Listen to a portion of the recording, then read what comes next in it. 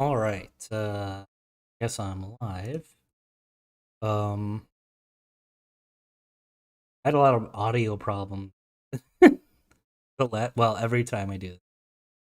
Trying out like new filters. So, if you're in here, just in the chat, just say if it sounds like it sucks or not, and I can turn off these filters if it's like breaking up my talking or whatever.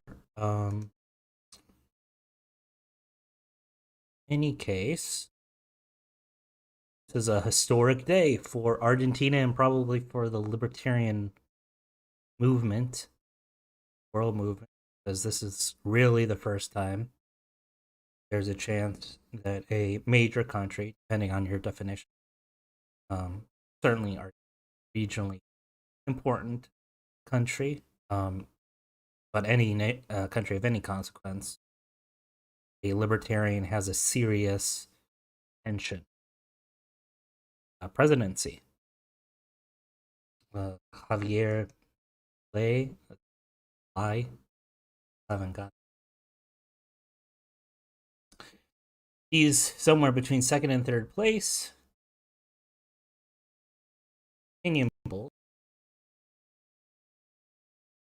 The primary will tell us whether or not actually count on those.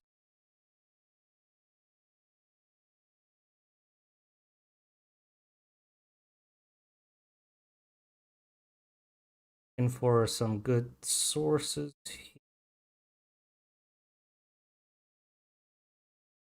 it's 7 o'clock in Buenos Aires. I was told results start trickling in.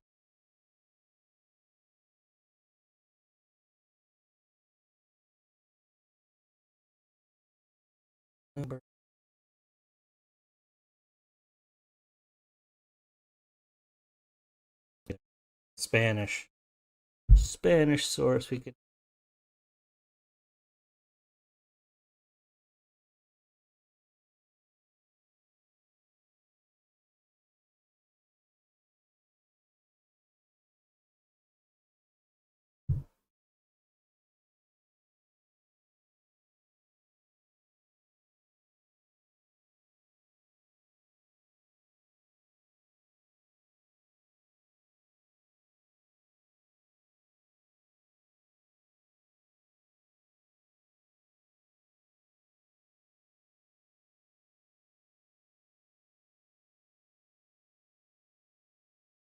Like they are a primary.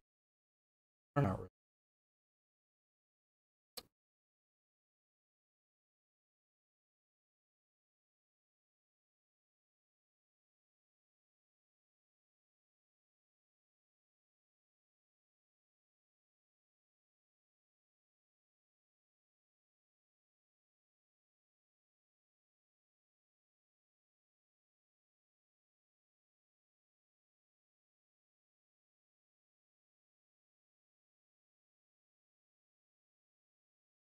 Let me.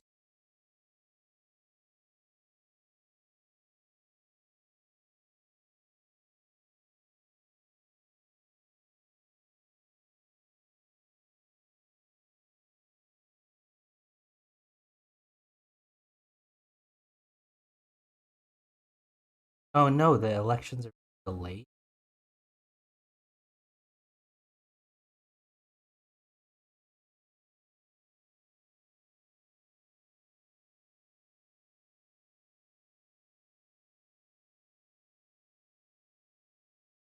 Oh, it looks like this might be for just Buenos Aires, although that is the. It keeps stalling. Okay, I am going to. Oops. Maybe we'll change the. Just one setting here.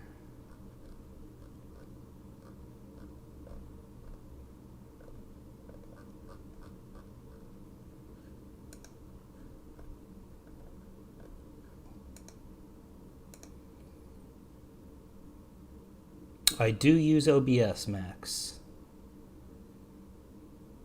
I'm using Brave, Greeky.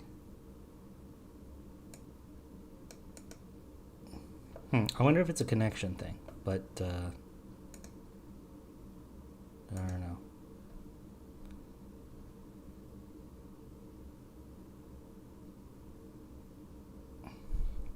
Although people said it was fine and then it stalled. I don't know.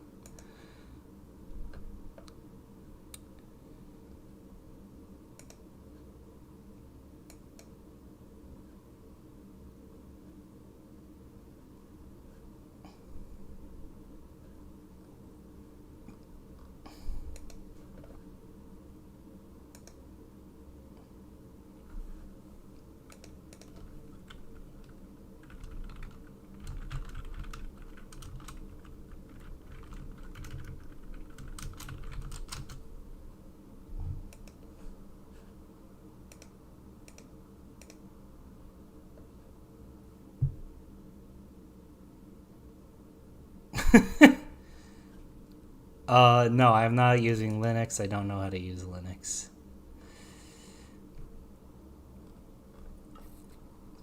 It's just Brave. It's oh, I can't remember who made Brave. I think it was a Libertarian or something like that, or like Edward Snowden made it, some nonsense like that.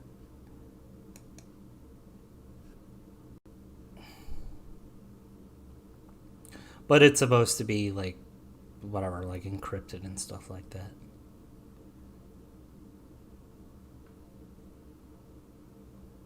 No, the guy who made Mozilla, the original guy, made it. Okay. Follow our live election blog. Okay.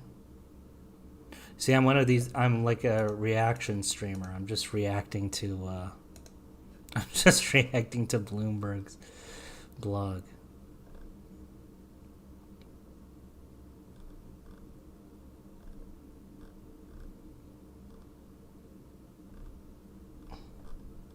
A good thing about Brave is that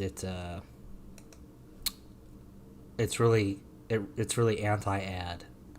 It's like an opt-in ads thing.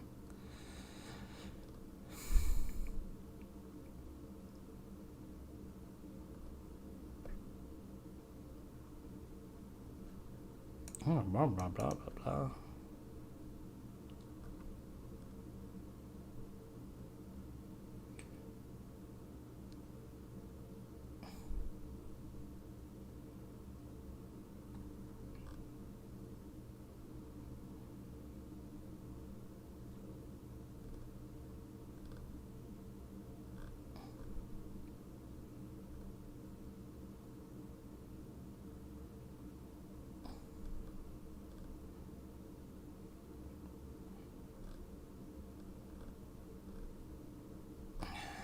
A lot of just establishment crap. Nothing actually about the election, doesn't look like.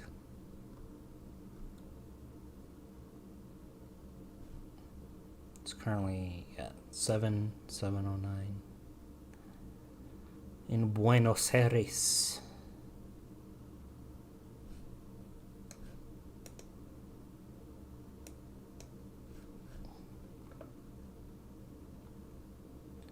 I just put up a live election map. I mean, if I could find one Greek, yeah, I would, to be honest. I mean, obviously it's good content. I'm from Brazil. If Milei wins and he doesn't do what politicians generally do, you'll probably go to Argentina? Oh, you don't have any faith, though? The only thing I'm worried about is I don't think he will get a legislative majority. And the center right will block the really good stuff. So, I don't know. I guess he could do very well in the midterms, although he generally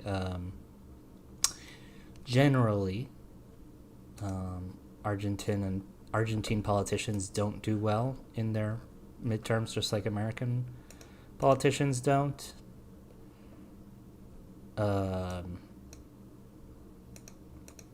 I don't know. Although, as I understand it, Argentina is a presidential republic, which means the president is able to do some things.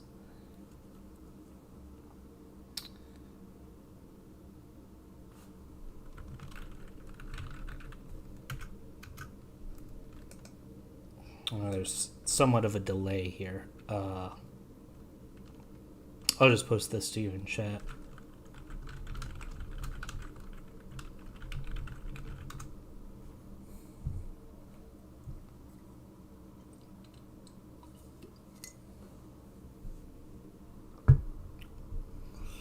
I mean, Milei kind of just seems like an Argentine Ron Paul. I mean, I feel like I can trust him. He's been at this game, like the libertarian game, for decades. You know, like being on like media and stuff and writing about it. So I think he's intellectually invested in libertarianism, which makes me trust him more than, say, just some random like, oh, we're gonna change the damn country. We gotta get the damn bankers off our backs or whatever.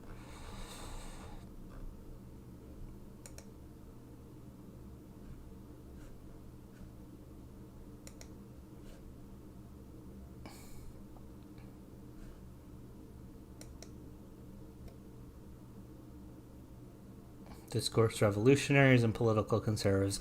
I think that's basically how American politicians are as well.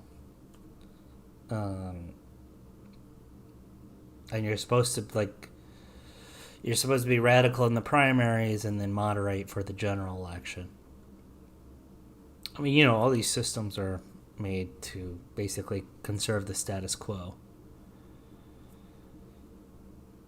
But, you know, once in a blue moon, you get someone who is genuinely ideologically motivated and has the wherewithal to actually make revolutionary changes.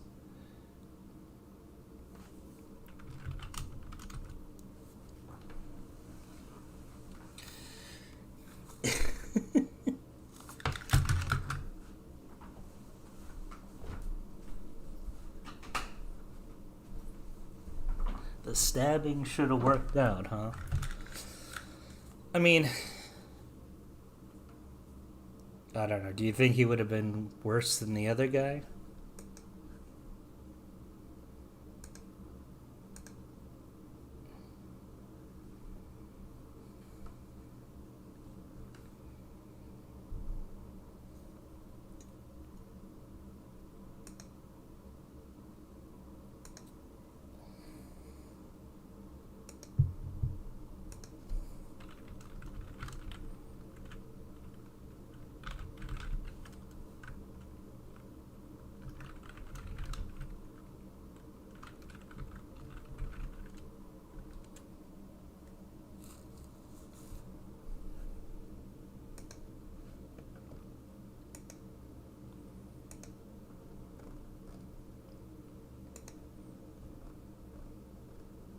Yeah, I don't know why they're hiding the elections from us. It's because they know Milei is winning. They're afraid.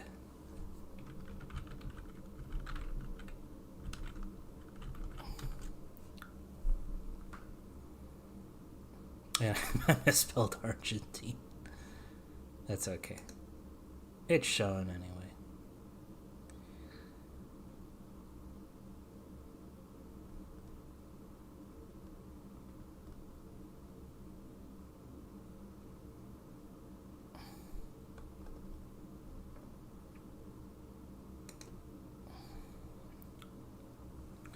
We'll try the Buenos Aires Times.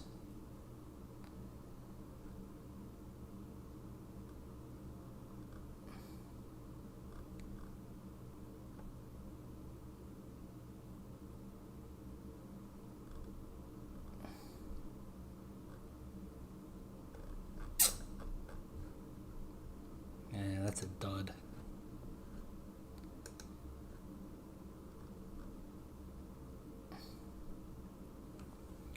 Electric voting system, a disaster after casting her ballot. She had to try to cast her ballot 7 times. It's always nice because, I mean, American, our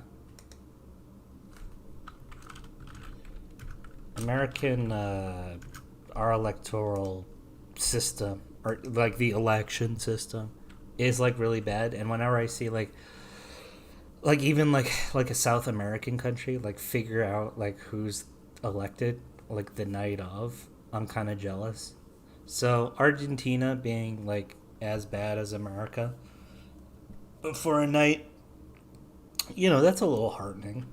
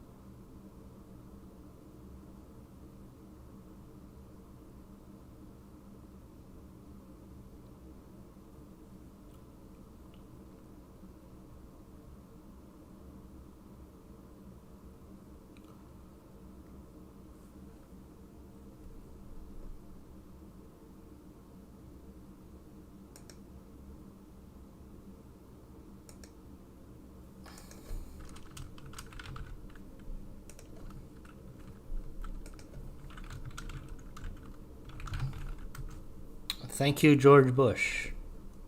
I'm a great fan of your presidency. Thank you for your service.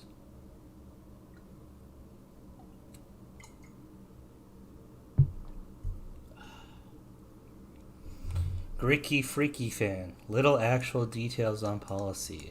Are you referring to that when I was scrolling through like the blog or whatever? It's a good place, but most of the commies come from there. Well, I should clarify what I mean.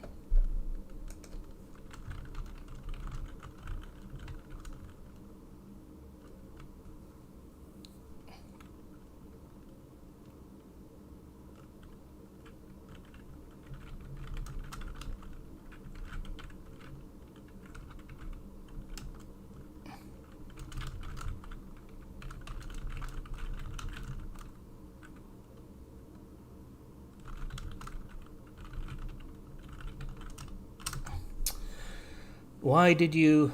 Oh, here. It's what the stream is folk frozen on.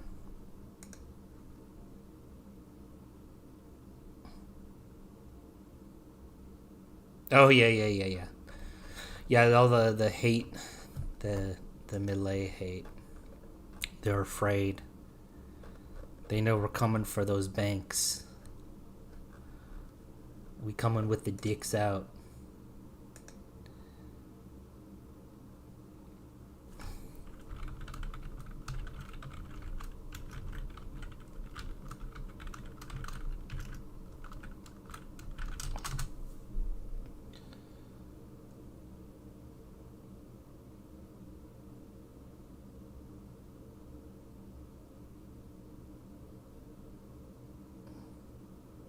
Thanks for saying you guys like the channel. We do our best.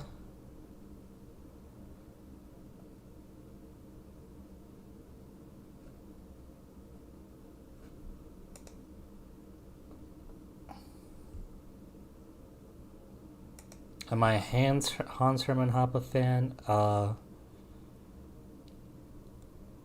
Yes, yes. I'm an admirer of Dr. Hoppe. Liam Phillips, hi, just joined the stream. What is this success actually looking like statistically?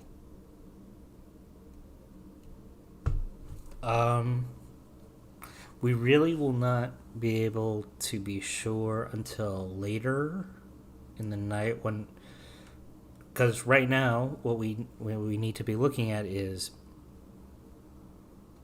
is he going to be hitting 20%? Second, what we need to be looking at is who's winning the center right, the Together for Change coalition nominates, because that has big implications of who's going to eventually make the runoff and can face the center left in the presidential election. If I had to give like just what I know now, which is not a lot, there's not a lot of data, there's just a couple opinion polls. If I had to be honest, maybe like 30% chance that he becomes president now. But that could change. I just don't have enough data.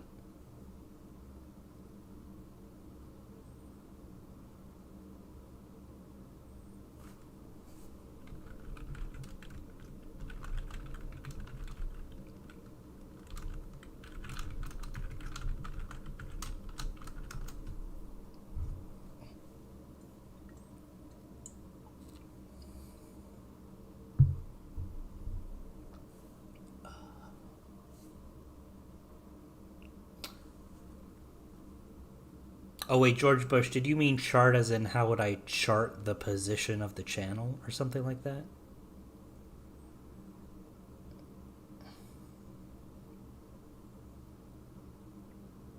We have music in the background? Uh we shouldn't. Hold on.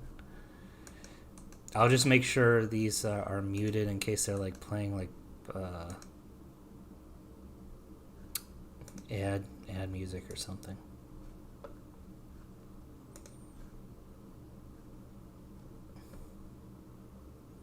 Oh, you gotta put some.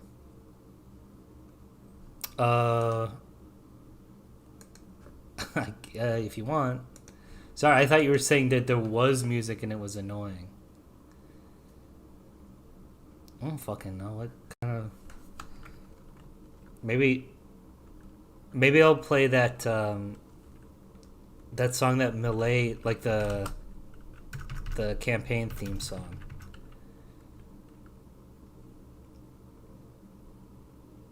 What's the name of it? I'll find it in a sec. Just give me 1 second.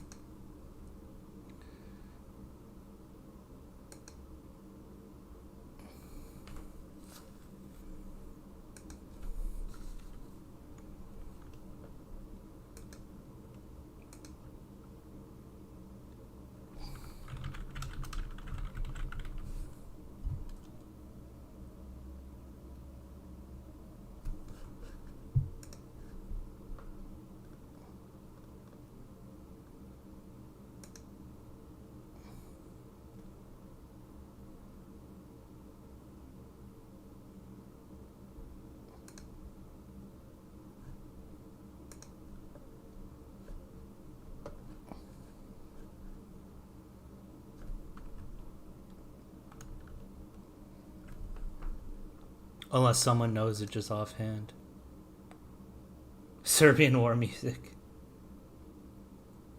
Yeah, I think 30% is. I mean, it's good. It's good chances. Like people are excited.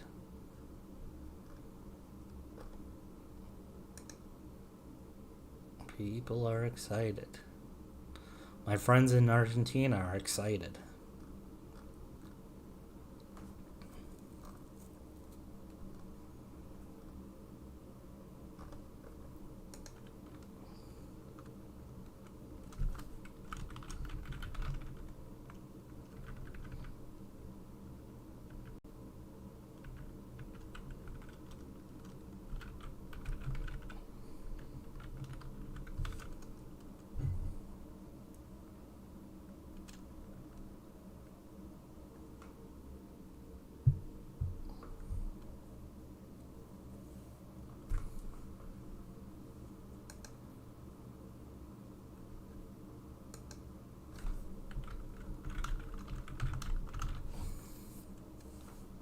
I'll find it.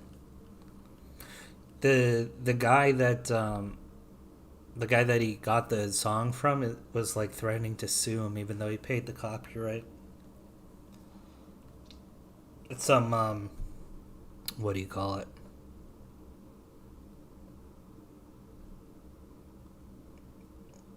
I don't know, like a lefty. Most musicians are, of course.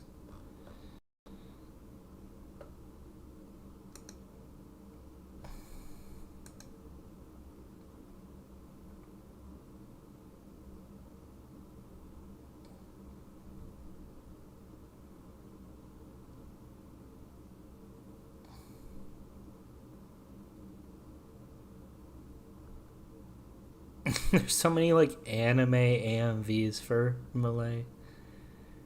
Like I just want his normal thing. Milei, I don't want to set the world on fire.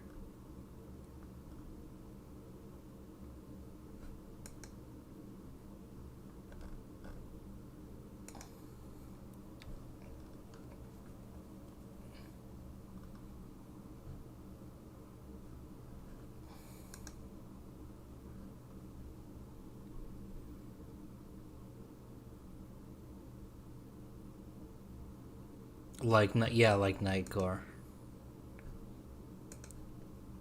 Honestly, it's like Spanish, so I don't know really what it's saying, but it kind of goes hard. That's why I'm trying so hard to find it.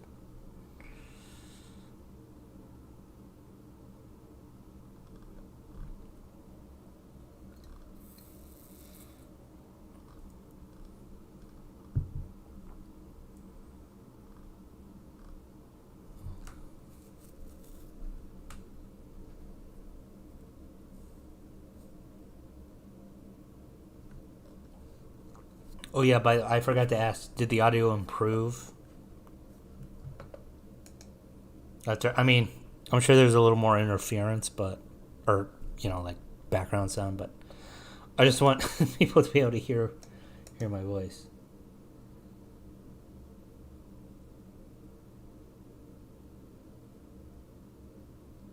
All right, good to know.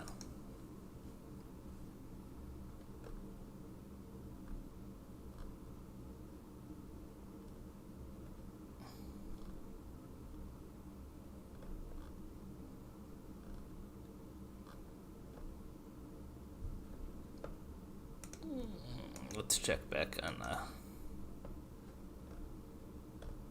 see if anything changed.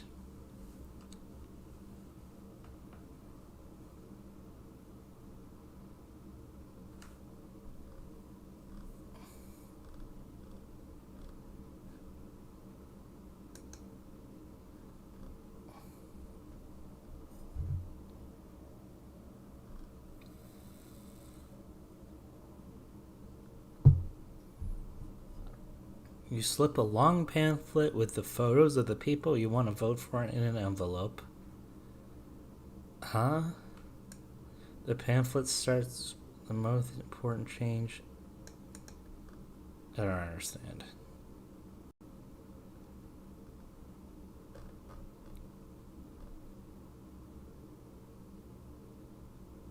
Uh.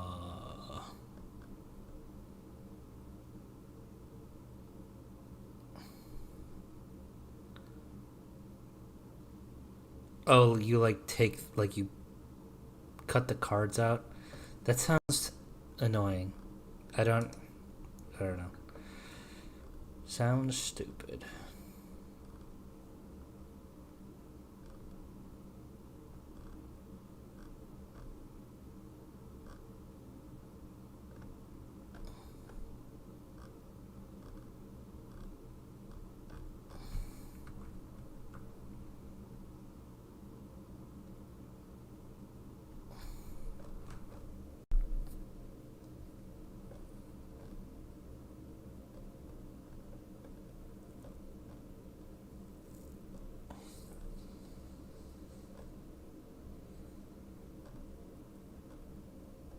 I found it on Twitter, but Twitter does not like my internet right now.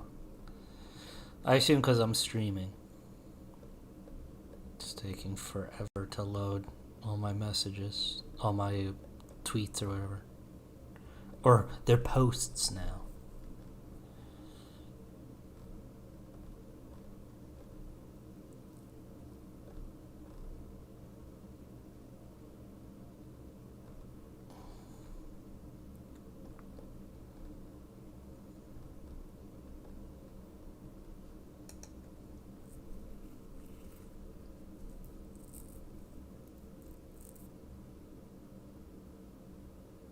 The feed is what keeps pausing. Well, I'm just like not checking because like the results aren't updating.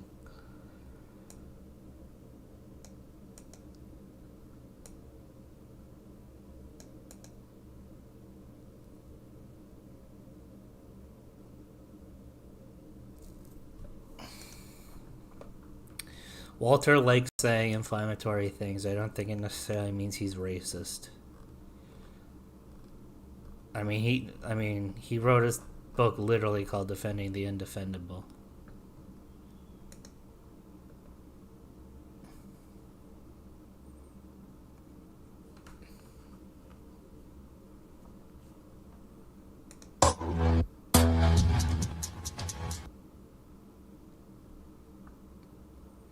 Okay, I finally found that tweet. Even though it doesn't say the name of the song, I can at least go off the lyrics. We're getting there.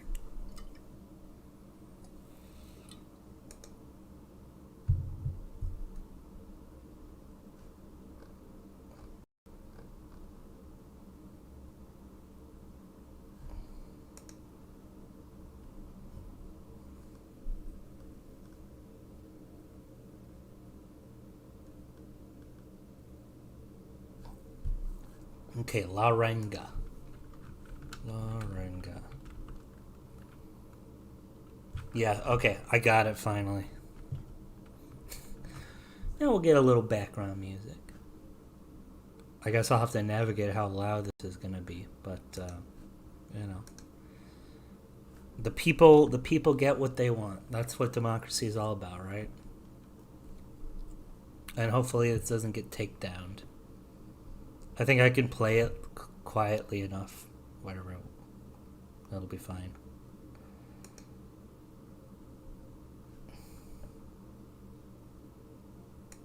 Let's make sure.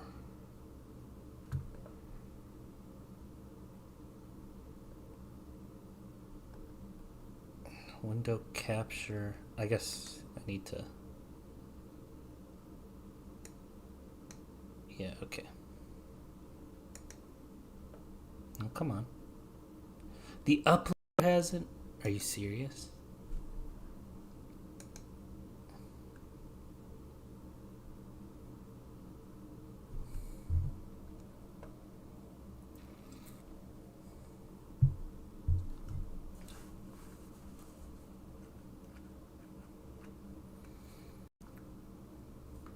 Bro.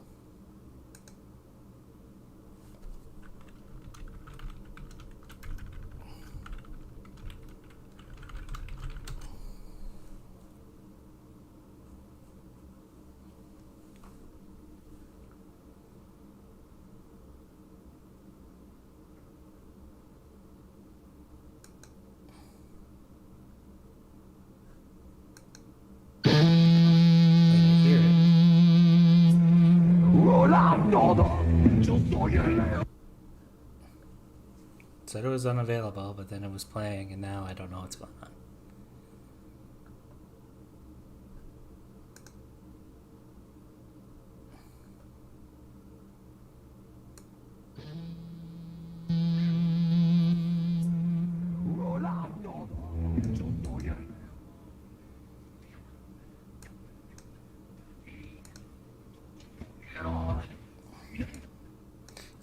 I'm reviewing this piece of music. This is fair use.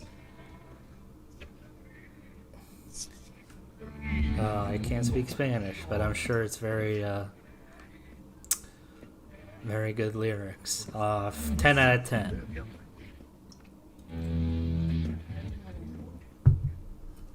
You guys just tell me if it's too loud or not loud enough, or I can change this a little bit. Now they're arguing about racism in the chat. Oh yeah, Adrian, I've never asked you this. Do you believe in the Mises Institute? Once we have ANCAPism, I definitely think we will have high reserve ratios. Now, whether that will be 100% reserves, I think I sort of found Bob Murphy's explanation of how this could work as fairly persuasive. I'm not like 100% in on it, but the idea is that you can still extend credit through certificates of deposit, which means like banking as like how we know it today wouldn't like 100% disappear. But yeah, I don't know. This is a big controversy in the Austrian space.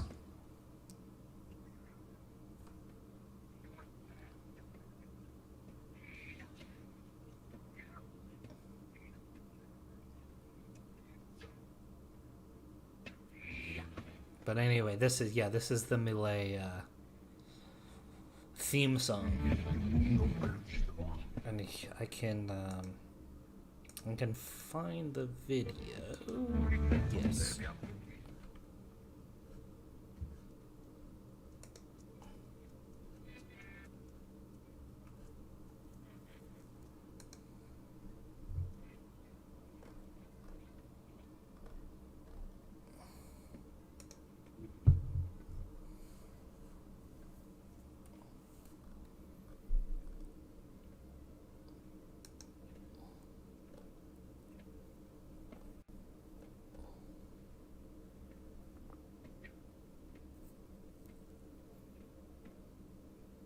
TV networks are saying outsider candidate Javier Milei is having a very strong showing, particularly in the most populous districts of Buenos Aires, Cordoba, and Santa Fe. All great things to hear.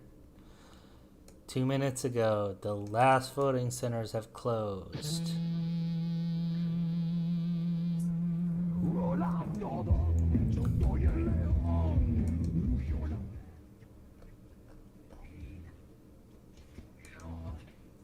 Alright, here. Oh man, am I gonna have to like log in to X to watch this? That will be very annoying. I can just play it from we'll see what happens.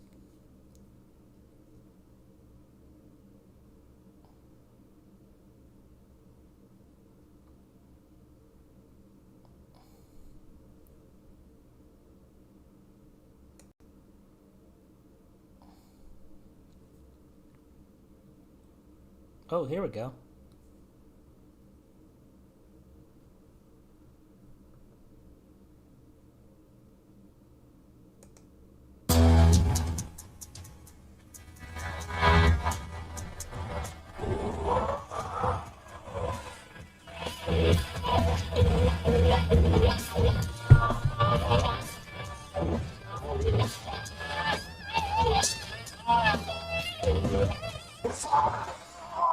Soy el rey, yo soy el rey de un mundo perdido.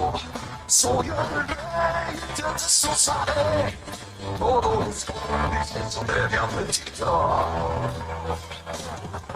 Hola a todos, yo soy el león.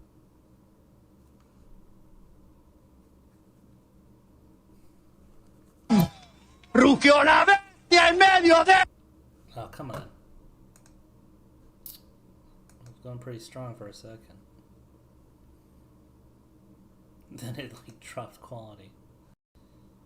Come on, you fucking. Rugió la bestia en medio de la avenida. Corrió la casta. Sin entender.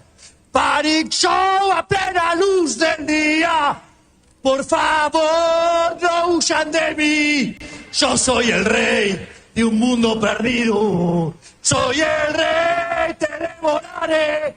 Toda la casta es de mi apetito.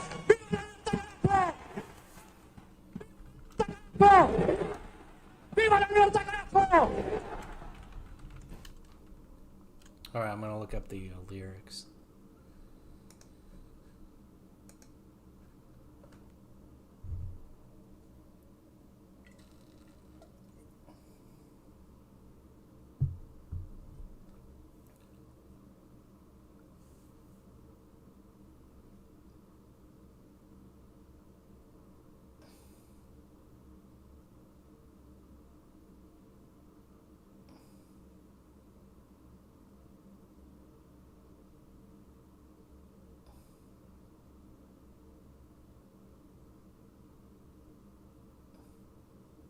Oh, are you trying to? Do you know much Spanish, Miguel? Because you said you were from Brazil. I know they aren't intelligible, but lots of Brazilians I know Spanish.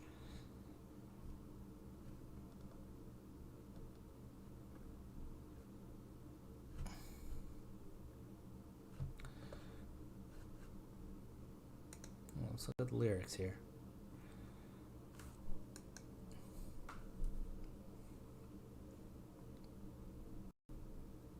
Let's take a fucking look.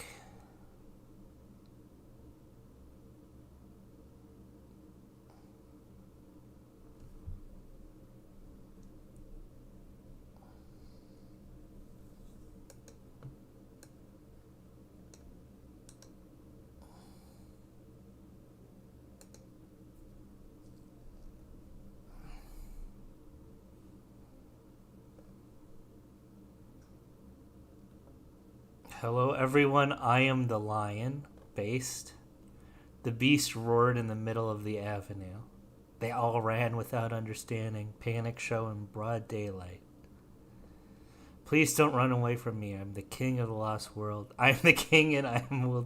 This is literally like die very rough. Do not escape me. Come to me. Undress and face my teeth. I am the king, the lion. Come find out what it feels like. Please don't run away from me. I'm the king of a lost world. I am the king, and I will destroy you. All the accomplices are of my appetite. Based? Can we get a base check on that one? I know his symbol is the lion. And his big, I mean, it's sort of like Trump. He's got a big hairdo, right? And people like say it's his mane or whatever.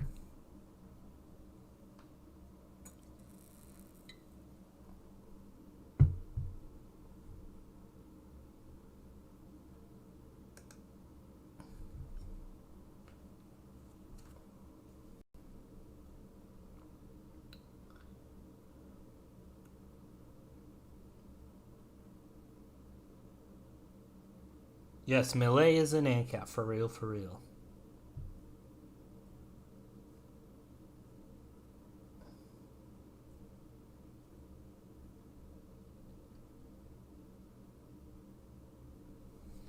Yeah, I know Spanish speakers are very like they're like they can really clock someone who's not from their country or their region.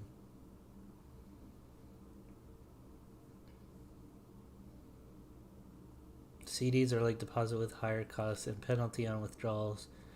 There isn't much of a difference and never really brought the argument Rothbard makes that this is somehow a violation via misleading depositors. I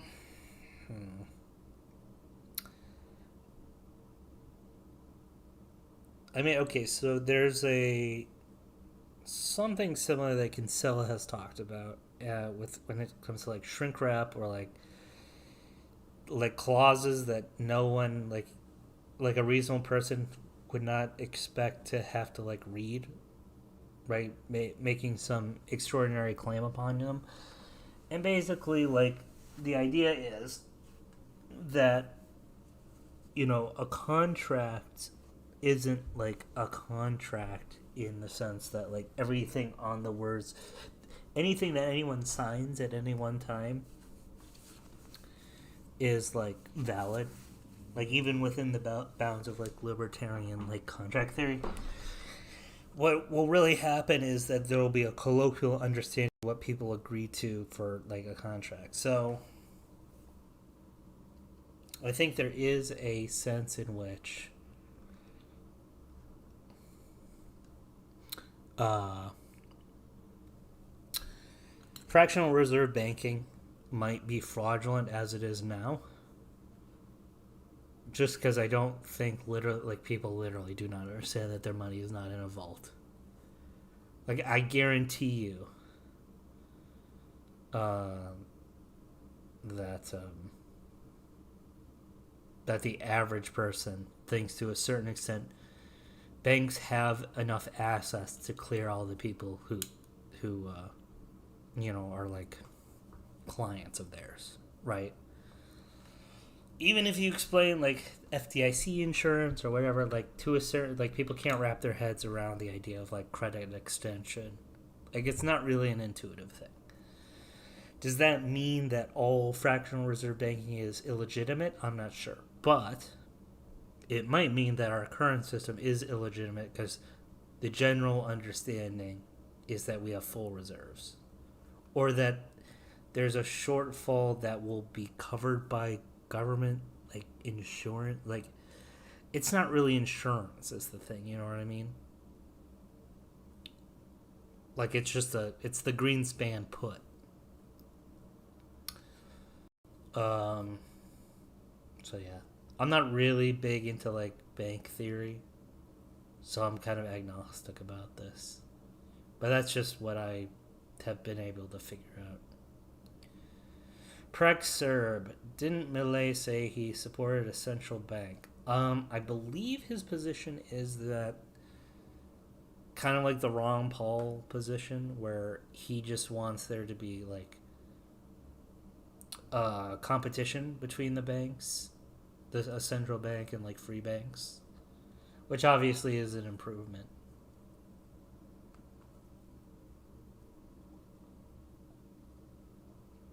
Yo, Liam, don't. I'll get Zulu in this call if you're gonna be talking shit.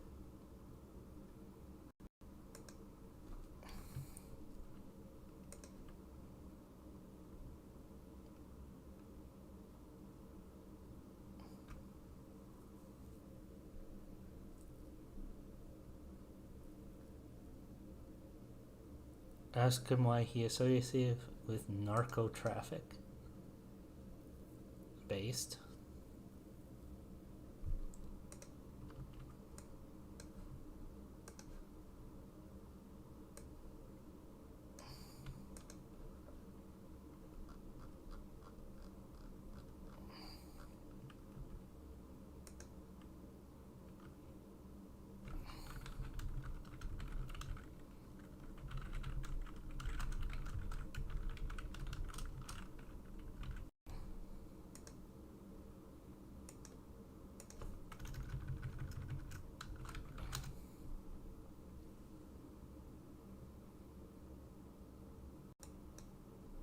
I can't believe you would call Zulu an unpragmatic ANCAP.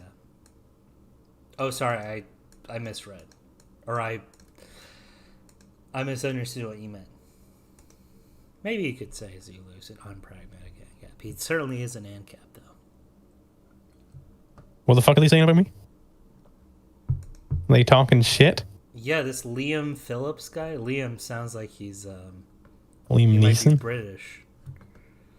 Yeah, he's saying unpragmatic. I guess because he's not. Okay, so Milei is supposedly like not like tomorrow will end the Fed. He just wants like open competition between the Fed and like other currencies and stuff like that. So yeah. Apparently, you will cause a societal breakdown, Zulu, if you were in charge of. Hopefully I fucking will cause a societal breakdown. No, but I mean, you don't want a societal breakdown, right? Oh, sir. I mean, if the current society is defined as what we have now with the state and all that, then yeah, I definitely want that structure to break down. Sure, but I think Liam is talking about like like the division of labor and stuff like that. Like. Oh yeah, no, I want that to stay, and that's why I want this society to break down. Because I think it's destructive of the division of labor. Mm-hmm. No, I agree with you there. Let's see. Liam says, I'm not criticizing Zulu per se. He just definitely disagrees with the idea of rapid decentralization through politics, which is respectable. I'm not sure if he's referring to you or him or Milei. Rapid decentralization through politics. I'll just ask him to clarify. I would definitely want rapid decentralization. Hopefully, as rapid as can be. Yeah, of course. I mean, we want it as rapid as possible.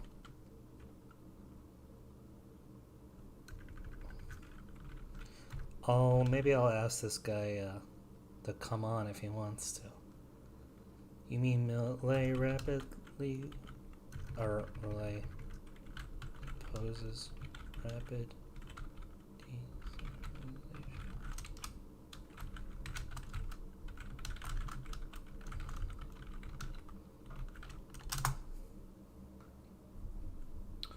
Yeah, unfortunately, apparently, like America, our the electoral system has broken down, or like the voting system is like super delayed.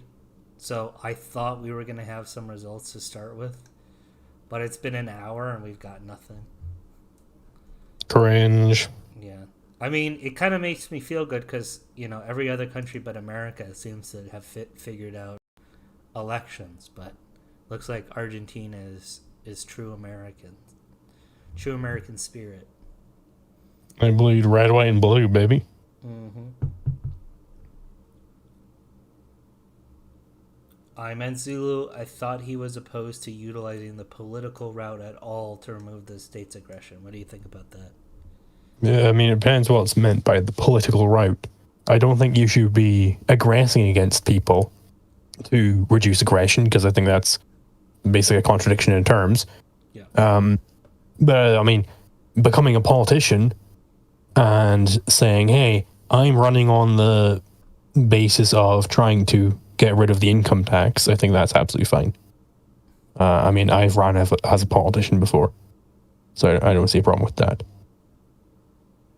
Right. Yeah, I figured that you would not necessarily be against the political route.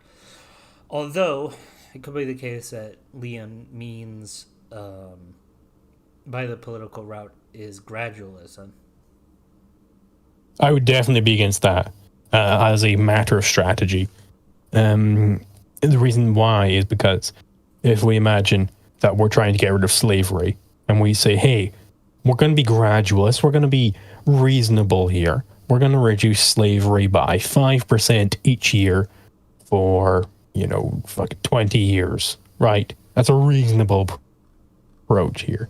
And then somebody comes along and says, hey, how about we reduce slavery by 12% this year? Then the gradualists come along and say, no.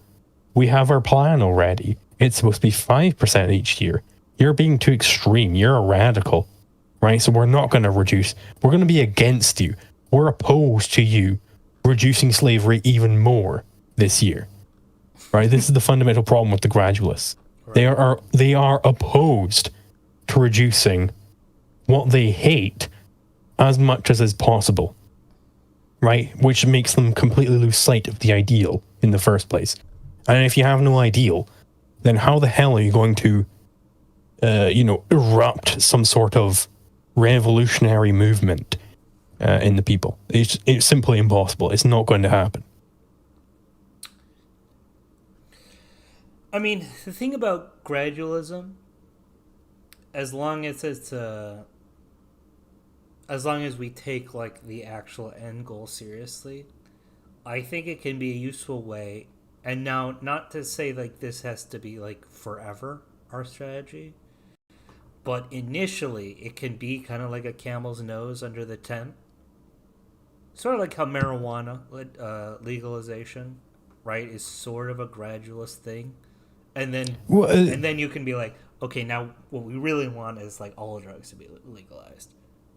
Sure. So like, I think Murray Rothbard's saying was that abolitionism, in theory, means gradualism in practice, and gradualism in theory means getting nowhere in practice. So like, yeah, you are inevitably going to end up only getting gradual moves towards your goal. Right, that is undeniable, essentially. Like, you will end up only having, hey, we've got this bill through where, like, maybe we can get, a reduction in the sentence for selling methamphetamine, right? You should definitely support that, because you have the goal held as highest. The mistake the gradualists make is holding this gradual process as being the ideal, rather than holding the goal as being the ideal. The goal should always be held as the ideal. Absolutely. Yeah, of course. So, just to, let's make it clear here. So, Milei having like policy goals that aren't necessarily like maximalist ANCAP, but saying ideally I'm an anarcho-capitalist. Would that fall I think into what you that's... think is good gradualism, or I think he's kind of maybe treading into... Is he cucking? Gradualism there. But I mean, of course, I haven't actually read his manifesto because I don't speak Argentinian or whatever the hell they speak over there. Like, Yeah. I've only ever seen like clips of him, and based on the clips, he's definitely better than like every other politician I've seen. Yeah. Right? He's definitely fantastically good. He is saying that he's a Rothbardian and stuff like this. This is fantastic. But based on what I have seen, at least given the translations I've seen, maybe I would want him to be a little bit more hardcore. Like, say that when he gets into power, he's going to immediately disband the entire government. That is what I want. Right. Yeah, I'm trying to... It's possible that his party has not released a manifesto. I'd like to pick... Because, I mean, we could just like Google Translate or whatever and try to see what all his positions are, but it may be the case that the manifestos come out like after the primary. Liam is saying that he wants what he said mentioned to me, so he says, okay, then Liquid Zulu, and I completely agree. Yes. And in regard to gradualism, I'm completely against it. I am, however, in favor of doing it systematically in order to prevent sporadic violence, which could destroy the division of labor. I mean, I would be uneasy by what you mean systematically. Like, if right now a government agent just ran to your house and said, hey, press this button right now, and the ATF is dissolved, it's not going to be systematic, it's just going to dissolve overnight, right? You should slam that button right away. You shouldn't be saying, "Oh, hold on, let's get a nice 5-year project going, and let's really plan this thing out." You should be slamming that button right out of his fucking hand and into the dirt. You should be slamming it harder than you've ever slammed anything in your life, right? Amen. Blister your finger. Exactly. Abolish state busting.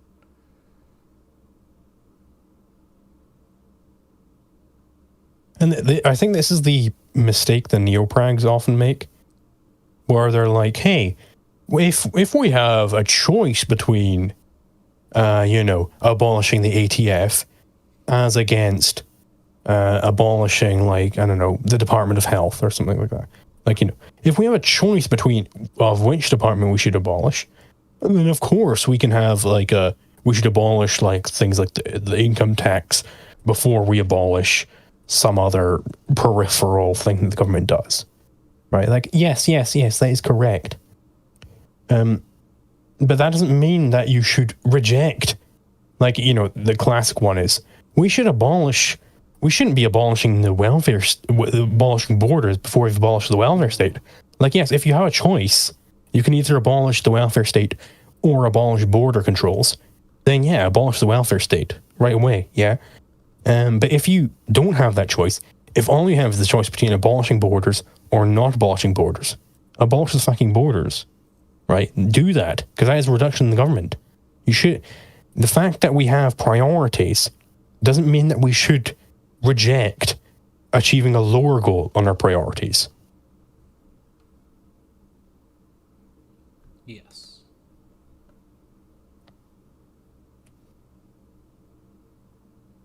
I guess we'll wait for Liam to... Well, maybe he just agrees with us. I mean, it kind of sounded like he was coming around. Yeah, I'm very persuasive, you see.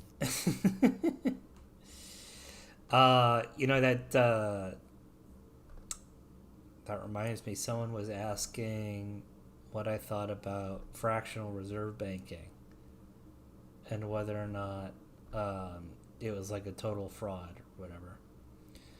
And my answer was basically I kind of found the Bob Murphy explanation of CDs having the same role as whatever, like credit extension in fractional reserve banks. And then I went on to be like, given that the average person doesn't really understand that FRCs are or FRBs are what they are, their nature, right? That, you know, the bank doesn't actually hold all the assets, and there's a risk involved in putting your money in a bank. That from like a Kinsella perspective, that we might not be able to find at least the current system as like a legitimate one. Yeah, I mean, like, you just ask like 100 people on the street, hey, when you go to your bank, like you go to the ATM and you put your card in and it shows a number on the screen, and does that denote money owned by you or owned by the bank? 100% of them are going to say, hey, yeah, that's my money, right? And none of them think that it's actually owned by the bank. Nobody thinks this. That's what's required for fractional reserve to make any sense at all. It can't be that it's owned by the depositor, because then you have a contradiction involved. And I think Block and Hoppa and all these different people have made this case very well. But yes, could you have a fractional reserve casino game? Yes, you could. But you'd have to make it very clear that, hey, this is a casino game. These are the rules. Like, you know, this is not what banking is. It's said on the notes. It said, hey, we will pay the bearer on demand this much. And like, you know, it's made very clear, like, hey, no, this is your money, bro. Don't worry about it. But then they are reinvesting it. That's the fraud. They don't present themselves as a casino. They present themselves as a bank, and a bank is not a casino. Right. Yeah. Yeah, that's basically how I see it. All right. Liam's saying something like, if they got rid of the police as opposed to systematically privatizing it, further, I think you make the mistake of more or less assuming that as leader of the state, one could simply sign a piece of paper and abolishes the state. What was the Declaration of Independence? Someone just came along, signed a piece of paper saying, yeah, but we are independent from the UK, and people followed them. Yeah. Right? There's a piece of paper can have quite some power. Exactly. Like the last governor of the Free City of Danzig, he like formally dissolved like the city. That was his last act. Obviously bad people took power, namely you know, Nazi Germany. However, he could also have just dissolved it, and it would have had no more legal jurisdiction anywhere.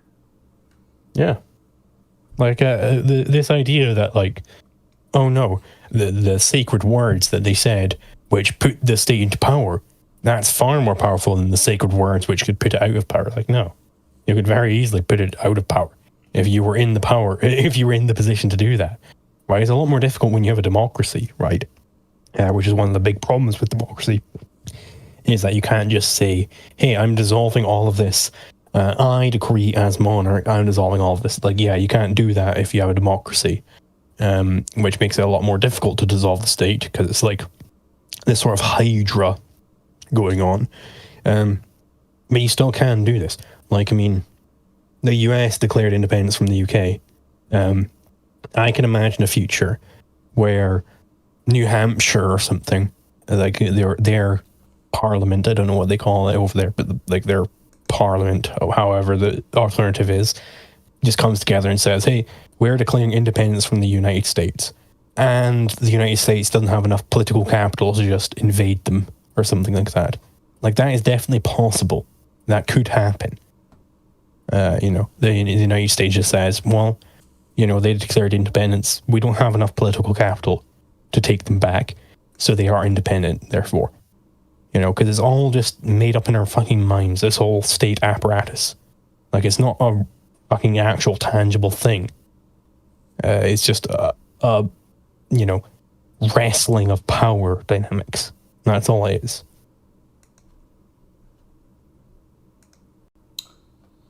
Yes. I mean, I'm trying to think if there is a way. I mean, maybe the Supreme Court could, like, make it, like, unconstitutional for the Constitution to exist or something. Like, I don't... Well, but, I mean, I'm sure the British courts were saying, no, the US is not allowed to secede, sorry. The US is not allowed to declare independence. I'm sure they were saying all that sort of stuff. Yeah. But I mean, now, none of it worked, right? None dare call it treason. Yeah. Like, the Spanish Constitutional Court says, like, the dissolution of the Spanish state is unconstitutional, therefore any referendums on Basque or Catalan autonomy are null and void. We have Texas versus the United States, or Texas versus White. That basically says secession is unconstitutional under the Constitution. Without actually using the text of the Constitution, they use the illegally abrogated Articles of Confederation to prove it, which is very funny, because it uses the words perpetual union, a phrase that does not exist in the Constitution, but exists in the supersessionary document, which is, like, I mean, it's just, like, layers of, like, irony, because it's, like, if it's perpetual union and there's no way to legally succeed the articles, then how is the Constitution a valid Constitution? I mean, you may as well just make a new Constitution with a secessionary clause. Which, the Confederate States did. Yeah, anyway, I'm going to go to the toilet and I'll be back in a bit. All right. Hopefully the goddamn results are in soon. Yeah. I guess it all depends on those hanging chads. Goddamn central planners. Yeah, anyway, I'll be back in a bit.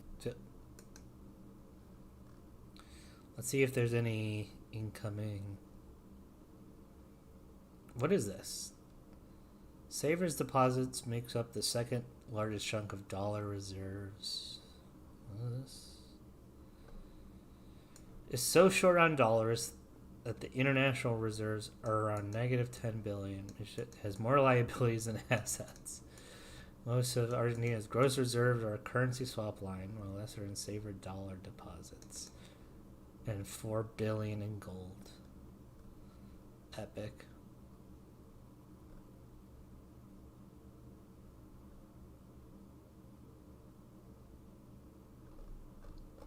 Hell yeah, Milei rocks.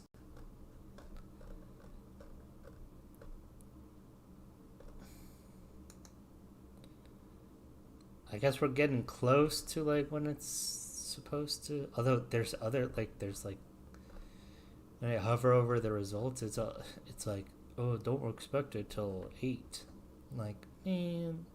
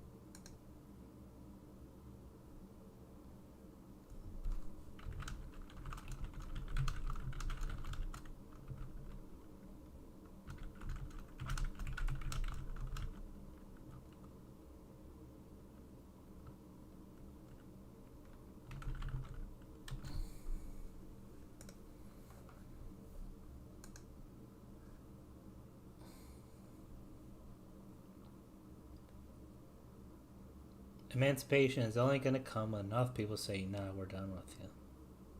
Hell yeah. I don't want to go full debate mode, but I counter by saying there is a proven possibility of sporadic order. I personally feel that without us, chaos is a state reform talking point. I think that has some validity. Now, I'm not going to say that it necessarily is the case that if we just abolish the police, like, only good things will happen. But given how bad the police is and how little they actually do that is productive, having a period of, like, quote unquote non-control might be fine. Especially in a country like America. I went to the store today and there was a local, like, corner place, and it had in a big sign says, "We don't call 911," with guns on it. Okay, I think that store would probably be fine if the police didn't exist for a couple days.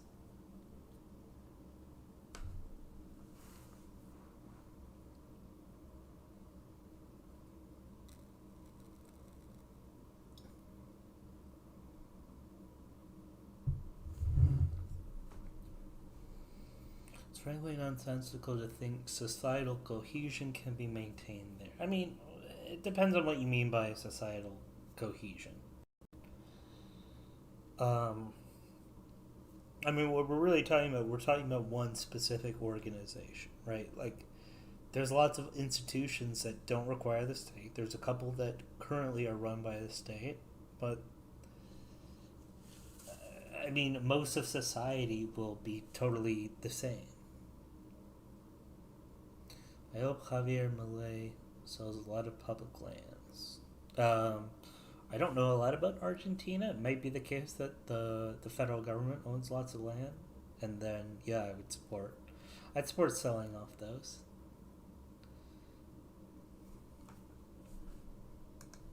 I don't know. Maybe we can explore federal lands, Argentina.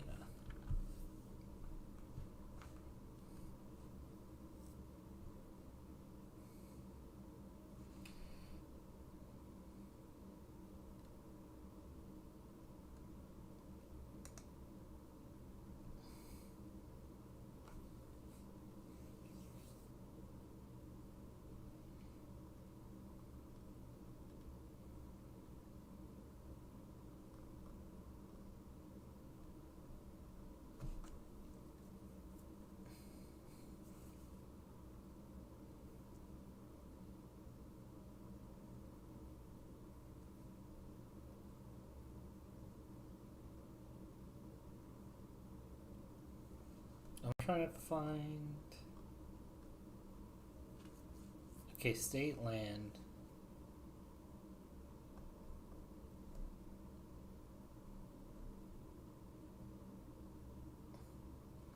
So, private property 69. Okay, majority of state land is located in Patagonia. Okay. Oh, 3%. 3% of the entire country is state land? I mean, obviously, let's privatize all of it, but, you know. Yeah, of course, privatize that, but I don't know if that has really decisive economic impact.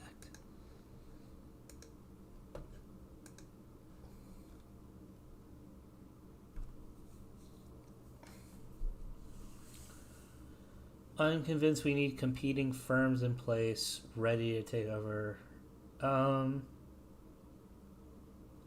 Yeah, and again, Liam, like in America, I don't know what country you from. Uh, in America, we have like law-giving institution, like non-state law-giving institutions slash security. We have militias. We have private militias. We have private security companies, places like that. Some of the private lands released by the state. Let me double check that.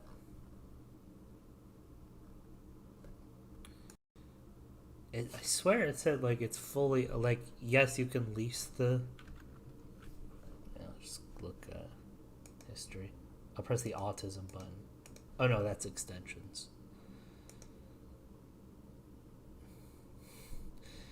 Fuck, I never used Brave. I just used it for this. Fucking...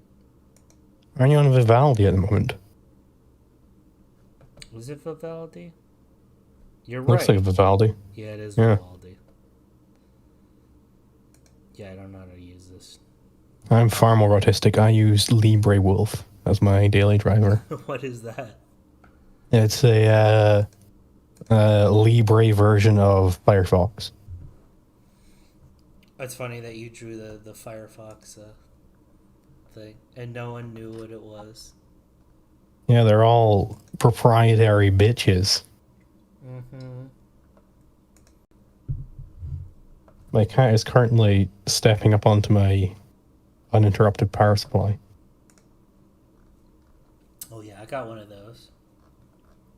Nice. I'm rocking with it. Anyone with a desktop needs one. Although, For sure. honestly, it was way more of a problem when I was living with my parents. Because they would always be, like, plugging in stuff that would, like, short everything. Yeah. I mean, it's a surge protector and, like, you know, I mean, it's definitely saved me before where, like, I was at student accommodation and, like, a guy would just come in and it's like, oh, the power is gone. So, like, you know, they would just come in, like, shut off the power and do some work. Like, all the lights in my room would go off. And I just go out there. And the guy would be working there. It's like, hey, what the fuck's going on? He's like, oh, yeah, sorry. So basically, we're doing some work on the power. We didn't tell you about it. But, yeah, imagine if I didn't have that. I might have just lost, like, everything I was doing. Mm-hmm.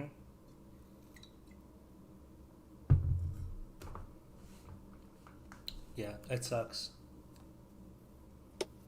I mean, it is great. I got this for a Christmas present a couple years ago. And you know, if you had like a long term like power outage, forget about your computer. I mean, that's your phone charger for the next, you know, the next 10 hours or whatever.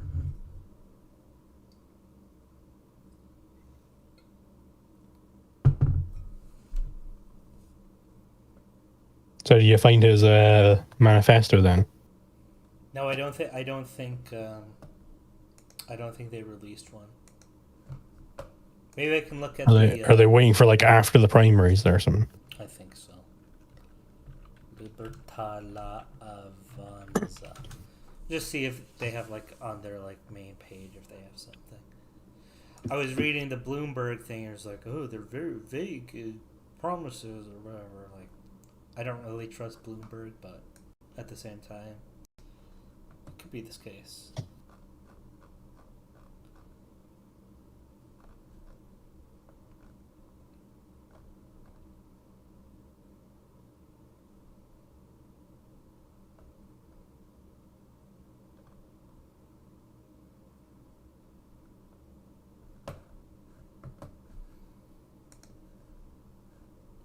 Let's check the chat.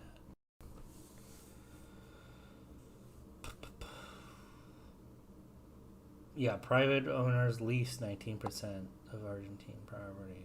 Okay. Well, it's good that they don't have the problem in America that we have, where the federal government owns like half of the western U.S. Yeah. It's because after a certain point, they're like, you know what? Manifest Destiny, we own it all now. Yeah, I mean, the original idea was like, oh, we would get people to homestead all that, but I guess they gave up on that. Now there's like, farmers are allowed to like go and use it, sort of, but there's also restrictions on it. It's like stupid. They should privatize it all. Respectfully, social custom and culture is a strong force. Broadly speaking, people don't need to be coerced with jail time to know that killing is bad. There's also a very real chance that your mark is strapped. So there's a personal risk in any situation. I agree with that, although I wonder if Liam's, again, I feel like maybe he is like British, and like they don't have guns, and no one they know has guns. So the idea of like a self-governing society where people can protect themselves is like alien. But maybe I'm just I'm reading too much into it. I don't know.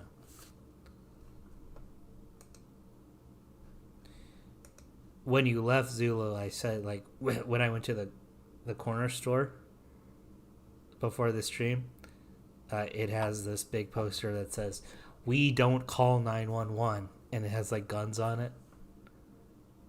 Classic, yeah. And I feel like that's like that store will not be like they'll be fine if police like collapsed Yeah. overnight.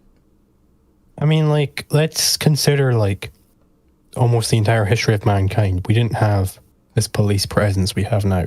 Yeah. Like, if you were getting waylaid by some highwaymen, you'd have a sword on your hip, and you deal with it on your own, right? Like, for almost all of human history, if you had some problem, you deal with it on your own. And not even like the the first 10,000 year like we're literally talking like in the 19th century. All right, hold on. In the mid 19th century. What? Adrian, apparently your audio on the stream is very low. I lean back a little. I hold on. What is your like on OBS, like your desktop audio as against your mic audio? Let's see. I have mic at -25 and I have desktop at 0. Yeah, so throw the mic way up. Okay, I'll throw it back up. There we go. And we'll see if that's better. Yeah. I mean, it should be better. Let's just... what was I saying? Oh, yeah. Yeah, not even that it was like, humanity has only had, like, agriculture for 1% of it. It's like, literally, like, in the mid-19th century was when professional police forces were founded in the largest cities. In London, like, the constabulary was founded in like 1846 or whatever, and in New York there was like a similar push, and in Boston and stuff like that. But like even probably until like at least the turn of the 20th century, a policeman was not a common sight in most of the Western civilization. Yeah, for sure. Like you would have mercenaries doing a lot of stuff. Like I mean, the U.S. Revolution, a lot of it was fought with privateers. Like you would have private security doing a lot of this stuff. I mean, even still, you have private security doing a lot of the jobs. Go to any nightclub, they've probably got a bouncer on the door. That's private security, right? In the UK, I don't know if this is the same elsewhere. Go to a McDonald's late at night on like a Friday or whatever. They all have bouncers on the door. That's funny. Like they'll have private security. Yeah, we do not have bouncers, but we probably should at McDonald's at like 11 o'clock at night. It's like especially apparent like when the clubs close because like they just get rammed with a bunch of fucking people. Yeah, we don't even have bouncers. Drunk as shit. We don't even have bouncers for like Waffle House, which is the classic like bars close, everyone goes to like Waffle House. Brawl situation. We should. I feel like Americans are unironically, I mean, it's kind of funny because we're way more like, acquainted with guns and stuff like that, and self-defense laws. Mm-hmm. But there's kind of a, like, people are scared of private security, that it's like, I don't know, that it's chud pilled basically. Like, it's like mean to have like bouncers or whatever. Oh yeah, no. Here, if you go to a McDonald's late at night, on certain nights, and you're acting a fool, they'll just lay you out. Awesome.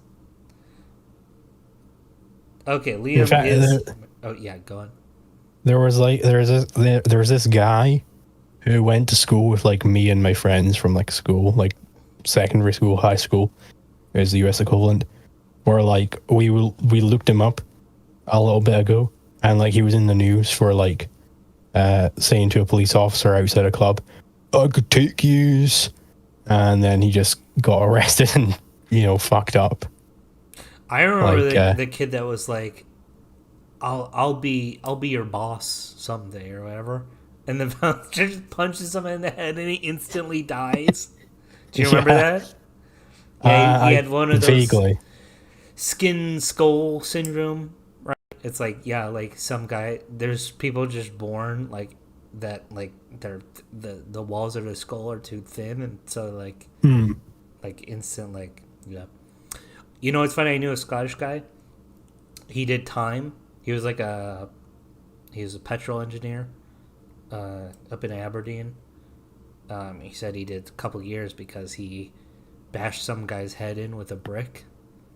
He didn't Classic. kill him, but he was saying like, I got real lucky. I didn't get like a manslaughter charge, like because if he had the thin skull thing, he almost certainly would have died.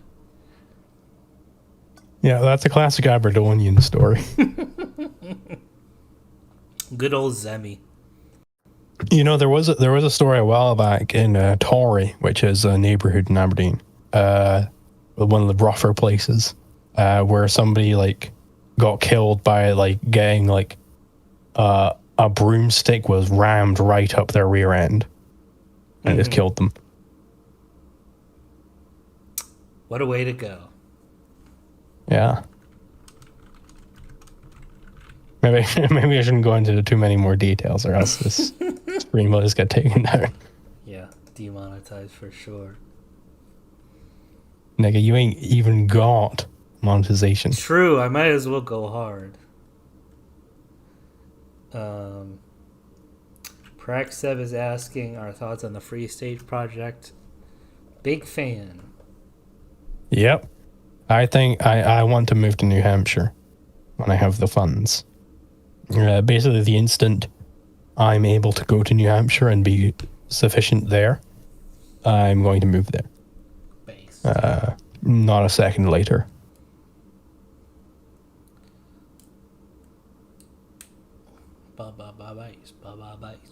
Base. Thoughts on skull sizes? The I think the bigger Aberdonian skulls are skull. better. Aberdonian skull is not conducive to self-governance. It's the warrior skull, bro. The Pict. He's a Pict, a full-blooded Pict. No trace of Anglo-Saxon blood. So true.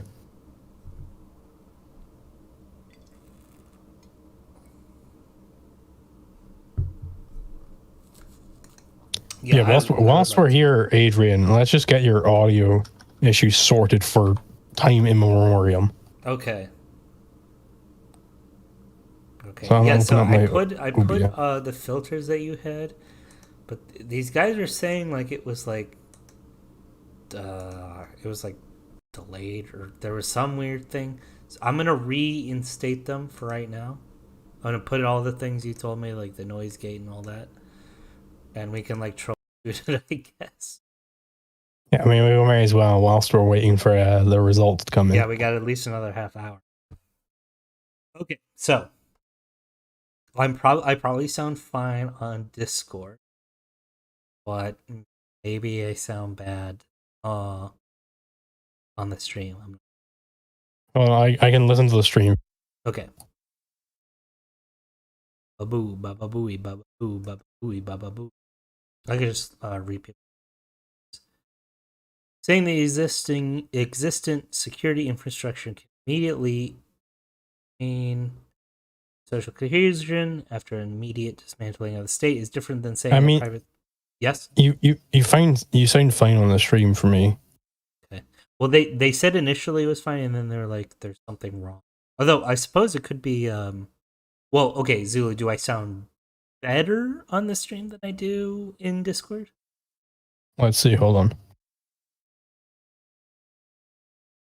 Zulu, let's live in the same town, comma, lol, period. I'm joining you, Zulu, exclamation point. Sunglasses, sunglasses, sunglasses. I I would say about equal. Like Okay. it doesn't sound any different. I mean, that's good. I'll keep it on because I know there's like obviously like, undesirable things that the noise gate is supposed to prevent. Adrian, are you a turboomer? You have audio issues for years at this point. True. I am a turboomer.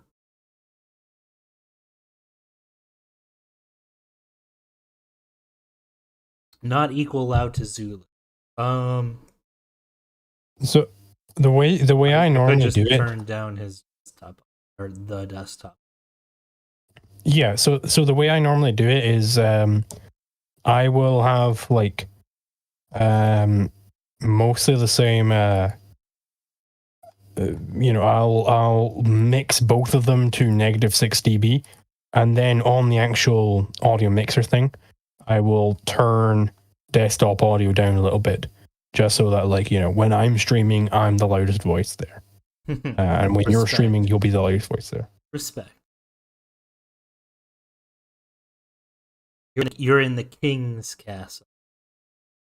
Yeah, I mean, it just makes sense. If they're coming to the Springtime of Nations channel, they should hear you more than me. That makes sense. Well, yeah. I turned it down, so you guys just tell me it's too quiet. Down to minus -20 is going to be way too low. too low. Way too low if it's -20. Although, wait, hold on. It's like offset. Wait, am I So, even? like, No, hold on a second. I don't think this is tied into minus. Oh no! I see. Okay, I'm silly. I'm a silly guy. It's minus. So, like, it's minus 2. It's minus. All right, yeah. Okay, right, that makes sense. So yeah, on the mixer, on the filters, I put the limiter to threshold -6. Yeah. So that will make it -6 is at the most. And then on desktop audio, I turn it down to -2. So that is going to be at -8 output, essentially. And the mic is on the same. So mic will be limited to -6, and I've got it at 0 dB. So it will come out at actually -6.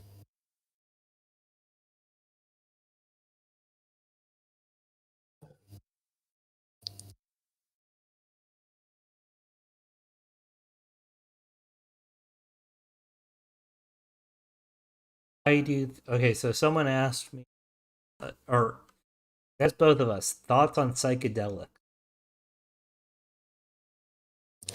I mean, I think it's pretty fun to do psychedelics. I have allegedly done psychedelics before. Yeah, I don't see a problem with it. Basically, the way I see it is like you have these like audio visualizer programs where it's like it's visualizing a song or whatever, and it shows all these weird shapes. Imagine if you just had a VR headset with infinite resolution where I could just beam it straight into your eyes. And it's just showing you that shit.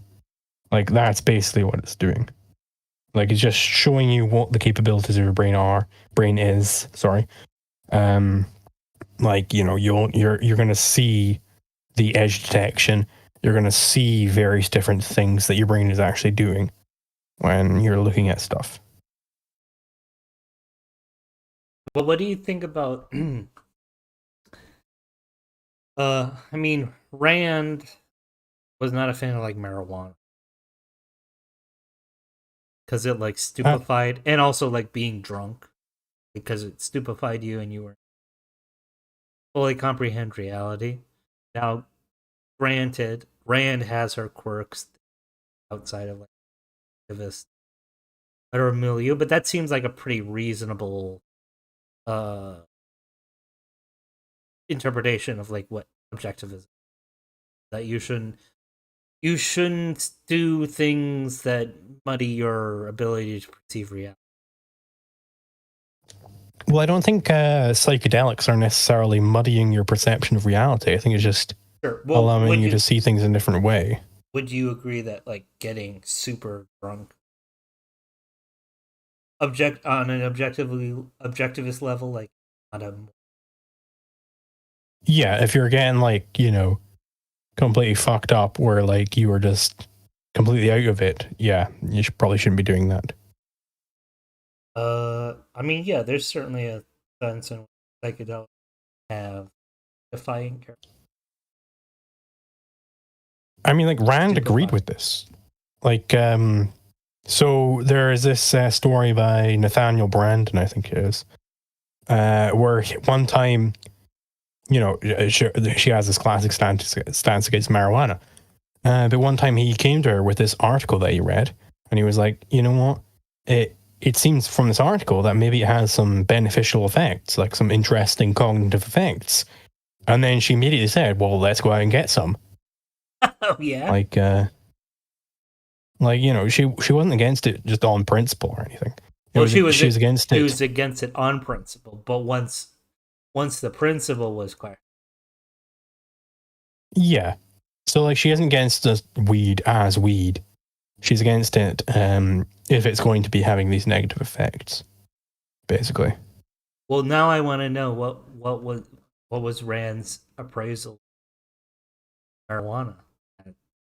I do not know. Bro, that would be funny. Nightmare blunt rotation. I said that they were immoral, but not for a. I mean, sort of for objective, just in the sense that people should be like, they shouldn't put themselves in a situation where they won't be able to read. Now, granted, I understand like microdose or even like a mild will not like I know that you are able to kind of like function like on one level, even if you're like off your nut. You know what I mean? Like you won't like, you're not stumbling. Control of your like body. Mic is cutting out. Maybe I'm just too far away from the mic. If you have like a noise gate, yeah, it might be that. I moved a little away from. But I think it's certainly possible to be calm, and especially you have to be careful first doing it. Is that you don't get too overwhelmed in using it, because what you're like just like. I mean, people have had like psychotic breaks for these kind of things, so I think it's worth being cautious about them. Sure, I mean, people have had psychotic breaks without doing psychedelics. True. I've done a fair share, and have not had a psychotic. Well, I mean, I've had like bad trips. Okay, better now, which implies I just delete. Yeah, it's probably just a noise gate. Psilocybin in Argentina, blah blah blah. Like, I mean, I think these bad trips even can be good for you in the long run. So like if you have a lot of the time when you have a bad trip, what it is you're realizing something bad about yourself and you're just appalled by it, right? Which I mean, at least on the objectivist view, it's like, yeah, you should be realizing that thing about yourself. It's not necessarily just having this bad emotion isn't necessarily bad. No, having bad emotion is not necessary. But if it's too overwhelming, it can cause you to do drastic things. And psychedelics make things more realer than what might. You may you may truly feel like your life is worthless or whatever to a much larger extent if you're on psychedelics than if you're simply. Sure. I mean, like, should you do a heroic dose of, like, datura when you've never done anything before? No, definitely not. But should you try psychedelics at some point? Probably. I mean, like, I think it's an interesting experience. It tells you something about yourself a lot of the time. I don't think you should be completely avoiding it your entire life. Like, I mean, this is a genuine tool you can use to understand how your brain works. Yeah, I mean, I will say, I think I get a lot of it. Someone said something. Oh yeah, Praxep said he did shrooms the first time 2 days ago, and it helped him remove his biggest phobia. And, I've heard things like this, and that's great. That people like, it's not just like an indulgent thing, right? If you genuinely have like problems or whatever, or even like mild, like you're like a normal guy or whatever, but that you can increase your quality of life, I think there's nothing wrong.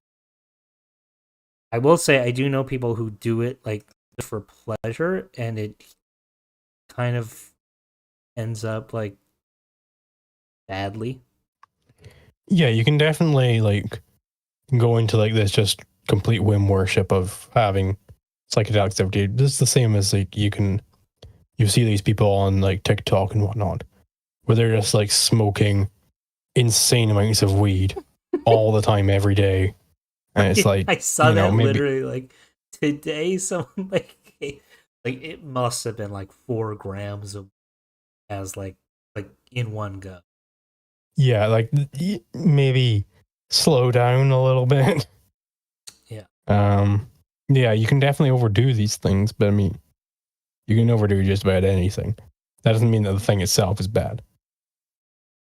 But Nicola Pavkovic, I'm sorry, I don't know. Pavkovic? Yeah, Pavkovic. I don't know how to pronounce your name. Sorry, Kronik. He says, I'm meaning to work on a synthesis of stoicism and objectivism.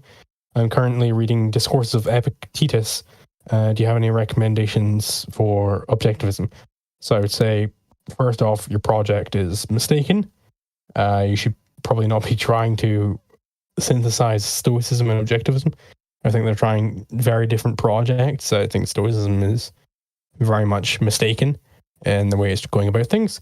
But as far as your question is concerned, reading about objectivism, I would read Objectivism, the Philosophy of Ayn Rand by Leonard Peikoff. That's probably like the best all-in-one go of objectivism you can get. If you're wanting a more long-term project, I would watch Leonard Peikoff's History of Philosophy, which most of the lectures are on YouTube. What do you think is fundamentally the reason why Stoicism and Objectivism are? So the Stoic project accepts a malevolent universe hypothesis. It accepts that, hey, the universe is going to fuck you up. And it's going to mess with you. The universe hates you. Your, suffering is the standard of life. Mm-hmm. And we're going to try and escape this. This is the Stoic project. And the way we're going to escape this is by trying to achieve apathy, which is, we get the word apathy from the Stoics, right? They're trying to achieve senselessness. Where you just have the outside world just has no effect on you. Which is just, the objectivists will understand, is just pure evasion, essentially. So Nicola brings up this point where it's Stoicism has this commitment to reason and virtue. I would say yes, it does. But all of these, Hellenistic philosophies, all these pagans, they have this sort of innate sense that they should be achieving reason at least somewhat. That's just a feature of their society. They were at least trying to get reason.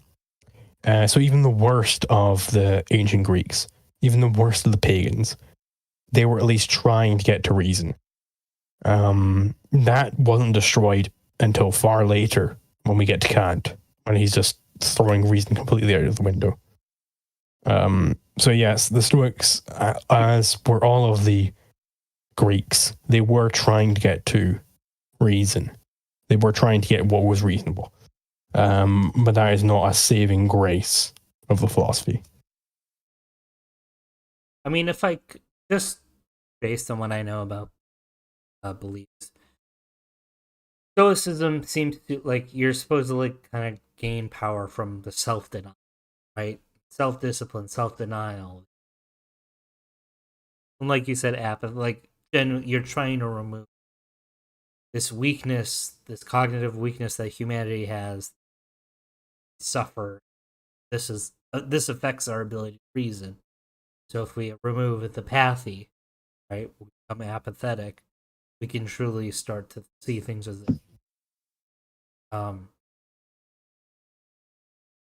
it is like, okay, so objectivism seems to be, I mean, obviously it's the push toward lots of philosophies before Kant really are focused on that. Objectivism, I think, it seems to me to be different than stoicism, because instead of saying, like, we can only suffer, we can only deny ourselves in pursuit of reason, whereas objectivism it's an uplifting, it's a life affirming way of things. Pleasure is not bad. Like, humanity, it's moral to be happy. Moreover, that it's like the standard that you should expect to be happy in this world. That is what you should be expecting. Whereas Stoicism is saying you should be expecting to be, downtrodden and miserable. That is what you should be expecting, which is completely wrong. It's the malevolent universe, is what objectivists call it, at least. The issue with this is this sense that, hey, existence itself is sort of attacking man. Man is this, hunched over, weak little thing which is being destroyed by the universe. That is a problem that I see with the Stoics. So what are they pursuing in this whole thing? What is the pursuit of their project? It's complete unfeeling. They aren't pursuing happiness. They aren't pursuing joy. They're pursuing unfeeling. And the most consistent Stoics, what did they derive from this? Well, they derived, if we want complete unfeeling, if the universe is evil and it's trying to destroy us, what is the conclusion of this? Well, we should kill ourselves. This is what they came to. The most consistent Stoics killed themselves. Really? Did they all kill themselves? I mean, did a lot of them? Not a lot of them, because, you see this in Epictetus, fundamentally, where it's like, I don't know if it was Epictetus or somebody else, but like they got kicked out of the school that they were teaching at because all their students ended up killing themselves, because they were teaching that, hey, the universe is awful. You can achieve no happiness in this universe. So therefore, you should kill yourself if you're trying to maximize. Actually, this might have been the hedonists, actually. So it was the hedonists, which are a derivation from this, where you are trying to maximize your happiness. So therefore, if you are only ever going to get suffering in this world, so kill yourself, and then you'll have the maximal pleasure in this world.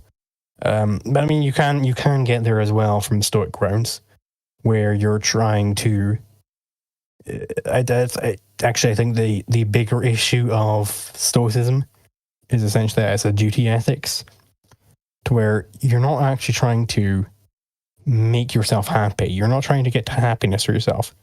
You're not trying to get into something good. Rather, you're trying to get to complete apathy. I mean, apathy is the best word for it. Now, this is evasion. Why is it evasion? Because the emotions are an actual real input, right? They are real input to your rational apparatus. You should not be ignoring your emotions. You should be saying, hey, what are my emotions doing here? Am I upset by this thing? Why am I upset by this thing? Should I do something about this?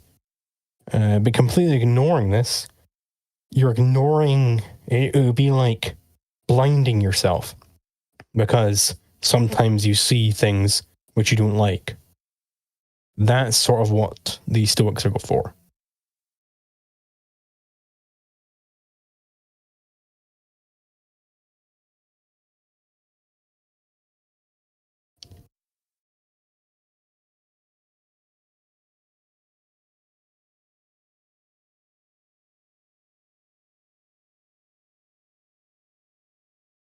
Says he contests your history of stoicism.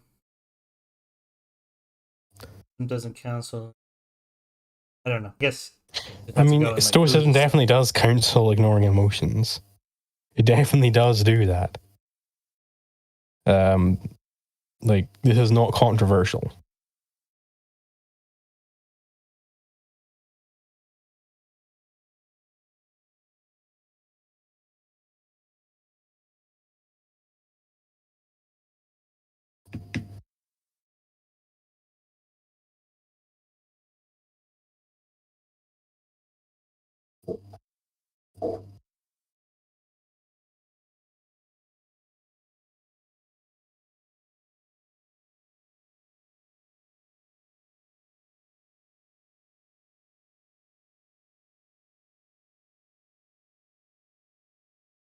He says, yeah. I mean, I would say modern Stoicism is basically just, oh, when something is affecting you and you don't have control over it, then just ignore it. Just don't pay attention to that thing. Which is a massively cut down sort of whimpering version of Stoicism. It's not at all what the Greek Stoics were saying, what the actual Stoics were saying. The actual Stoics weren't saying, hey, if you don't have control over something, then just ignore it. That was not what they were saying. That's what the modern Stoics are saying, which is not Stoicism. That seems to be, it's like a Mott and Bailey, essentially. That's what the modern Stoics use to defend Stoicism. It's just, oh, well, if you can't control a thing, then why concern yourself with it? Yes, indeed. Don't focus on suffering. It's not a primary, right? You shouldn't be focusing on suffering. This doesn't mean that you should be completely apathetic, which is what the actual Stoics advocated for. They were advocating for apathy.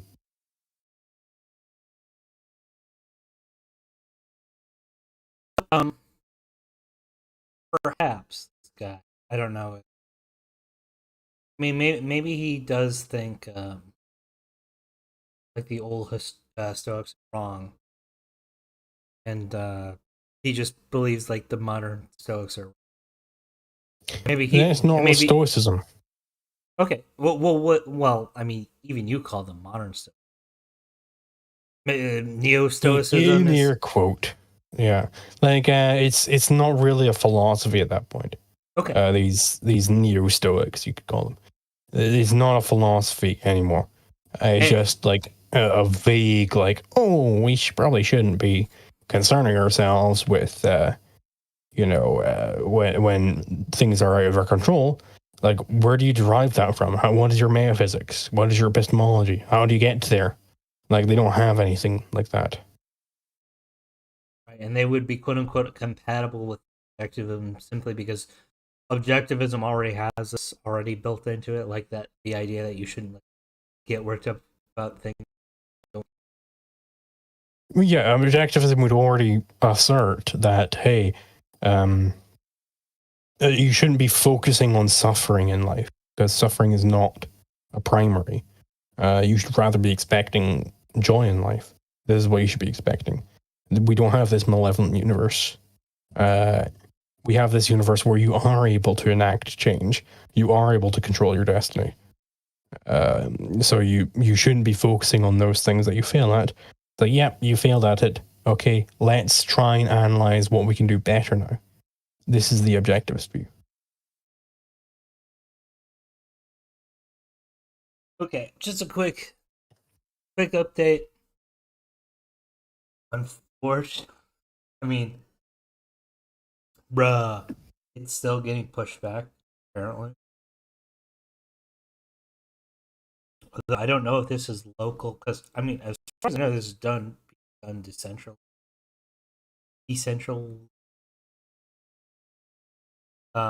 But people are saying that Milei have performed better than expected.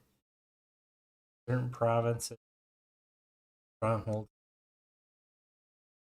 numbers from Buenos Aires will be, but results are expected to come.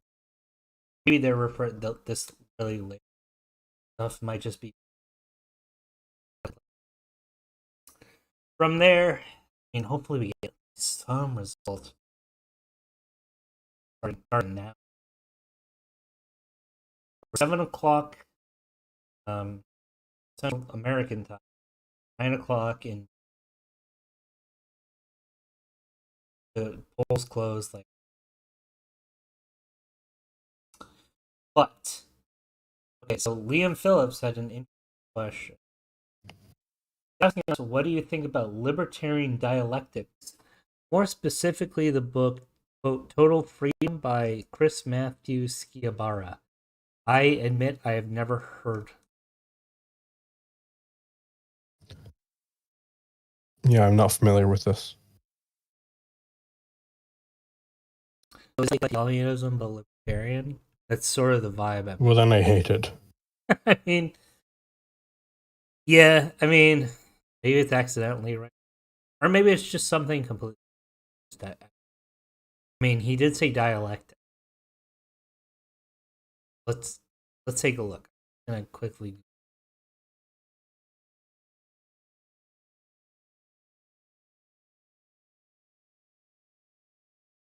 This guy really wanted to quit. He asked it twice. Let's make sure we didn't. So, do the work.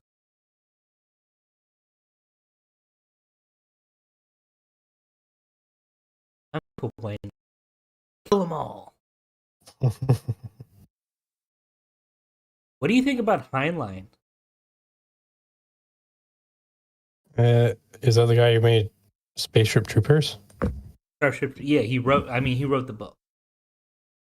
Are you not like? You don't really know.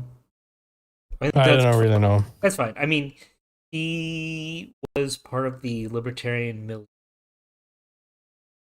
sci-fi establishment. Like, he wrote "The Moon is a Harsh Mistress," which people say. Oh, that's the Tan Staffel book, isn't it? Right. He wrote a couple other short stories that are kind of like stateless or near stateless societies, and even Starship Troopers has like, it's kind of like a classical oligarchy. It's an anti-democrat.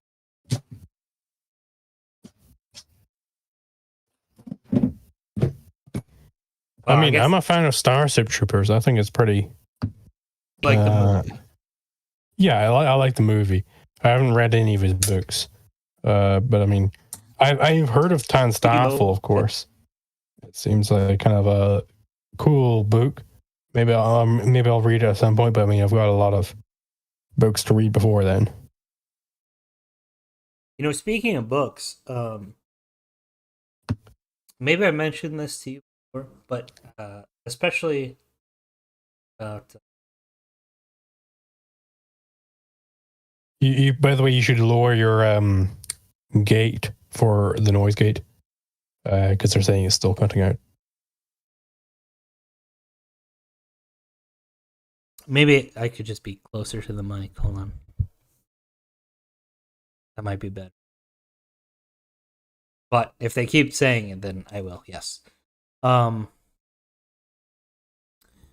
Oh yes. I may have mentioned this to you before, but there's a objectivist fantasy writer, Terry Goodkind, and he's actually like super successful.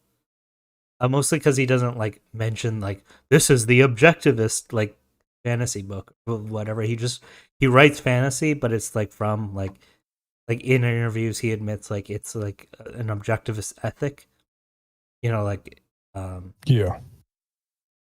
and the thing that really like I found really great about it um was it was kind of like there were like villains that like their main like their like raison d'etre was like life is horrible, and people are like depraved or whatever, and the protagonist eventually like he's like enslaved by them and he's like tortured and whatever, but then he was able to like overthrow their entire empire. And like the reason, if you read this you'll probably have forgotten this like because it's like 5 books in, like this huge series. It's like 12 books like that. But like he basically overthrows the empire because he like and this empire is like totally like based on like the ugliness of mankind, the depravity of mankind. You don't know anything, like you're worthless as an individual, only the collective matters. And as a prisoner he like is like sculpting this thing and no one knows what he's doing. um and then it's like this beautiful like aesthetic like picture like or statue of like a woman and a man, and they're like lifting their arms up in like happiness or whatever, and it like makes the entire empire crumble basically. uh but that like, yeah, the idea that like life isn't suffering, and like the, I guess from your perspective, and I don't know much about stoicism or whatever, but that, yeah, like life is worth living basically. That is, in my opinion, a very attractive like part of objectivism. Yeah. I mean, like, live your life. It's your responsibility. Do it good. I mean, that's, you basically paraphrased like there's like a whatever like writing on the statue. Your life is yours alone. Go out and live it. And like all the slaves like rise up and like the empire. Yeah. Good series. I mean, that sort of makes sense also from the objectivist theory of history, to where it is philosophy which drives history. So if you embroil this new philosophy in the slaves, right, then they will necessarily revolt. You have this new philosophy of, hey, it is your life, live it, don't be sacrificing to others. Then it's impossible to control this group of people. Right.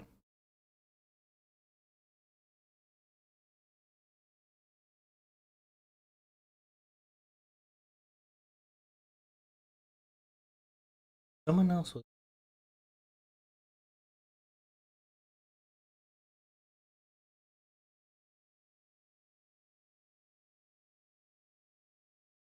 Oh, yeah, I was supposed to look into the total freedom thing.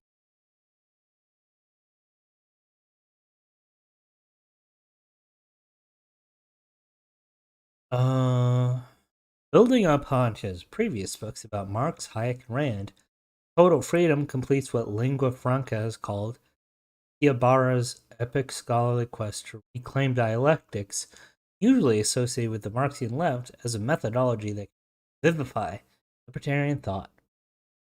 Part 1 surveys the history of dialectics from the ancient Greeks through the Austrian School of Economics. Part 2 investigates in detail the work of Murray Rothbard, the leading modern libertarian, in whose thought Sciabara finds both dialectical and non-dialectical. Ultimately, Sciabara aims for a dialectical libertarian synthesis, highlighting the need, not sufficiently recognized in liberalism, to think of the totality of interconnections in a dynamic system as the way to ensure human freedom while avoiding totalitarianism. Okay. Peter Bedica, Rod Long, Steve Horowitz, Nathaniel Brandon. The fact that this guy asked for blurbs from left libertarians makes me wonder. I mean, you don't see true blue Austrians giving this a good review.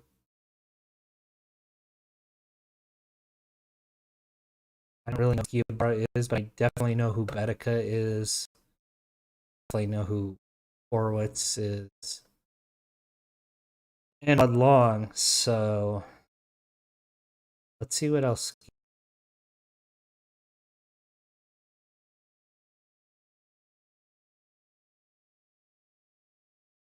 Oh, he wrote Ayn Rand, the Russian radical. That's interesting.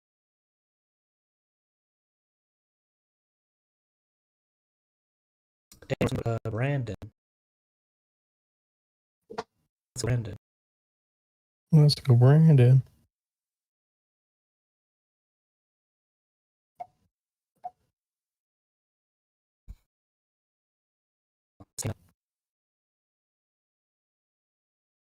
You know GMU, Austrian Zulu. I don't know what GMU means. George Mason University. I do not know them, no. Oh god, what's his name? Israel. Kerzner? Yeah. That school of like Austrianism. That's very popular with like left wing market. They're like neo Hayekian. Okay. Bedica is part of that degree. Literally, like you will find like every Kerznerites are like literally only DC. Like I don't know a lot about Kerzner. I don't know a lot about his disciples, but it just seems to me like every time I see someone who's like, "Ooh, I love Hayek, and we should be like, the point of libertarianism is racial justice or something like that." It's always someone who's like a Kerzner, which makes me think that it's like they also downplay the role of me. Yeah.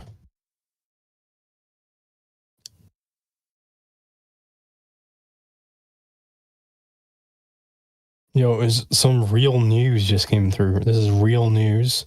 Mm-hmm. It's that the U.S. military just begun drone striking the homes of people who attended the January 6th insurrection. This is real news, by the way. Mike Pence has been executed. Source military. This is real news from Liz Cheney, of course. I bet. What they deserve. Ladies and gentlemen, what we got?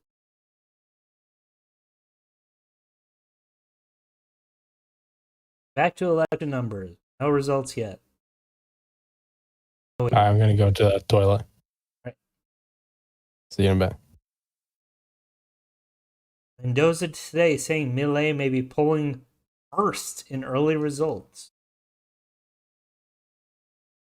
as the nation's largest winemaking. What? There was a bomb threat in the presidential palace. Police didn't find an explosive device. I mean, listen, after all these delays, I understand.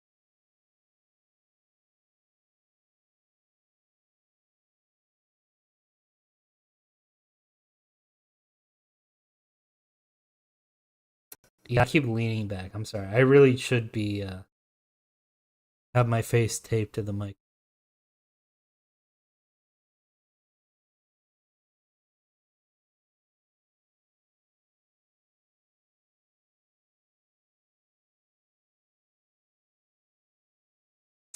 What is that, Terry? I'll find a way. I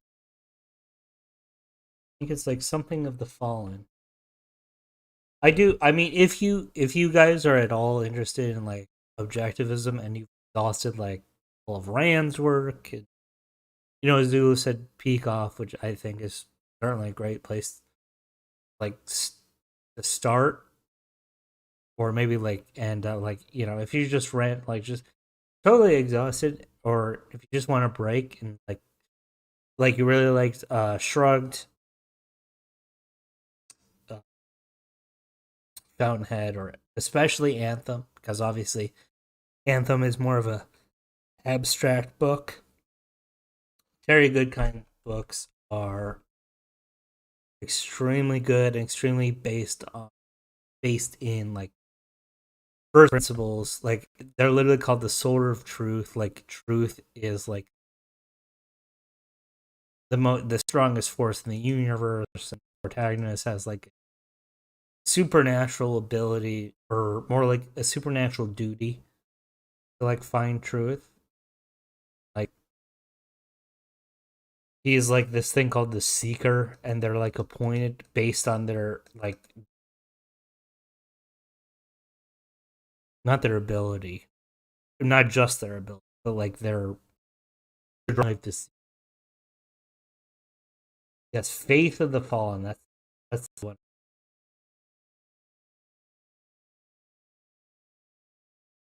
That's the one that's like where like there's the like objectivist like statues go out and live.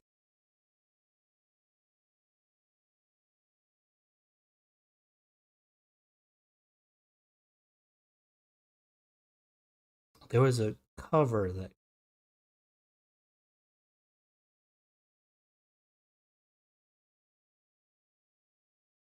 it's not. Oh well.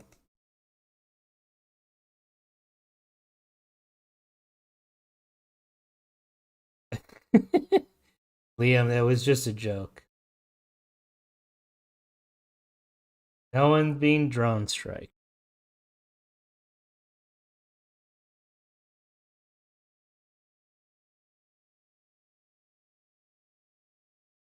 I had to stream this on a Monday,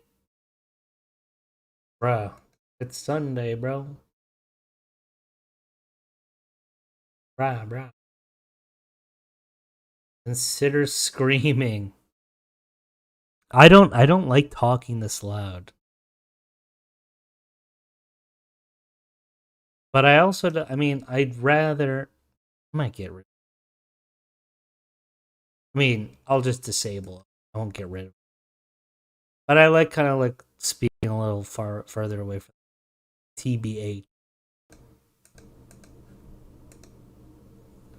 Okay.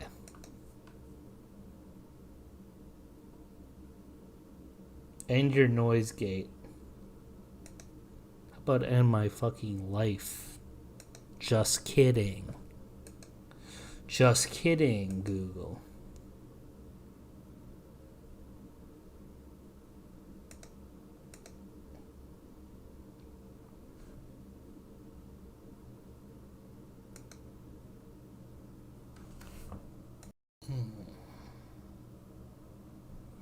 Alright, let's check the results, I suppose.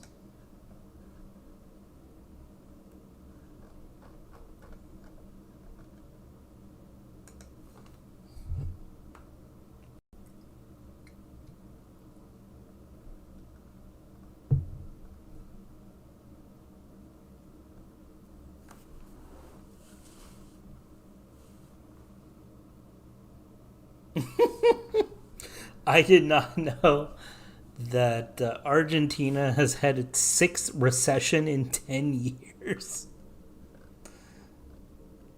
Bruh. Dude, no wonder they want Milei.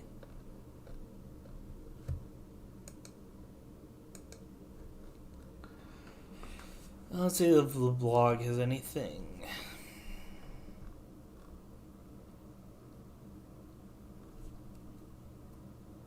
Doesn't look like it.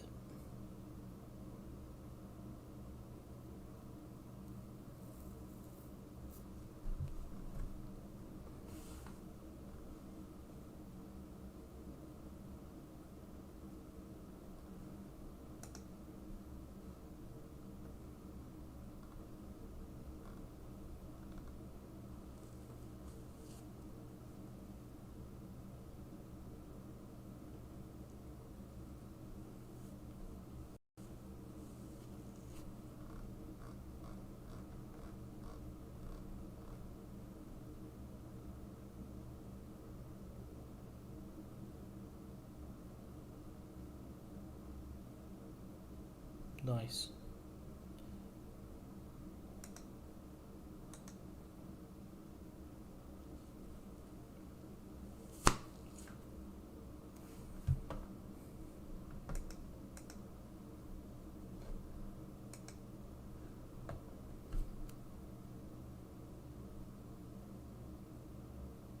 Click the mic on your console, yeah.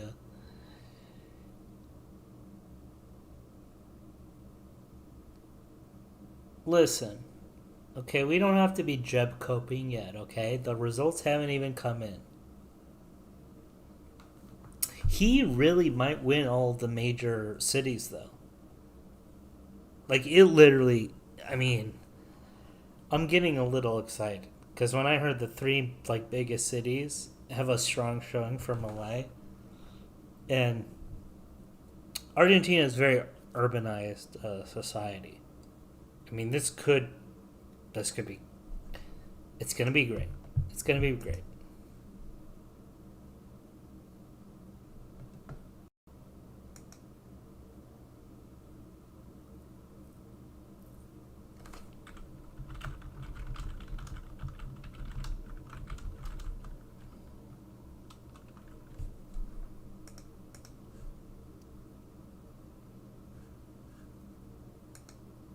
It's gonna be Cup. I don't know. I really am hopeful because I feel like if you're not hopeful, then it's over. But like it's over for you whether or not you're like right or wrong. You got to expect the best. Otherwise, I mean, what are you doing? You know what I mean?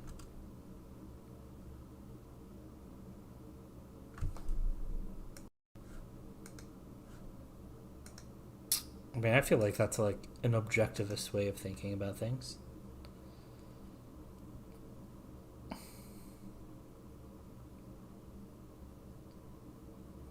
Expected, yeah.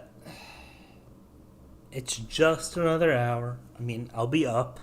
I'll be streaming. I'll be streaming at 8:30 Central Time, but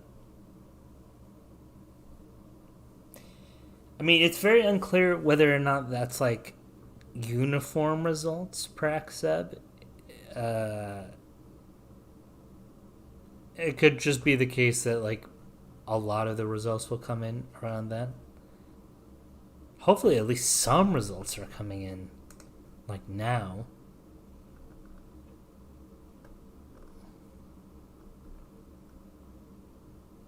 Javier Bolsonaro sent Milei a video wishing him good luck.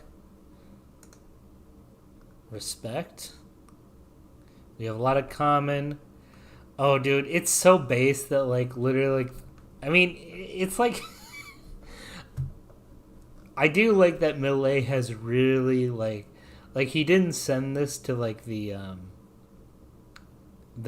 center right guy. Like Bolsonaro literally I saw a video like a couple months ago where like he was like being asked being asked who he supports. Just like he was like at some rally or whatever, and you're like, Bullrich or Milei, and he's like Milei. Like, I think it speaks highly of Bolsonaro and Milei's ability to kind of play up his like kind of like right wing credentials. What happened to Bolsonaro anyway? Bro, they're like arresting him because they did like a Jan 6 thing. Like he's not allowed to run for 5 years now. Because some of his supporters did like some, like it was literally like more pathetic than January 6th, but he's like a threat to democracy now. I believe he's like literally living in like Orlando, Florida. Like he hasn't returned to Brazil for, or maybe he like recently returned or something like that. Yeah. Yeah, I wish they literally did do a. Never mind. Yeah, you can say what you were about to say there. Yeah. But we all agree, I think. I deplore any violence, okay? Especially against the state. The state is my favorite thing. Of course, yes. Why would I... I can't believe that people would take an unscheduled tour of the White House. That's deplorable. Yeah. Yeah, deplorable. Just like Hillary said.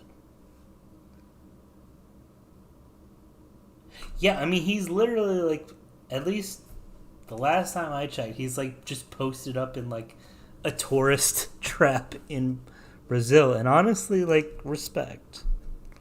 Someone found out at like a KFC. Like they took pictures with him or whatever. There's a ton of Brazilians and in Florida, and let me tell you, they're all like far right wingers. So he's kind of like he's among his own. He's a mogus.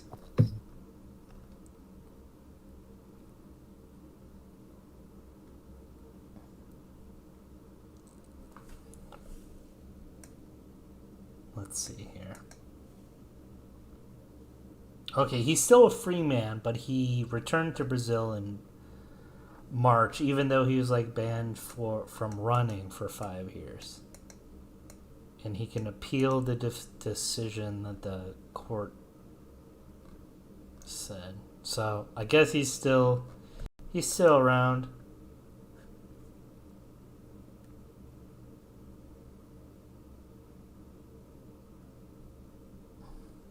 Nicola has a base dunk against left anarchists.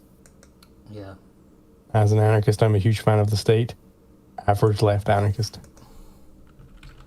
Least statist left anarchist.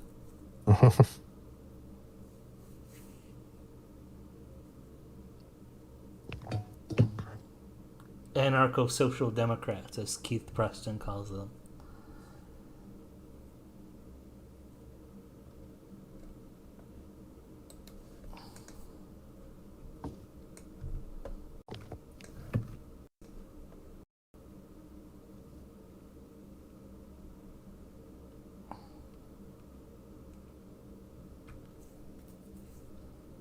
Okay, I might have to step out for just a second. So Zulu, if you could just like, I don't know, read comments or whatever.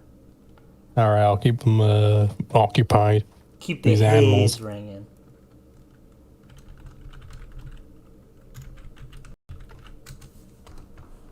All right, let's see. What can I talk about?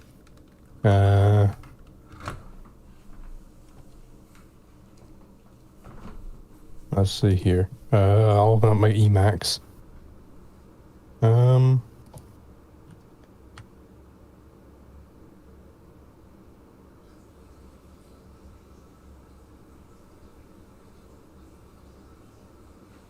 I could talk about primitivism. This is a good one.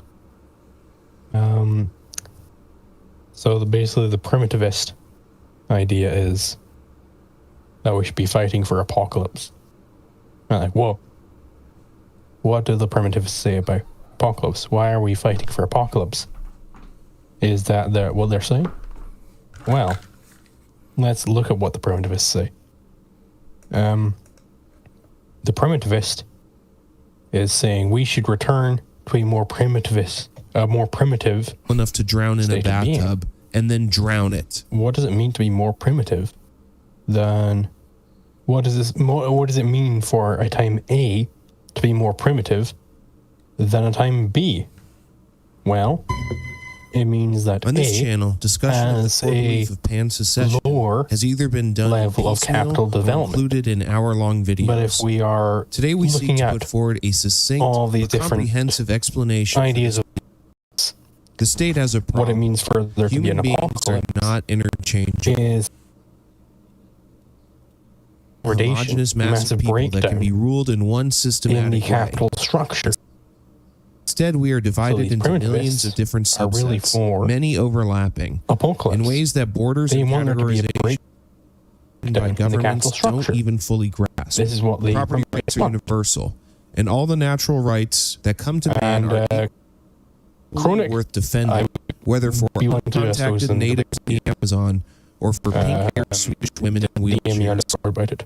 However, these communities Yes, not only have the right to insofar perceive and as the express themselves differently. primitivists have demand any to. sort of This is where libertarian strategy comes in. idea. The great empires they of the want. earth would be ultimately happy with They a want one-world there to be government a on lower their level of terms. capital development. Their populace, however, is full of Lower. both prejudice and the If positive we look pride at that comes Kaczynski, from knowing their histories and traditions. he says that This there is is a this stopping block, not just to a depersonalization one-world government, when you but the start to have of the powers higher of order the supranational capitalists. entities that are its When harbinger, you have and even a person imperial who is expansion. Isolationism is the controlling this swirl of the process, imperial which to is the like 3 days removed islander. from the actual All countries the actual who wish only peace. he wants it to be brought nothing all the way of conquest and exploitation. because he thinks Many otherwise little there's Englanders are not depersonalization. conscious libertarians. We could spend some of our resources on Wait. Oh, sorry. You guys heard that?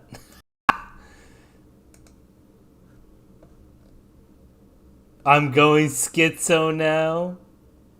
My God.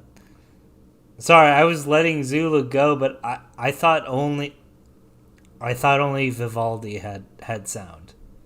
My apologies. What, do you play a pipe fall sound or something? No, when I came in, you were talking, so I was like, I'll let him do his thing, and then, but I linked a video to someone, and because I wanted to like, cause I made the video, but it was a long time ago, so I wanted to like catch up on it. I just wanted to like rewatch it. I was like listening to it on another browser, but I forgot that I have desktop audio, so all desktop audio is playing, not just Vivaldi. Sorry. Did someone ask you about primitivism, or were you just giving your like? I just needed something to talk about, so I just looked up on my Emacs window, and yeah, there was a primitivism point in there, so I was like, let's just talk about primitivism. And a Mogus sound. There was 100% a metal pipe fall sound effect. There might have been in the video. I'd have to. I'm not gonna play it right now. I mean, have you? It was like pan-secessionist, the one Pengy made. Oh yeah, that I was playing. He very well could have put a metal pipe fall sound. There could have been a metal pipe sound there. But sorry about that, guys. Yeah, like someone said, I'm like a perma boomer about these kinds of things.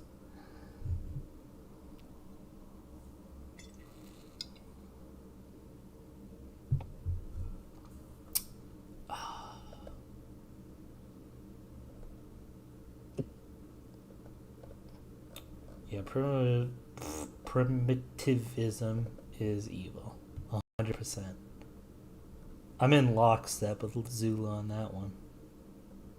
Mm-hmm. That's right. That's right. That's right. Excuse me.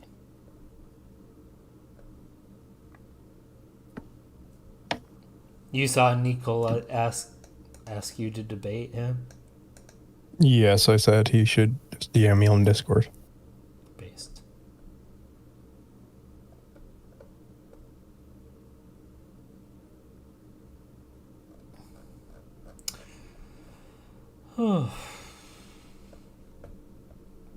The metal pipe rock doing this debate. I'm kind of like not sure if there was actually a metal pipe. Oh shit. Okay, someone is saying that there's some results. So let's check Bloomberg. Let's check move like Bloomberg.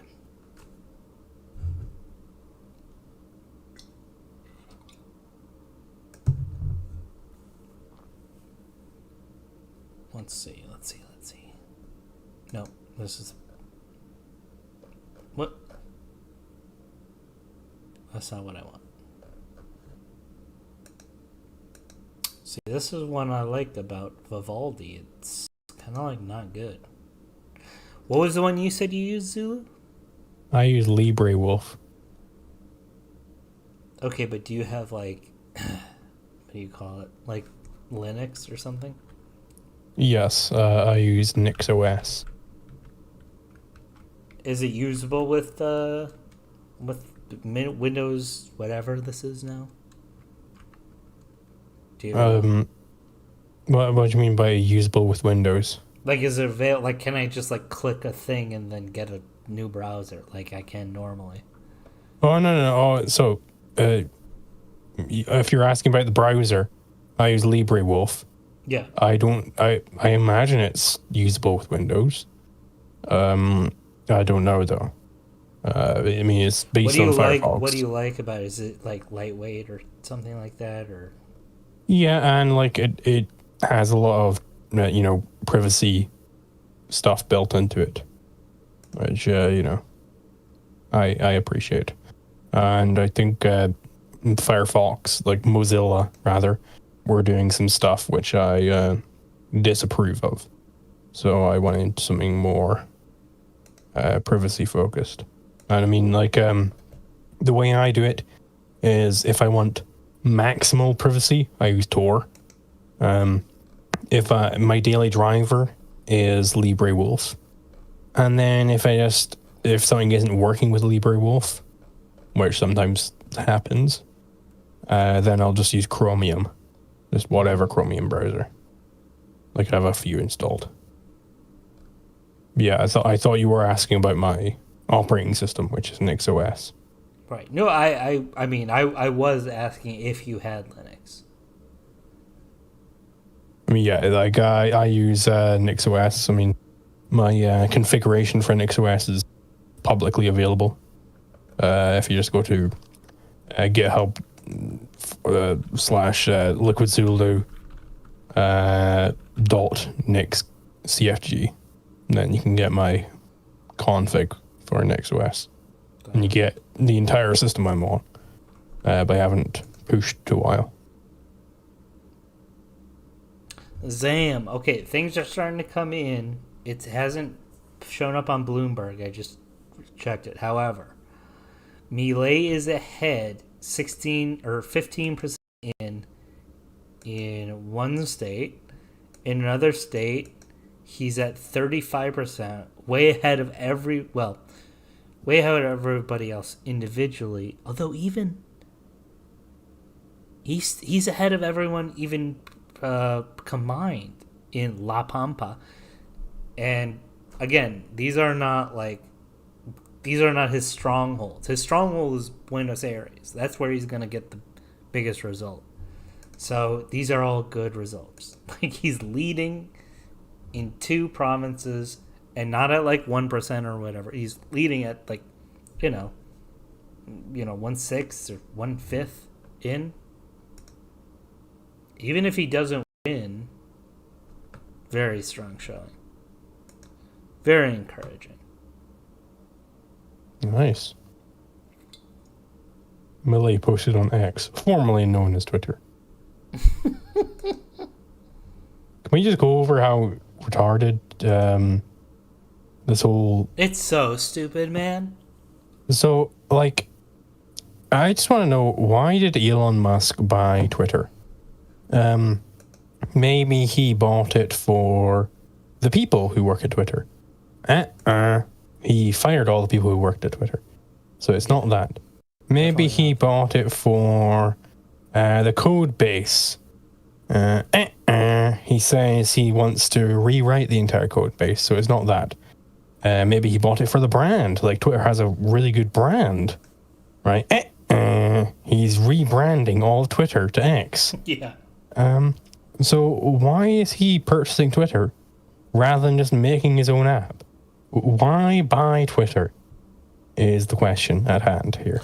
The branding is what the crazy thing is to me, because I feel like, okay, so I can definitely understand like why, like, okay, leftists buy publications all the time and just mold them into their image, right? So like a right-winger doing like a similar thing makes sense to me.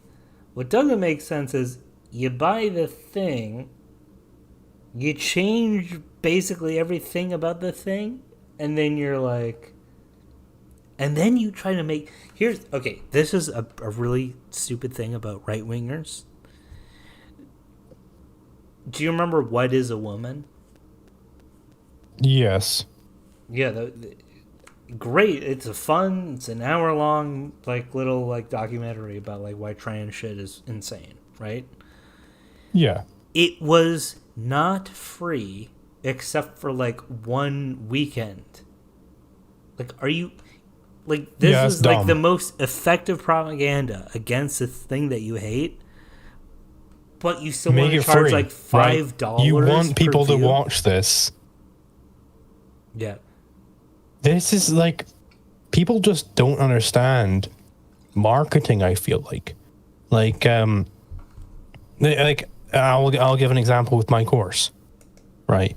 I want there to be minimum...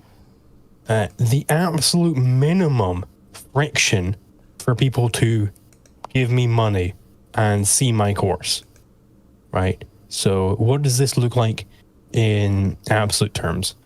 It looks like I give my entire course for free in text form. You can read the whole thing.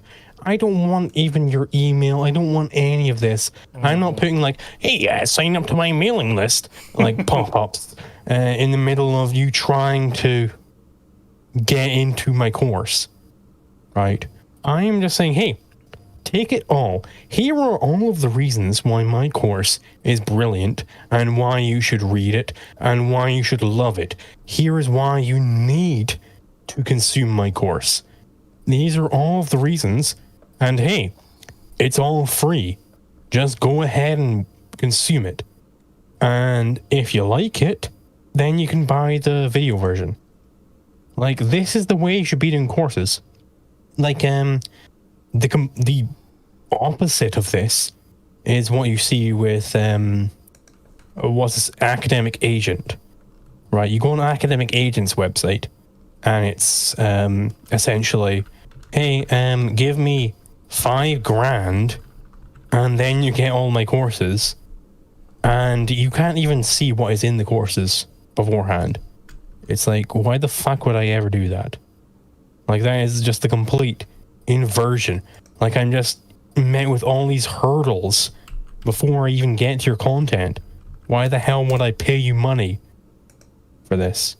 Yeah. It's insane. And this is what basically everybody does. They just put hurdles in front of the purchase, which is just nonsense.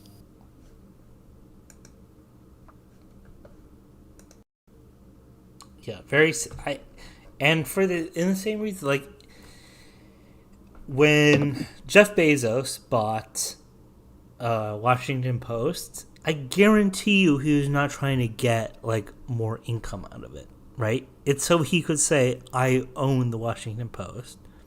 And to a lesser extent, is that he could influence the Washington Post to change how it, like, posted, right? Yeah, it could change how Washington posted. how Washington posted, how Washington tweeted. Elon is like, fundamentally, he's not even like a dumb right-winger. He's not even a right-winger. It's just that being a centrist basically means you're against the left in 2023. But I think he he's doesn't just understand like the game, basically. Yeah, he definitely does not understand the game. I think he's just been pushed into this because leftists kept dunking on him. He's like, well, fuck you, I'm going to buy your platform and I'm going to ruin it. But like, what are you actually hoping to get out of this, Elon? Oh, I got to let my cat out.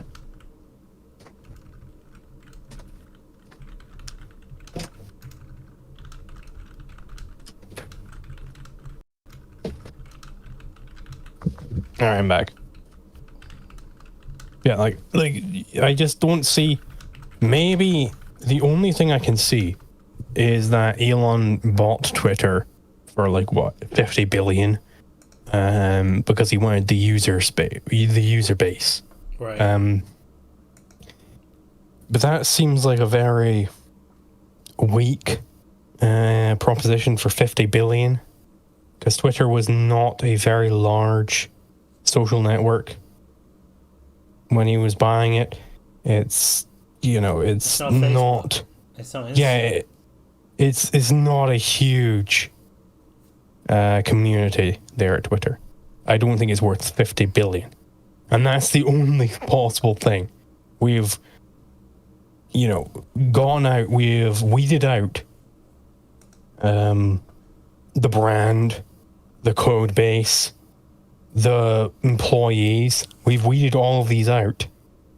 What is, like, Twitter was losing massive amounts of money, and he's just the amount, basically, like, the amount of money that Twitter was making profit each year, minuscule, nothing in comparison to the 50 billion debt he has just racked on their books. Like, he has tacked on way more debt than Twitter has ever made as a company. So he's not making an everything app out of Twitter. It's just not happening. And like, maybe the counter argument is, well, he wants to make a free speech platform. But no, he's not. He's not making a free speech platform. You still get banned. It's pretty obvious. Fucking nothing. So like, what the fuck what is he after? What actually is he after by purchasing Twitter for 50 billion, racking 50 billion debt on Twitter's books? What does he get out of this? It seems like nothing. It seems like a rash decision. It seems like he just kind of decided, I want to own Twitter. Right. I'm not even against just doing it to do it, but he's also literally trying to squeeze people. Like, he's trying to make a profit off of Twitter, which I think is cope. Yeah, you're not making a profit off Twitter. I guarantee, I will bet anybody money that Elon Musk will never make a profit off Twitter. Let's set it to 20 years in the future. He's not going to make any money off Twitter. That's probably true, unless there's some weird it fundamentally changes the nature of the company or something like that. But even then, it's going to be better to just make a different company. Just make a competitor. Yeah. It just makes no sense. Why would he buy it? Insane. I feel like he was just drunk one night and was like, you know what, I want to own Twitter now. It's yeah, you can afford Twitter, but for what reason? Trump made a competitor to Twitter, right? Yeah, fucking Zuckerberg made a competitor to Twitter. One of our viewers, he could buy X videos and make it into a YouTube competitor. That's true. There you go. He definitely had the money, apparently, right? Yeah, he could definitely afford X videos. And so let's go over this with the rebrand. You change it to X.com. Twitter had golden branding. Like, imagine trying to get people Unironically, to call them tweets. To call them tweets. Yeah. They managed to get that to happen. Like, holy shit. It took 10 years. You got the fucking golden twist. You got the fucking golden ticket. You get people to call them tweets. And you change it to something that sounds like a fucking porn site. Like, holy shit. Unbelievable. Retard. Actually retarded. Alright. Oh. Gotta be careful. My apologies. I think the soft A is okay as long as did. Yeah. But I think that word is a little sussy. It's alright. But yes. Dumb decision, quite frankly. Very dumb. It did not make any sense. Helen Keller decision, in my opinion. Very much so. Definitely deafblind. It makes it throws confusion into why he even wanted to have Twitter in the first place. If you're not going to have the branding, like the branding was one of the, even Yeltsin, like the new Twitter CEO, she said the brand is the strongest asset they have. Yeah. So why the fuck did you throw that away? It makes no sense. Yeah, I don't get it. I mean, he's a very strange man. He has this like pull to do his own thing, I guess. I think it's the effect of, having yes men for essentially like decades now. He's just had yes men. So he thinks he just walks on water. And whatever he suggests is just like the best idea ever. Mm-hmm. But like, no, this was a very terrible idea. Just objectively. Okay, so a little update about the election. The center-right guy who got ousted in 2019, McCree, says Milei had a strong election and his growth is showing anger with politics. So, all, what do you call it? Encouraging. His cousin, or not his cousin, his nephew. No, wait. How does that work? No, he's cousin.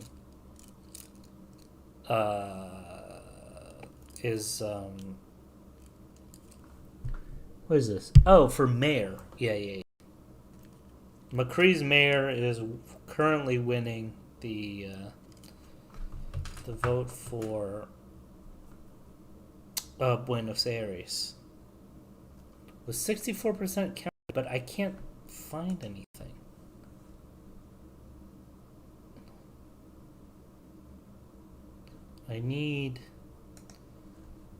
It's so hard to find like non-English language stuff for this.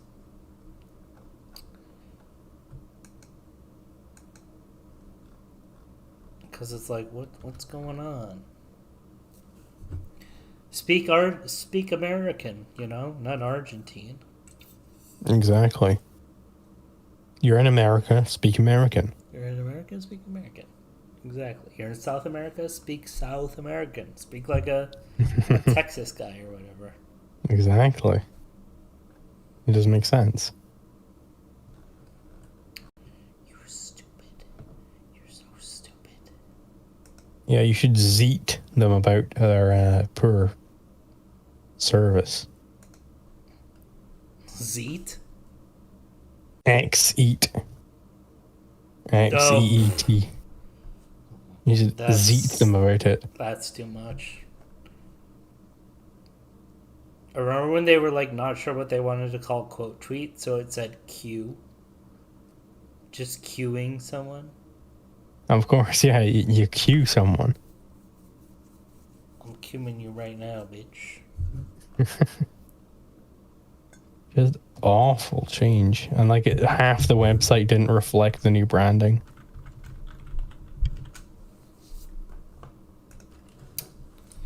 He's like not smart. I mean, At least for like Twitter or whatever. Like maybe he's brilliant on like the SpaceX stuff. But you He know, must at least understand some things. I guess. I mean, he was the richest man in the entire world and in world history.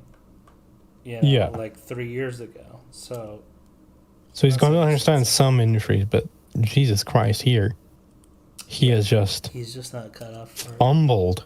I feel like the Grimes pussy broke him. Yeah, they them. Peter, don't trust they them pussy. Pussy, it's pussy. Yeah. Beak thrown back behind your skull.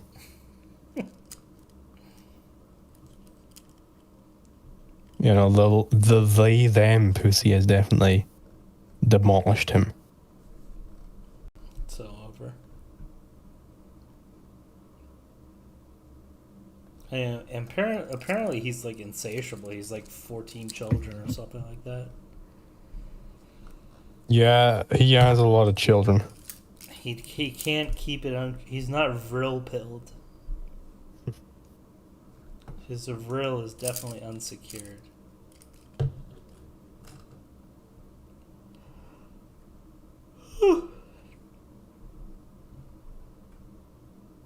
C5SN.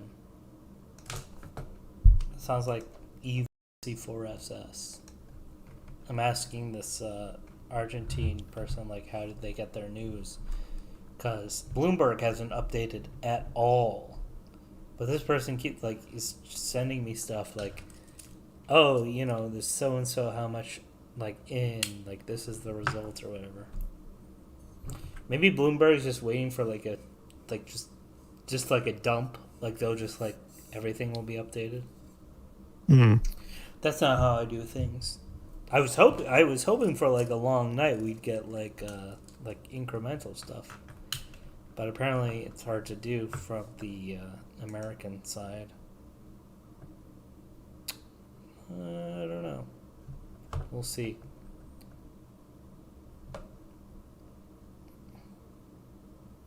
At first, when I asked how like get results, they were like tweets, and I'm like, I don't speak Spanish. Like, that's useless to me. Don't you mean zeets? Oh my god. I'm never gonna call them zeets. I will never. I refuse. Batman wouldn't get that out of me.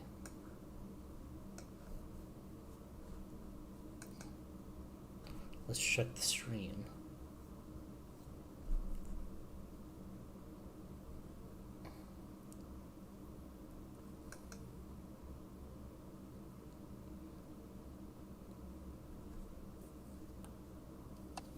Zeeting. I made it. Gonna zeet. To give me my money. Gonna close the account as soon as that's resolved. I can't picture Musk having good bedroom etiquette. Baby, want to make 1 + 1 = 3? Want to make 1 + 1 = zeet? Zeet. Zeet, zeet.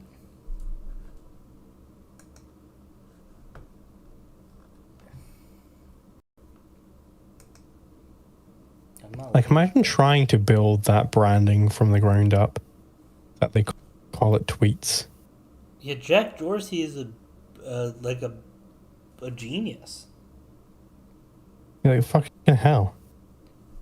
How the hell do you, as a company, get people to call posts tweets? Yeah, right. And he throws that away. Insane. And the more pathetic thing is, like, it's not even like he wants us to call them zeets. You know what I mean? It's literally just like he wants to return it to a generic thing, as if that's like a good thing for like the brand, right? It's literally better for the brand to like make some new stupid thing than to return to like post or repost. Yeah. Like, I do not understand why he even purchased Twitter at this point. It just makes no sense. I don't think he knows. I think he kind of coped by like it's free speech or whatever. Even though he does, like, he just ignores the free speech part unless someone's like important. Yeah. Being like, oh, I got banned, so like they're like, I'll unban you. But there's not like there's no systematic approach to protecting free speech.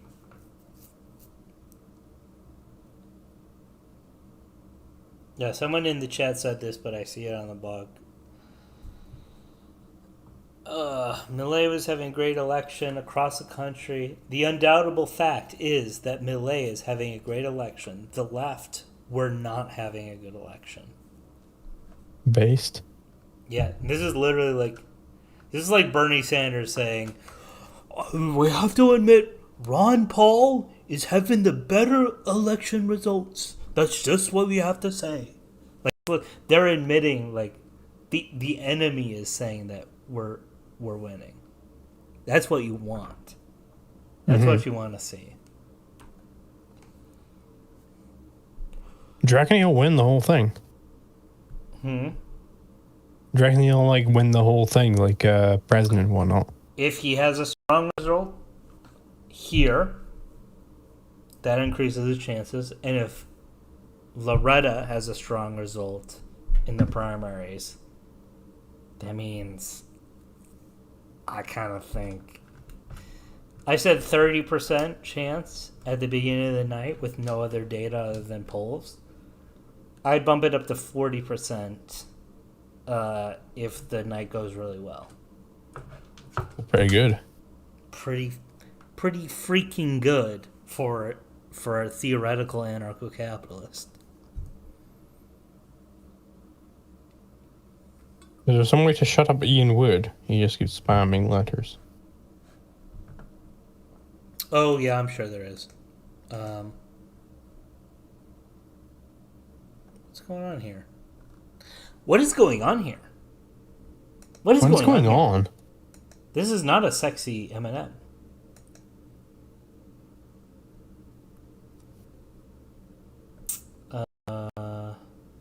I'll put him in timeout like he's a baby. There we go. You should add me to mod so that I can do that myself. Sure. Just like post something in the chat so I can do that.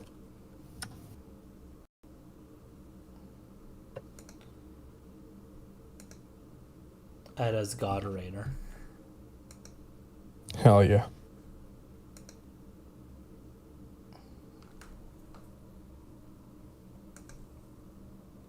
I am now king here.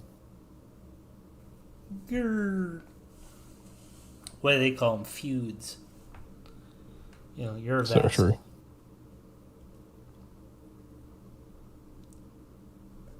Uh-oh, this page is not responding. Hold on. I don't know. Wait, did you get mod privileges yet? I can't see that, no. Yeah, I might not have sent. Because it just, like, crashed right as it happened.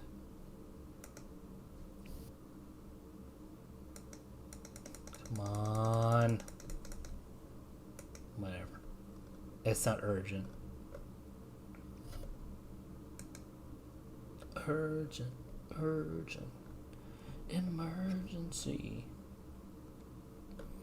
Yeah, the current headline for Bloomberg: reports suggest strong showing from outsider Milei. Exactly. Oh, yeah. Exactly what we want to see. I want strong showing. That's what I like to see. I love strong showings.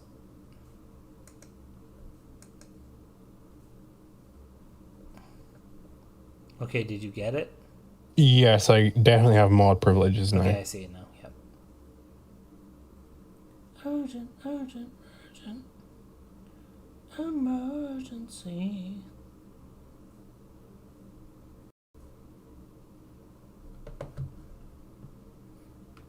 You know that song? No, Foreigner Urgent. I do not know it. No. It's a semi-popular song on classic rock stations. Whenever I've it never comes listened to a on, classic rock station. do you not like classic rock? Well, I don't listen to radio stations. The only time I've ever listened to radio stations when I've been forced to, like, you know, if they're on like the school bus or whatever. Right. I mean, I guess you don't have a car then, right? No. Yeah, that's like an American thing. Having a car. I'm just kidding. But it is way more likely for an American to own a car than a European. Yeah. But anyway, whenever that would come on, if I was in the car with a stranger or whatever, and it's a fairly popular song, it's not like guaranteed to show, like it'll just come on. But anytime it comes on, I tell the person that this was actually used as a like for like sleeper agents. It was kind of like a switch on. Like if they heard it on the radio, they would know to activate. And they'd be like, "Oh wow, really?" Yeah. And then I would say, "No, I'm just making that up." It works every time. Classic.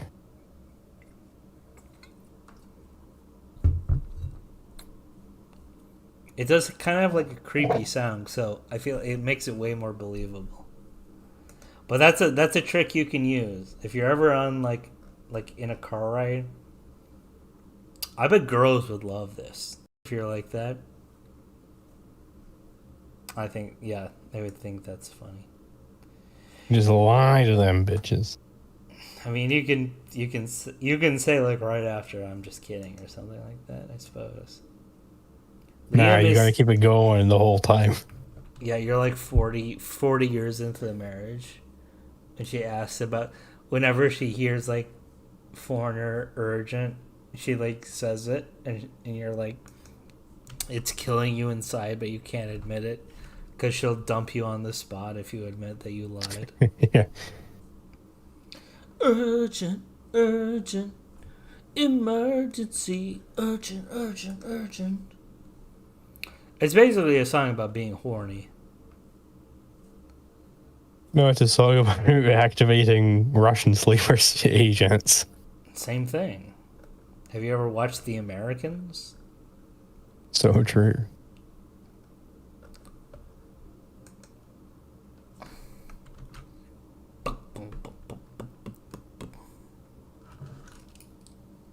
Okay, this guy gave a request. You should put on Por una Cabeza, Carlos Gardel. It's a really good Argentine tango song. Why not?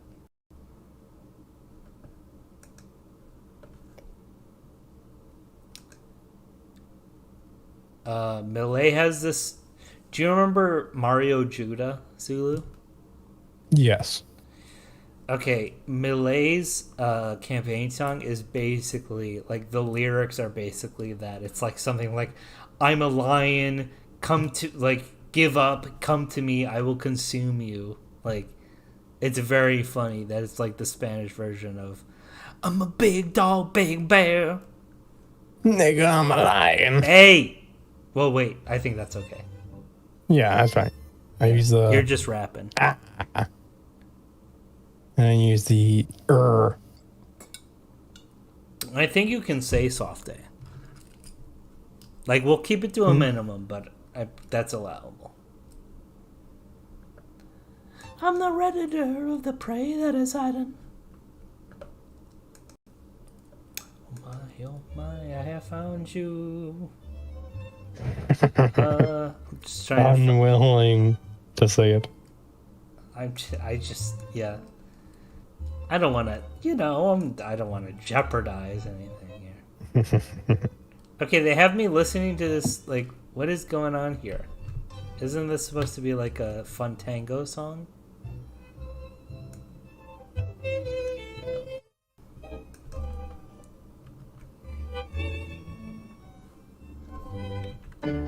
It's like a AMV or something like that. I need to find like the original. It's from Scent of a Woman. Yeah, for me, Scent of a Woman is Stinky Poo Poo. So sure.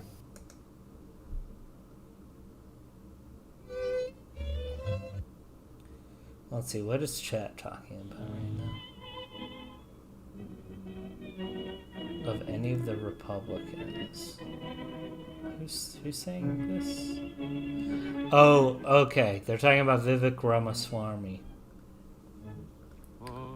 Honestly, I am not taken in at all by Mr. VS.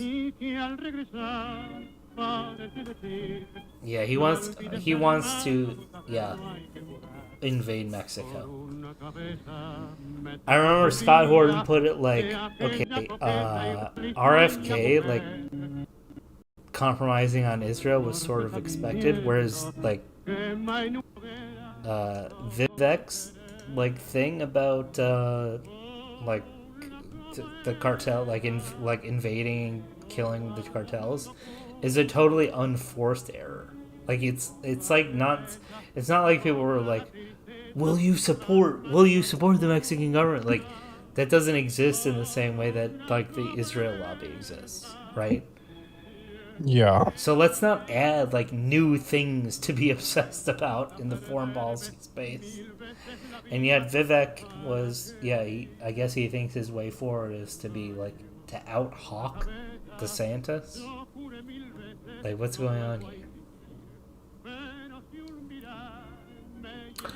What is going on here? What is going on?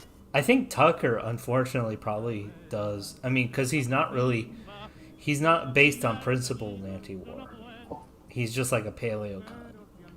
Yeah, he's not based. Yeah, he can be sold this idea that we invade Mexico and then 5 years later it'll be like a bright shining oasis or something. Yeah. We just need this time.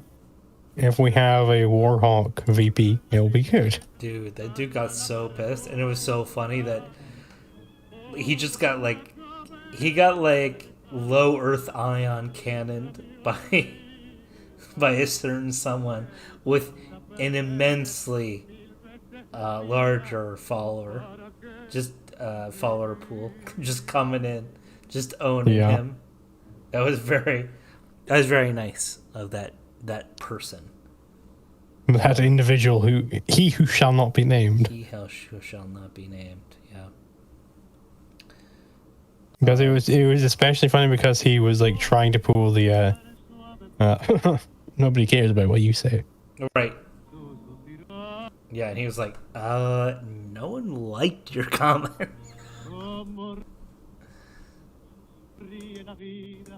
Yeah. Your comment has been live for 17 minutes. By the way, well, you know what? I'm gonna be nice. I won't mention this on the stream. But he had certain, like that dude literally had certain things that I wasn't able to obtain, and yet had less reach than I did.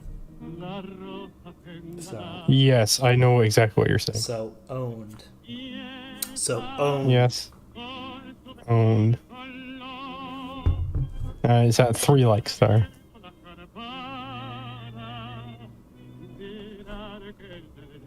Is this Spanish? I kind of don't like Spanish, if I gotta be honest. Like, no hate to Milei, but he should speak English, in my opinion. Very true. It would very much help him in his Argentinian election. That would be really funny if he could only speak English. Alright, Bloomberg claims that in 29 minutes they will have results, but I'm gonna check in with my hookup here. Correspondent. Yeah. Oh god. What is this? Is that what I think it is? in the province of Cordoba,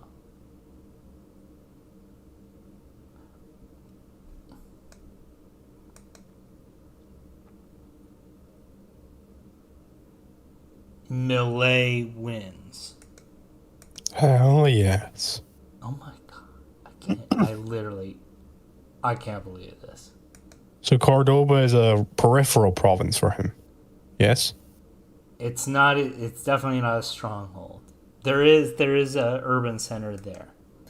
Okay, but then there's Misiones, which is it's a peripheral province for sure, and it doesn't even have a large.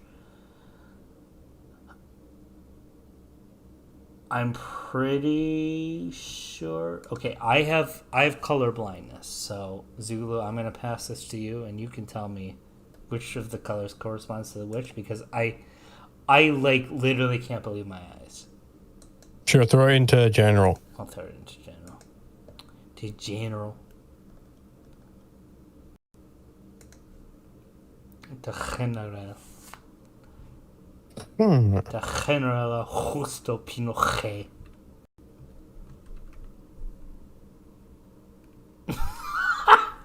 I didn't see what you posted in general before.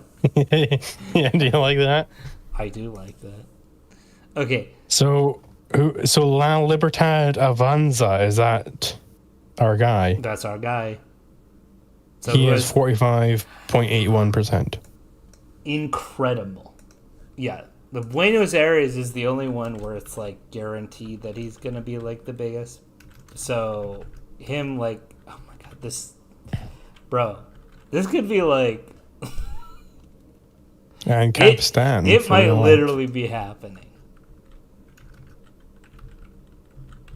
We have Ron Paul standing up, waving his hands.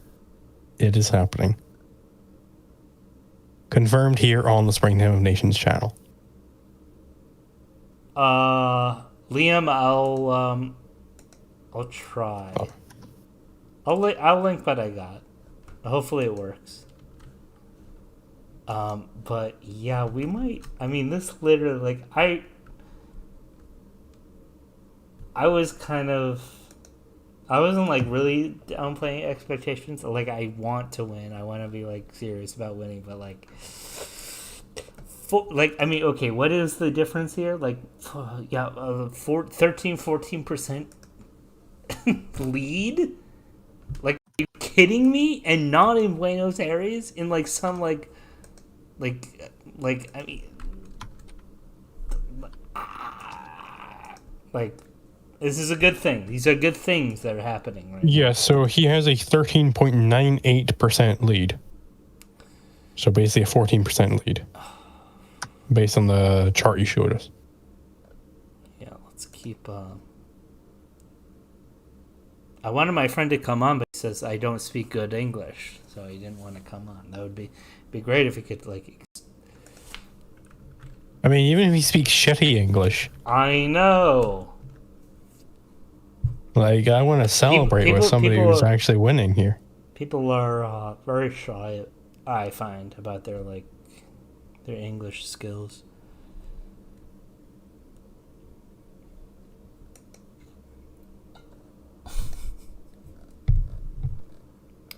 I might fucking move to Argentina if Milei wins. I mean, if he actually wins, it might be a better prospect than Free State project. Yeah. Right? Yeah, I agree. I mean, there's already Acapulco down there, right? Well, that's in Mexico. And, but, Chillin. Like, there's a bunch of, like, tries down there. If he actually gets Ancapistan in Argentina, if he gets Argentina to be Ancapistan, then, like, fuck it, I'll learn Spanish or whatever it is they speak down there. Argentina.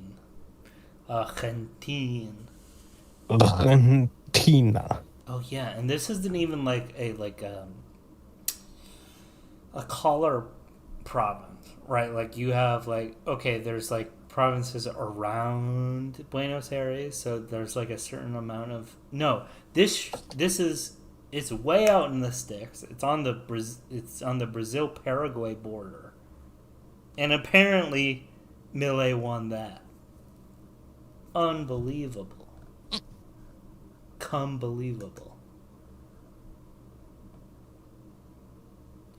Do you guys have a Discord? I have a private Discord. Zulu, if you want, like, anyone to come in. I don't know what Zulu. I don't know what Zulu. People can join my Discord if they want. Oh, okay. Feel like you can link it if you want. All right, let's see here. Invite people. Copy. You can join that, but we're not talking there, so I don't know why you'd want to.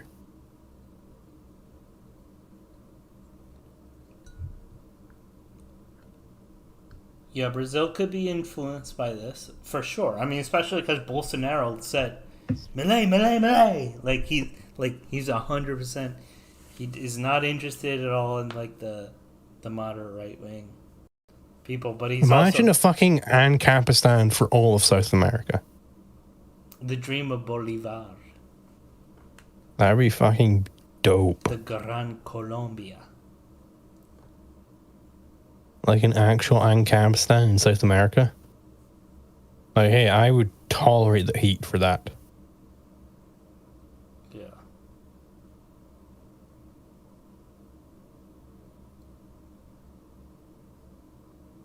Private property is bay. So true. This is very true. Okay, this guy's keep in mind Milei will still be beholden to the military and Argentine intelligence community. Well, I mean, the military, let's see, they're going to be beholden to what the people want, fundamentally. Like, the military, people have this, like, romanticized idea in their heads that the military can just control everything. That's not true at all. The military are beholden to whatever the fuck the people say. They have to go with whatever the people say.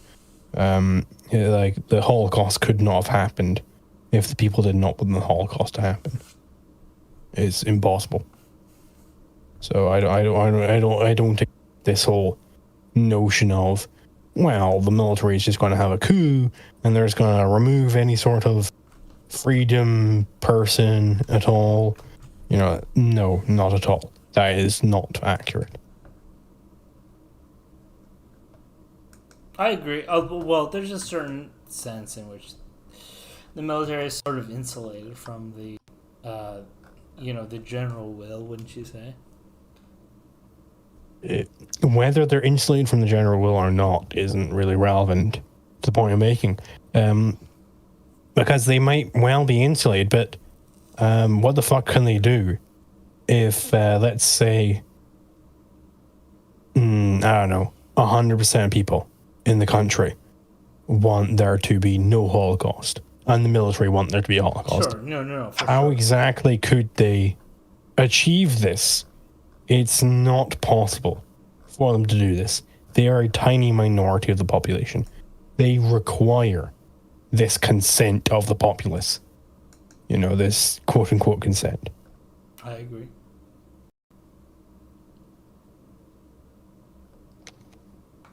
The current governor of Cordoba province, Juan Chiarretti, and presidential candidate for Cordoba's Peronist party, says Milei was most voted candidate in Cordoba. Huge win. Like my let me read what my Argentine friend said. We are fucking winning. Long live freedom. And then they posted the picture of the Cordoba governor admitting defeat. Yeah. You should reiterate what it is that, like, why is anarcho-capitalist, like, I just posted this in my Discord, this stream. So, like, reiterate to the people who just come the massive win we've just got from Milei winning in that peripheral province or whatever. Yeah. Yeah, I mean, okay, so Argentina started the 20th century as one of the richest countries in the world. There's a French phrase, rich as an Argentine, to refer to someone who was basically, like fabulously rich. They got rich off of beef imports or exports. In the early to mid 20th century, they totally squandered this off of what was later to be called Peronism, a third positionist idea that, just thought the state could just do a little bit better than the free market that existed in Argentina for, the last 200 years. This basically put Argentina at the mercy of the IMF because it was, but by the 1980s, it was totally bankrupt. It had no reserves. It had nothing. And so, for a while they went along with it, and then they elected governments that defied the IMF and just said, we're just going to keep printing money, despite what the IMF said. And so we come now, so for the past decade or so, there's been 100% rate of inflation every single year for 10 years or more. In 2015, they elected a non-Peronist for the first time in something like 60 years, not including military governments. And this guy had, Macri had, he had good intentions. He believed in fiscal responsibility. He wanted to, shore up reserves, savings, or whatever, but he wanted to cut taxes. He wanted to reduce government spending. The problem was the Argentine system meant that he did not get a majority at any point in his 4-year term. So, in 2019, when he had to go to the voters again, he had basically nothing to show for his intentions. So, after that, there was another period of Peronist rule, extreme inflation, high unemployment.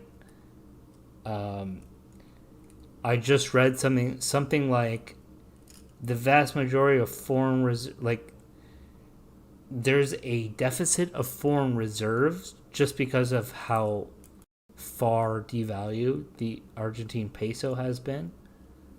That the central bank of Argentina does not currently hold on net any foreign reserves because everyone has cashed out.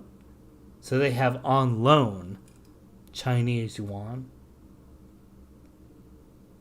But with all this context, you can understand why people are not really interested in, certainly not the Peronists, and even the traditional opposition party, which actually include like social liberals. Like, we're not even talking about like conservatives, like as we understand it in the West. Like the center right, like things have gotten so bad that, I mean, this quote unquote center right includes like center leftists. But into all this chaos steps this man Javier Milei, and people love him. He's dynamic, he's charismatic, but more importantly, he's neither of these like parties which have failed to take there's so much potential in so many ways for Argentina. Like from any like perspective you can this is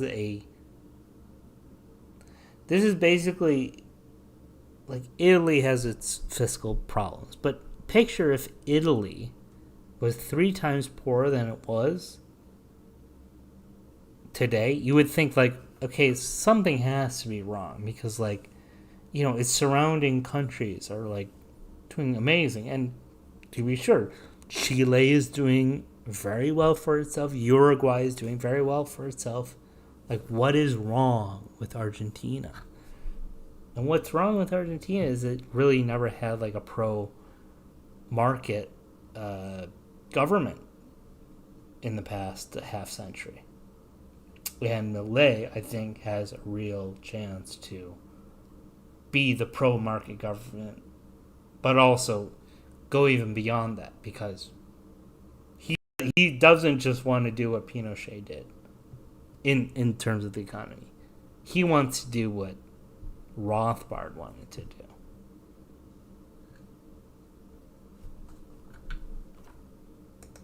Yeah, and I think I would double down on that by saying, like, this Javier Milei guy, he's actually, like, he says he is a Rothbardian. He comes out and says this stuff.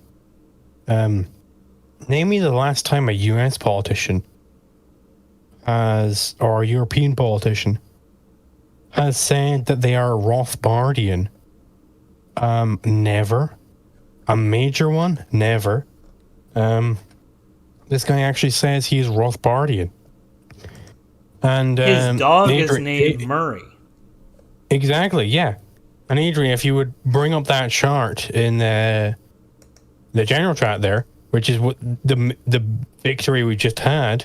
Yes, I will. I think I did link it. I can link it again. It just bring up in the Vivaldi browser you got there. Sure. Just so it's seen on stream. So Javier Milei's party is in the purple. It has the lion's share of votes, and this is in a peripheral county. This is not in his stronghold. This is in a very much weak hold, if you could use the term. Yeah. This is not a stronghold for Javier, and he is getting the lion's share of votes there. This is the votes he's getting in his primary. So this is very, very promising for his eventual run at the presidency.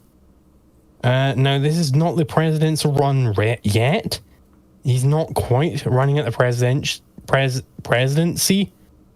But he is soon. And this is very, very promising. Like, the fact that he's getting this sort of result, not in a stronghold, in a very, very peripheral province, is very fantastic. Like, this is brilliant. Like, this Rothbardian is getting this. Like, he could very well actually become the president of Argentina. Like, we could genuinely see Campistan in Argentina very soon. This is why this is so important.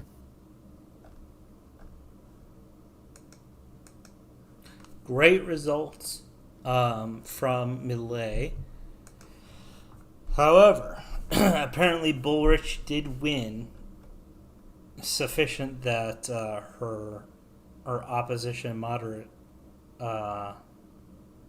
rival had already called her to admit defeat, which makes it a little more challenging to get into the runoff. However, based on the, if this is really like above and beyond, if we're talking like rivaling the center right primaries, it might not matter. But like I was saying before, like the idea that like Loretta is the weak link, so we should want them to win, so Milei could be like, that's certainly true. But given that people are saying this is a historically strong outcome for Milei, we might not need to bleed the right at least right primary voters to win. But we'll have to see how it all shakes out. And it looks like it's about time, at least for Bloomberg, to start giving us some results here. So I'm going to refresh.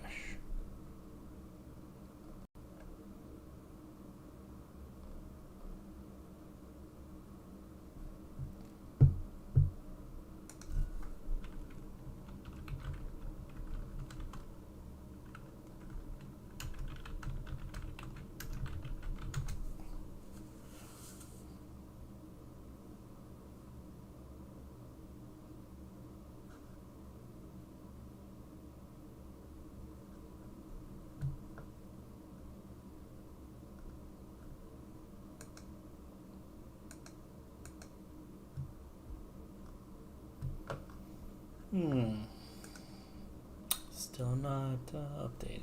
Here, I'll check the chat here.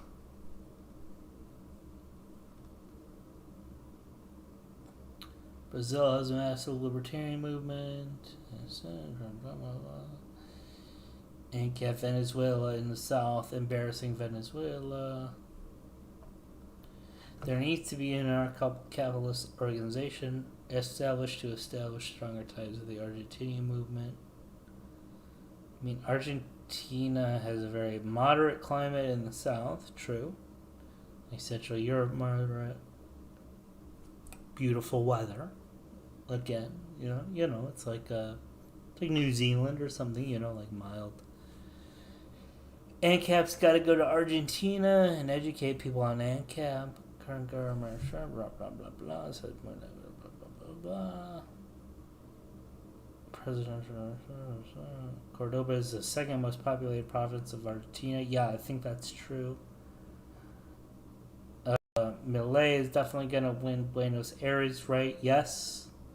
I don't see he cannot win at this point. Argentina's bullrich. Blah blah blah blah blah blah. Dude left Argentina international laughingstock. I assume you mean Perón.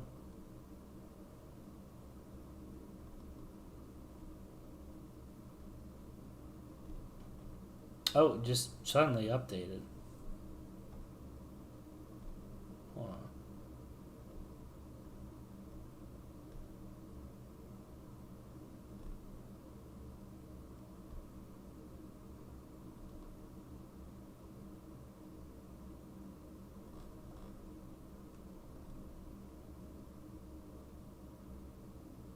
Am I still hallucinating on shrooms?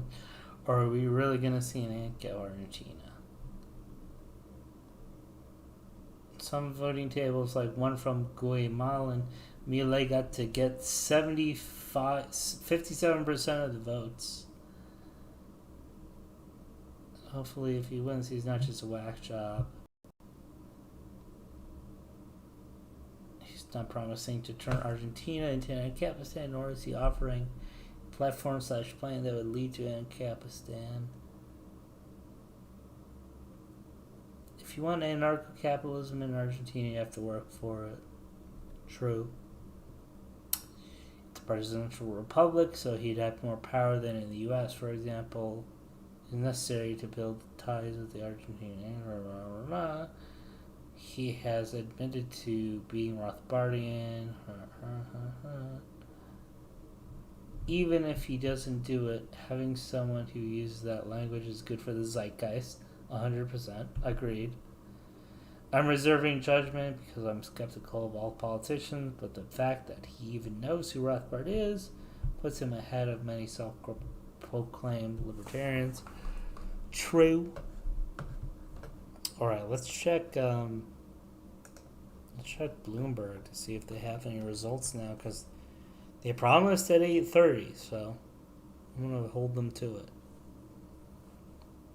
If they don't, I'm going to freak out.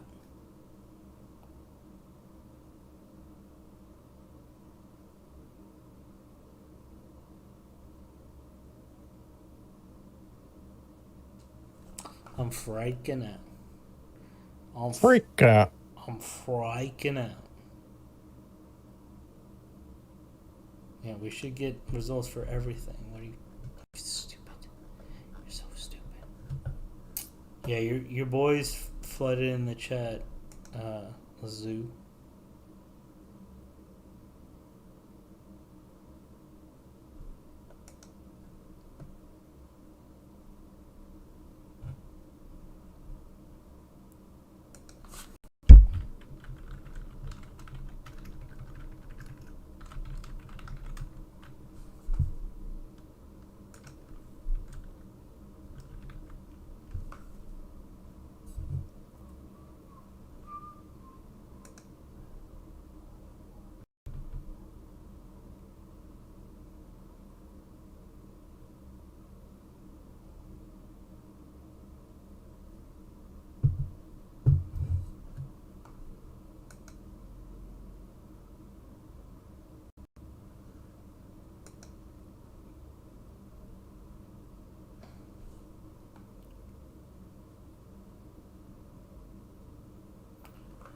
Yeah, Reagan is a great reason to be wary about people like this. But I mean, I feel like he's written books. It seems like he really does fundamentally and he read books not like, or he wrote books not necessarily like, it wasn't like ghost written by like a staffer or anything like that. Like, he genuinely seemed interested in Austrian economics and liberty and freedom for at least like something like 20, 25, 30 years.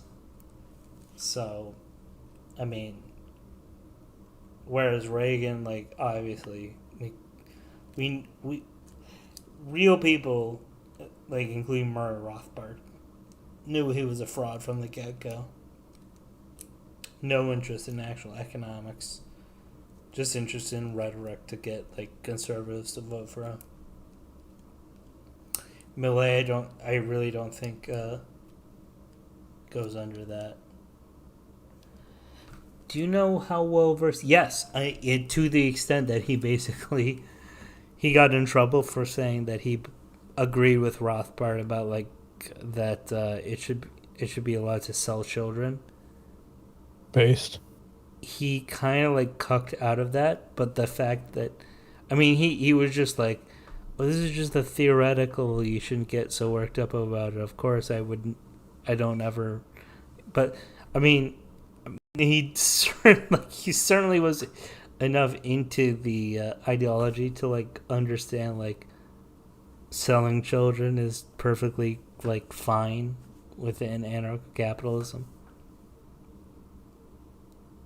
Yeah, which is a lot more than you could expect from a normal politician. Absolutely.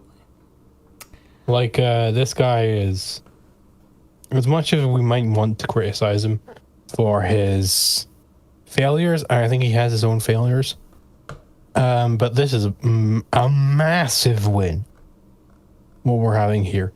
If he becomes president of Argentina, goddamn, I might move there immediately. Wait, what the fuck? Okay, 62 or 61% in.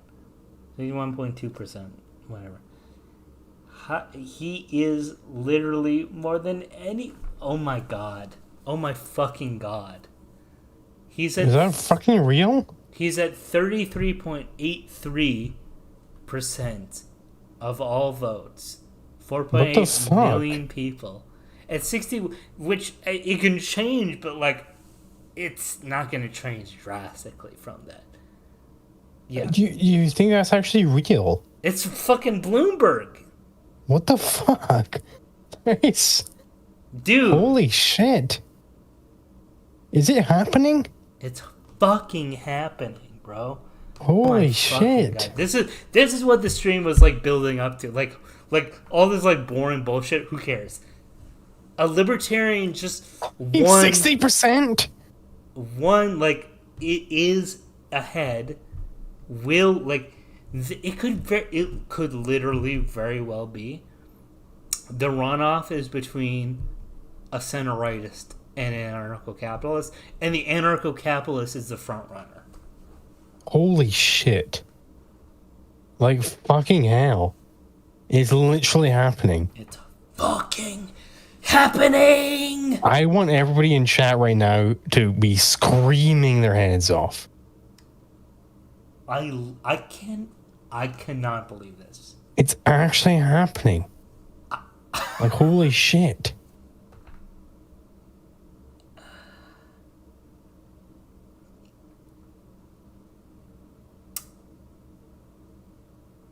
That is astounding. The fact that we have an anarcho-capitalist, an avowed anarcho-capitalist, somebody who actually says they are a follower of Murray Rothbard. They are the front runner in this election. Like, by a margin. By quite a margin. Like, it's not narrow or anything. Let's just make sure. Like, it may be that the stronghold hasn't even been called enough. Let's see. Buenos Aires. Let's see how much is in. 31% is in. So it could increase. That is insane. The lead could increase. This is not even like his stronghold. Yeah, this is the rest of the country. But most of the rest of the country is in, which is supposed to be like Peronist stuff, because it's supposed to be like hicks that don't know better. And Milei is leading in all Rio Negro, places like, I mean, let's see what Tierra de Fuego voted. Milei won in the southernmost province of any country on earth. This literally just like this like, you know, like that like the southernmost part of like Argentina that like goes like, it's like sort of meeting like Antarctica, right? Yeah. Milei won that. Like, that is big. Yeah, 86% in. Milei has a 6-point lead. Yeah, I mean, he's probably going to win it. And yeah, this is something like 2,000 miles away from Buenos Aires. It's one of the southernmost inhabited places on the face of the earth. So, I mean, God, what provinces didn't he win? I keep seeing LLA in front for every. Oh my God. Like, all the way up and down the Andes. I'm trying to find a counterexample. Okay. There's one in Catamarca. I got 1. 2, 3, 4, 5, 6, 7, counting Buenos Aires, but I doubt that's gonna. I think that's gonna change pretty soon. Yeah, 7 out of something like 24 provinces or whatever. The rest are Milei leading. Bro. Dude, what the fuck? I might literally, like, move to Argentina. Holy shit.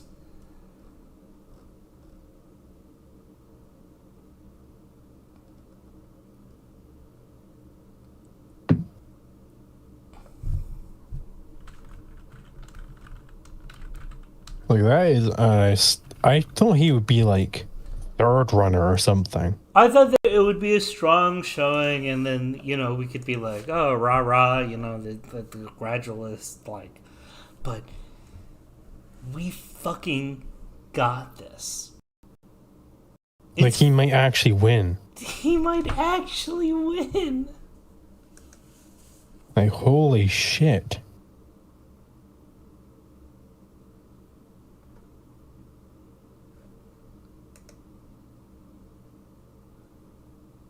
I will be right back. I mean, I'm just gonna stay here astounded by Milei showing here. So you take your time, bro. Like, I want to emphasize the chat here. Like, this is not just Milei doing well. This is Milei winning. This is Milei doing better than all of the establishment parties. This is Milei doing better than, let's take the US example. This would be like Milei, this would be like the Libertarian Party winning out against the Democrats and Republicans in primaries. That would be insane, never before documented, unheard of. This is what is happening right now in Argentina. Milei is getting it. He is there. Milei is actually winning as an anarcho-capitalist. This is never before seen. He is doing it. He is actually doing it. We all talk about this sense of, well, if we have an anarcho-capitalist getting out there and saying the message, maybe we can get somebody doing it. Hey, Milei is fucking doing it. Milei is doing it. Right now. Right now it is happening. It is fucking happening right now. You are witnessing it happening. This moment, you are witnessing it happening. This is not something which might happen. This is not something which has happened. This is something which you are right now witnessing happening. This is it. This is fucking it. And we're all here for it. And I want us all to celebrate. Because we fucking made it. We have fucking made it. With Milei.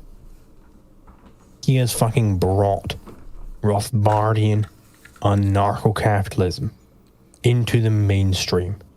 He is winning. You have all won. You are winning. Right now, you are winning.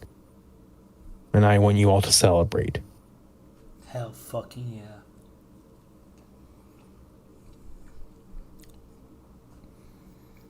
This is what we always wanted. This is my, like, wildest dreams. Right? Someone, somewhere, in some part of the world, would articulate the ideas of freedom, and that people would actually be like, huh, yeah, I believe that. And it finally happened.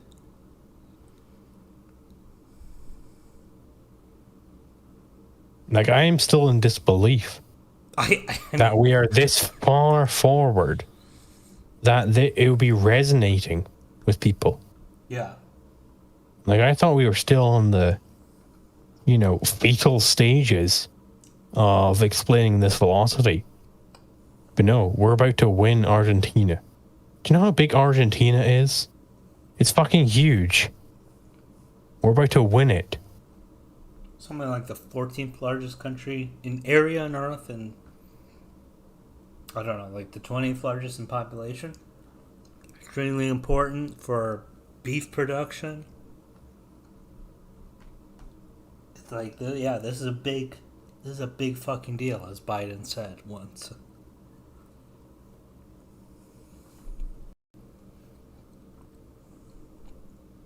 Let's check back on Buenos Aires.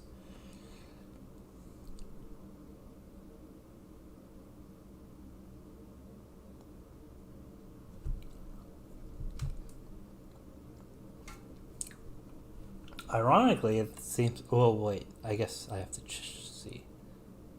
Yeah, okay. Yeah. The city is mostly in, and therefore the center right, but the county, the country, the countryside, the surrounding area is supposed to be Milei's stronghold, and it's only 30%. Everything else is basically already in. 97%, 78%. I'm seeing a lot of purple. Like, I'm seeing a lot of Milei there. Purple rain. Yeah. Apparently Sometimes chocolate rain. Did you know that guy was like kind of based on like foreign policy?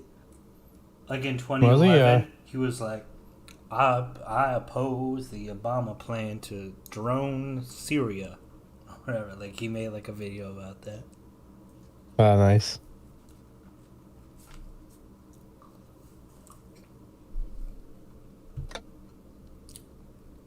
$25% for Milei would have been a stronger than expected showing, and he's gunning for like 30%, 32, 33%. I mean, look at his fucking map. Like, he is getting it. Dominating. Oh man, this rocks. This is exactly what I fucking wanted to see. You're gonna have a happy interview with the guy who's Argentinian. Absolutely. He's already over the moon. He's telling me we won. You know what? He fucking did win. We all won. Like as you said, we're winners. We are fucking winning right now. Look at that purple. Look at that fucking purple. That is libertarianism spreading over Argentina. Hell. That is all libertarianism. Look at it spread. Everyone watching this right now is a fucking winner. You have fucking won. Celebrate tonight. You have fucking won. Excuse me. You know what? This is a special occasion. I don't know how many people are in here. 5, 10. It says 19, 16, whatever.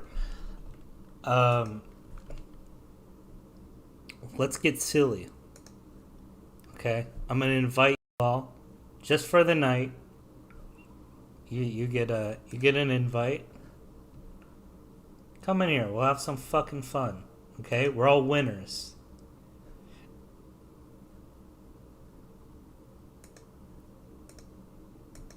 If you want to come in, join the chat, there it is.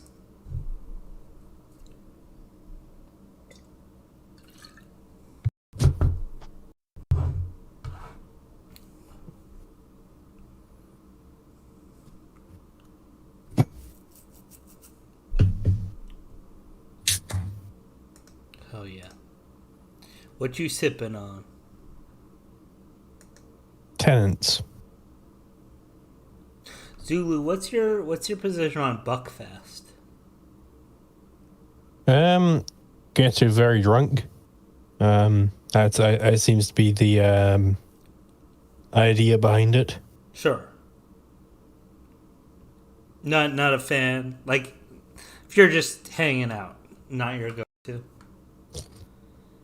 Oh no, you don't drink Buckfast if you're just hanging out. Like it's not just that's not a chill drink to be having. That's if you want to get fucking wasted, you drink Buckfast. Okay.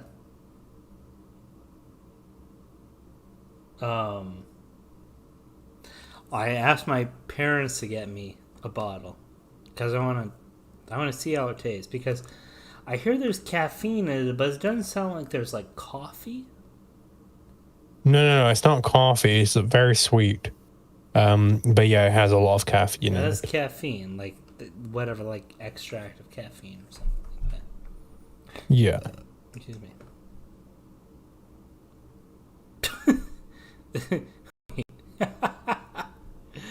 This Jackie guy came in, posted the Cobson Ron Paul revolution. Respect. What's up, Jackie?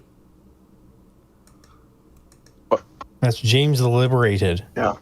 Wrong person, idiot. Sorry, J because I'm in stream mode. It cuts off people's names. Sorry. Hey, James. Hello. A historic day. Yeah, I know. Seems like we've finally won. We finally fucking won. And now all the naysayers are gonna pay for their lack of God, what did the Emperor Faith. say? Yeah, for their lack of faith. Electrify them all. You and your friends are dead. I mean, this is pretty big. Bro, this is the biggest thing that's happened to libertarians since This is the biggest thing that's happened to Paul. libertarianism since Murray Rothbard was born. It's kind of, listen, like, for like Ron Paul, like, doing well, like, God bless him, but, I mean, we were always talking about a pretty marginal part of a very large country. Milei seems to have taken the average voter in Argentina, like, the average voter in Argentina seems to think that it's a reasonable choice to be an anarcho-capitalist, which is insane. That is unprecedented. Like, it is happening here. Look, somebody posted the Ron Paul, it's happening. I'm gonna repost that in chat. It is genuinely happening. It's Milei, it's happening. It's not Ron Paul, it's happening. It's Milei, it's happening. Yeah. It's him, like, doing that, like, weird, like, dance when he's listening to the song. Like, that should be a new it's happening. Like, insofar, like, I may disagree with Milei on certain points, Yeah. but goddamn, I mean, if he's Ron Paul getting did it the done. same thing, 100% we would be, like, total Ron Paul victory. Of course. Yeah, like, I disagree with Ron Paul on certain things, but goddamn, he got it done. Yeah. This is big. I am going to celebrate in this victory. I think this is fantastic. I mean, none of us saw this coming this quick. My Argentine friends didn't dare to hope for this.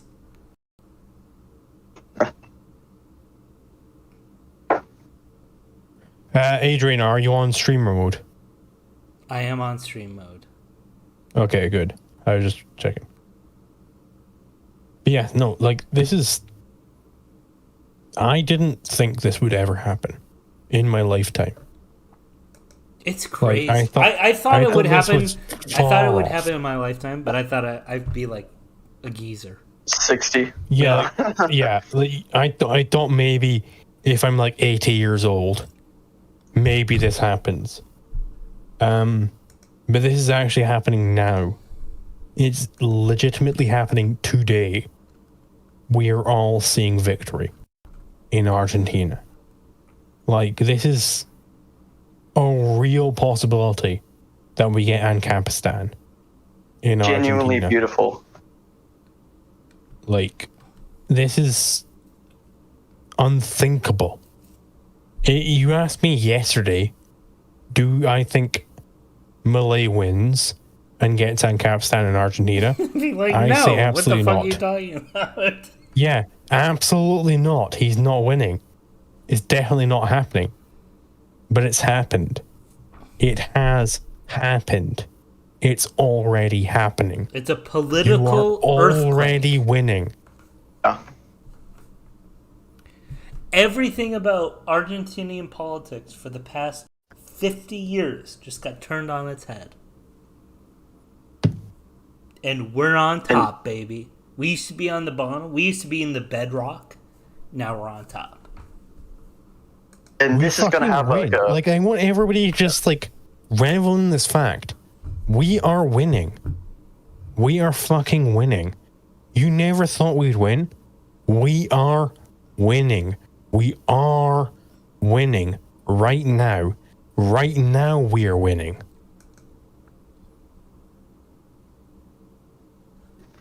Hell. and Fuck. eventually it's gonna go beyond Argentina. Absolutely. Amen. It's going to be Argentina. Then it's going to be Chile. Then it's going to be Brazil. It's going to be Colombia. It's going to be Peru. It's going to be It's gonna be fucking United States of Venezuela. America. And guess what? Yeah. When our fifth column is going to make sure it's going to be the United States. When the legions of boys. freedom come, That's try to pass right. the Rio Grande, we'll be waiting for them. We'll be waiting for them in fucking New Hampshire. New Hampshire, free, very soon, very fucking soon. We are winning right now. Move to a free place.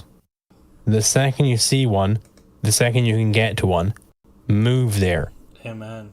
You have it. You have it in your fucking grasp. Freedom is within your reach. We have it now. We are fucking winning. And you should celebrate tonight. Celebrate, baby. I got J&B Scotch. Zulu, I have some weird, I'm sure Scottish beer or whatever. Whatever you need, fucking overindulge, okay? Because guess what? This event doesn't happen every day. It doesn't happen every decade. It doesn't happen every century. But Liberty won tonight, okay? And if you have a hangover tomorrow and you're working, just remember why you have a hangover, right? It's because something important happened. Okay? So bottoms up. Amen. Amen. Dang. I gotta tell you guys, my Freemason bros are going crazy right now. I bet they are. Because Freemasonry... They're saying that we should move to Argentina. Hell to the fuck yeah. Yeah, I'll tell them fuck yeah. I'll go down there. I'll bring my family. Yeah, bring the Freemasons on our side. Yeah, no, the Freemasons are on our side. I mean, yeah, Freemasons, they're classical liberals. Yeah. I mean, I've convinced a lot of them to join this. In America, they're like libtards or whatever. Who cares? Like, I mean, they're not even anything. But in South America and in Europe, people tend to take Masonry seriously just because religion has been so eviscerated. That I think Masons in America genuinely do believe in basic liberalism way more than the average person. And I mean, a lot of them in America are. I mean, like I said, I've gotten a good bit of them, and they understand it. That's the great thing about the Freemasons is that they aren't like a normal person where they'll just listen to it and then fucking forget it the next day. Like, they actually listen and they understand the ideology. Yeah. And I'm fucking impressed about that. I've never seen that of any other group of people. We have a dissenter in chat. Sheduff123. Milei winning does not bring a Capitan to Argentina. Repeating "we are winning" doesn't make us the winners. This is a victory we'll now have to do our best to exploit. Of course. But but you don't have to be like a nerd emoji all the time, okay? Enjoy yourself. Enjoy the victory, and let it empower you. Let it bring you to new heights. You know, what is the alternative here? that we see, an avowed anarcho-capitalist is about to become fucking president of Argentina. This is calculating. This is not an important event. Like, what the fuck is wrong with you? Sounds like something I'd do. Clearly, a fucking massively important event. Something. Name me a more important event for anarcho-capitalism in the past 5,000 years. Name me a more important event. Rothbard was born. I mean, Yeah, well, that's the only fucking one. Yeah. The guy who invented This is born. massive. yeah. This is at the same level as Rothbard's birth. Okay, alright. Think on that. Like, okay, he sent another message. Oh, you should still celebrate this fishing. I mean, fine, but like, I get that you're like, oh, we shouldn't be lost in it, but come on, let the boys have their fun, okay? You know what? Like, I mean, because realistically speaking, it's not like tomorrow we have to get to work to like form the Argentine like non-state or whatever. Like, what we really have to like, we have to, the people even in Argentina that are anarcho-capitalists go to bed and they'll wake up and there'll still be a state, right? We have the same exact agenda that we did before. Okay, right? Is just to reduce the role of the state, reduce the citizens, their perceived need for a state, etc., etc., etc., right? Which makes this break all the more important, right? That we get at, like, this is like this huge. I mean, you think, okay, in Texas, right? In Juneteenth, when slaves are told like they're no longer slaves, where they're like, let me calculate here. We have to make sure that we become like landholding citizens and whatever. Like, no, they're celebrating that they're not slaves. You know what I mean? Like, there has to like, you have to be human. There has to be celebration. Yeah. I mean, there's at some point in the process. It's funny because in the beginning of this broadcast, we were talking about the difference between objectivism and stoicism. And it seems like vulgar stoicism is supposed to be like, you're never supposed to celebrate these victories.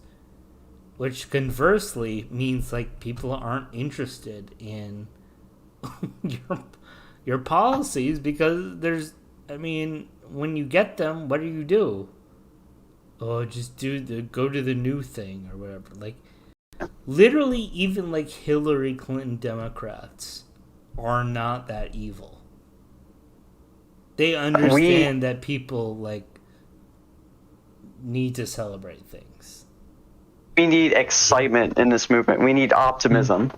Because we're human beings, and we're working for moral goals. So of course we should celebrate major victories. And this, I don't see why we shouldn't. And you said a very important word there. You said we need to celebrate. We genuinely do. We need to do it. It's a need of ours. It's a need just as we breathe air that we understand. Like we. That we recognize moral things. Mm-hmm. I mean, I can understand the shock that some people might get, that some people just, like, right now just can't comprehend how much of a massive win this is. Like, even I'm having this problem, but it is insane. This is probably one of, if not the greatest strive in libertarian history. Like, this will go down in history books. Absolutely. And if a fucking neighbor is like, oh, you gotta keep this on, how about fuck you? Okay? I'm just saying, the libertarian Nuremberg trials are not that far off. Yeah, so sober up. Yeah.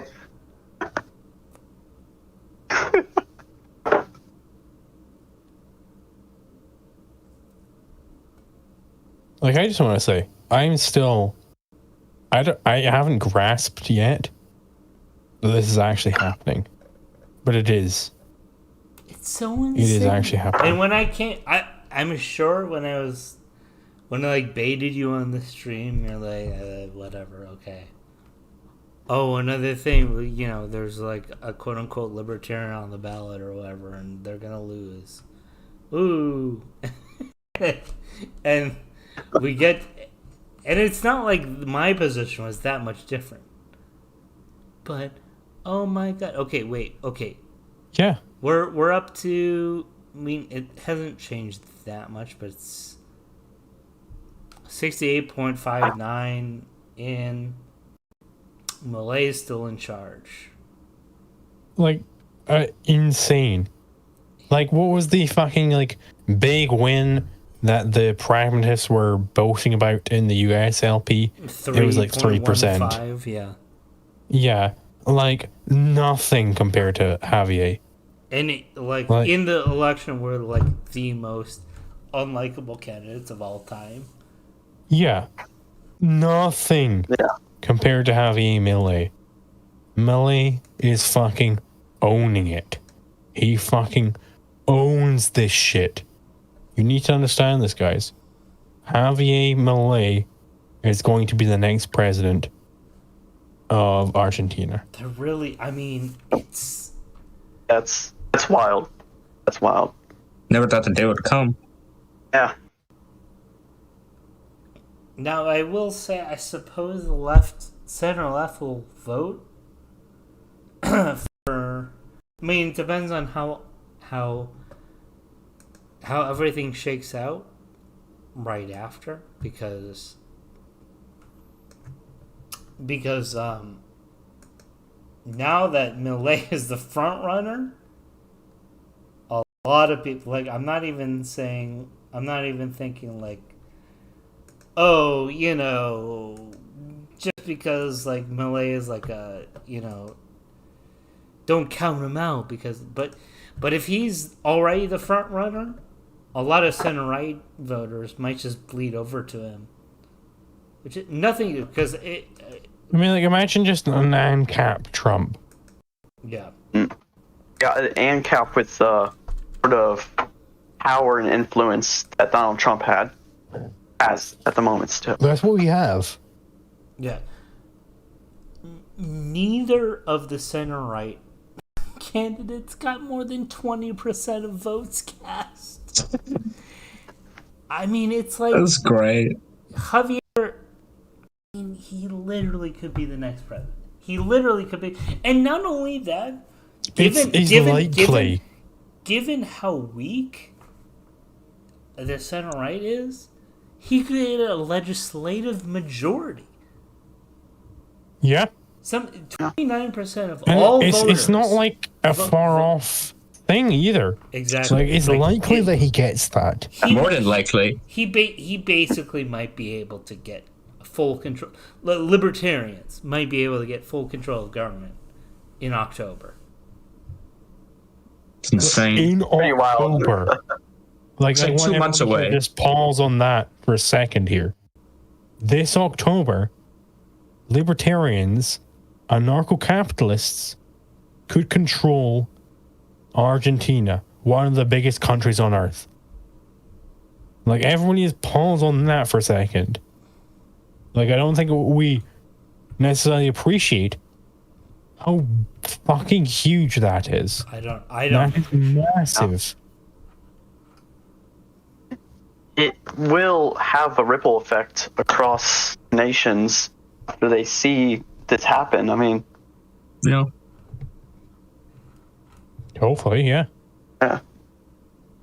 What's his strategy? Is he going to, because I'm sure at one point he's wanting to abolish the government. Does he have a plan on that? We've talked about this. It does not seem that he has an electoral manifesto right now. I think his party will release a manifesto sometime between now and October. I mean, I'm optimistic on that front. I'm always extremely pessimistic about almost everything it seems like, about this entire movement. Complain about everything, but this is something that I physically cannot be pessimistic about, and physically, cannot just discard as something useless. This is absolutely massive. This may be one of the most important moments of my life. Physically remove yourself from pessimism. Amen. So to speak. Sozusagen. Sozusagen. This is biggest moment for Leo.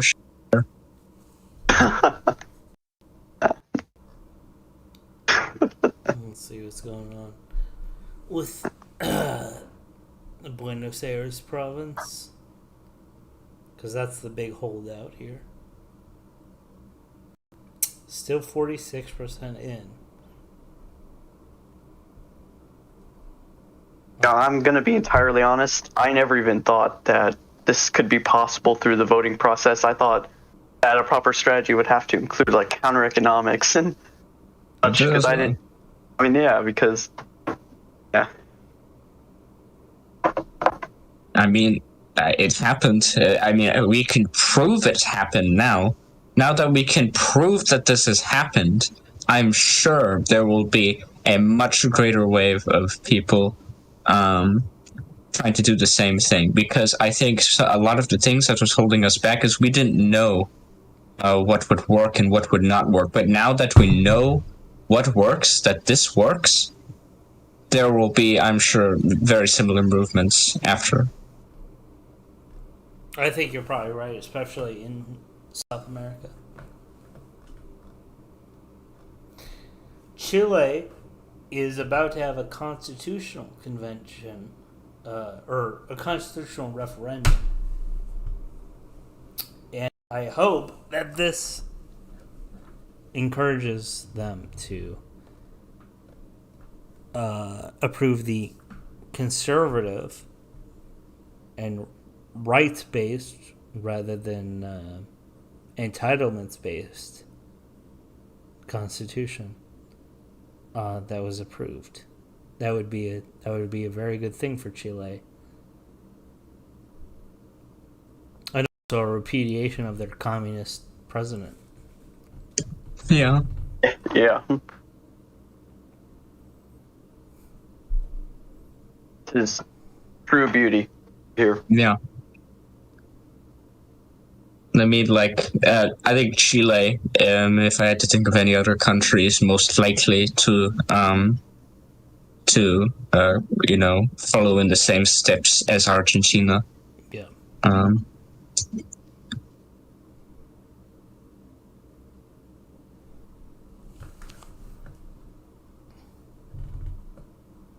Argentina. Argentina. Argentina. Argentina. Argentina. How do you do that? Oh my god. You just have to be Jewish. Exactly. Oh yeah, I'm the only Gentile in this chat right now. Quiet, goy. Oh god. I can do this. I'm Sephardic. When a Sephardi. This is a Sephardi. Could a Sephardi boy find love with an Ashkenazi girl? No. Yeah, she's too naggy. Yes. And, me and Casimir had this exact same conversation. Is Casimir Jewish? Yes, he's like Russian, I think, Jew. I don't think he's religious, but he's like ethnically Russian Jew. I mean, the blood is all that matters. And I mean, like, he was like, we can enjoy the food, but not the music. Damn, he doesn't enjoy klezmer music? I mean, I love klezmer. That's like... I fucking love klezmer music as well. Yeah, I mean... I can't relate. I mean, fucking... I think it's better than the food. I mean, come... Yeah. Oh, look, the soggy... meat. Oh, I love it. Like, who cares, man? Like it's a A fucking fucking salted steak that probably like makes her tongue dry. not even steak. It's fucking brisket is literally like it's an inferior cut of meat.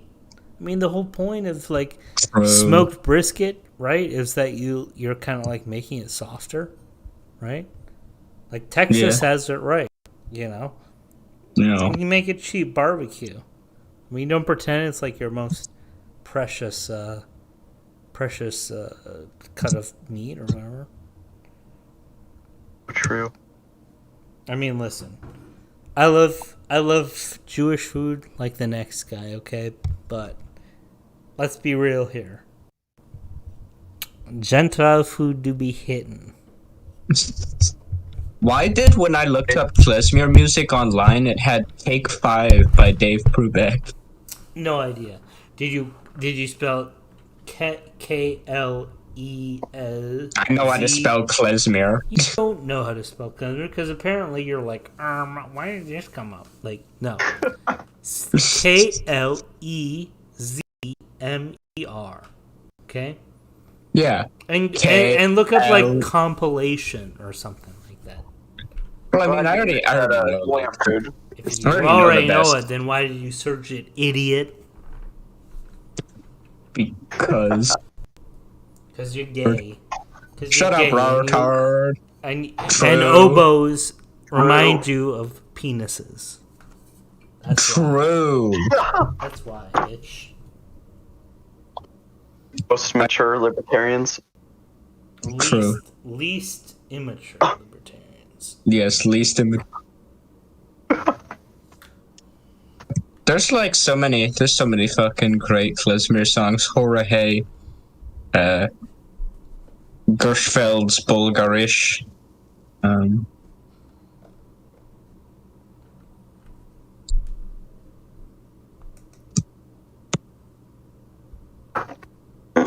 Hello, Casimir.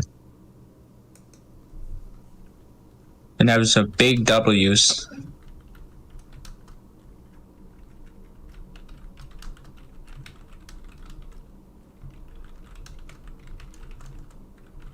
Very much is happening. Yes. Is Casimir in here? Hello. Yeah? Yes, just arrived. Yes. Is Yeah. our boy in the lead? Yeah, I think so. Milei. Yeah, Milei's in the lead. He's got, what was it, 68%? Not 68. Yeah. Last time I checked, it was 34% or something like that. But let's get an update. Let's make sure here. 38 is insane, though. I mean, they were expecting 20%, so yes. So, I mean, fucking 25% was considered out of, an unusually good result. So he's a front runner right now. Let's get the whole scoop right now. 33, yeah, he's still at 33% with 72% in. Wow. And Buenos Aires is the holdout.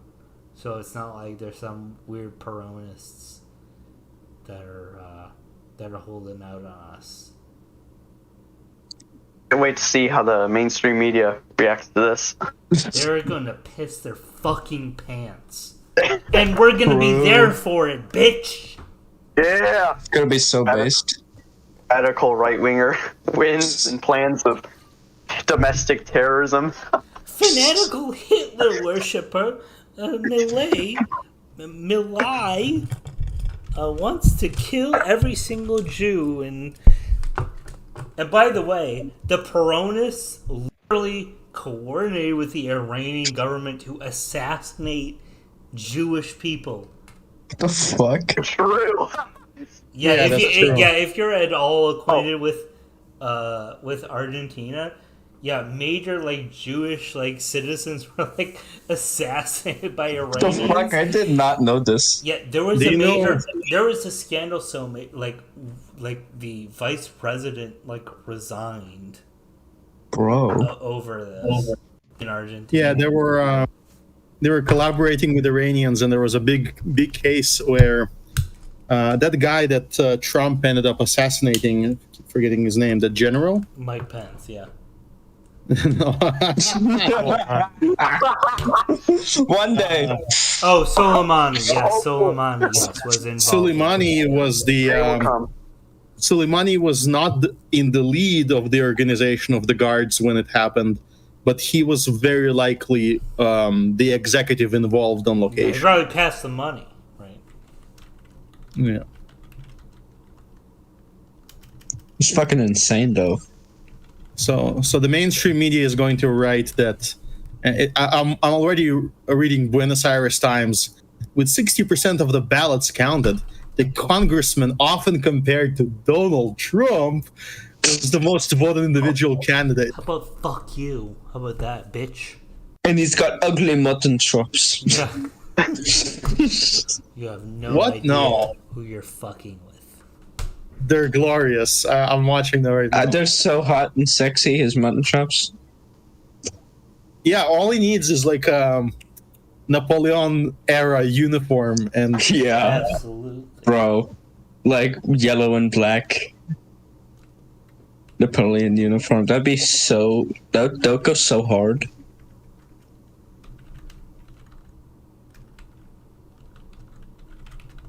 with a saber. Fuck yeah.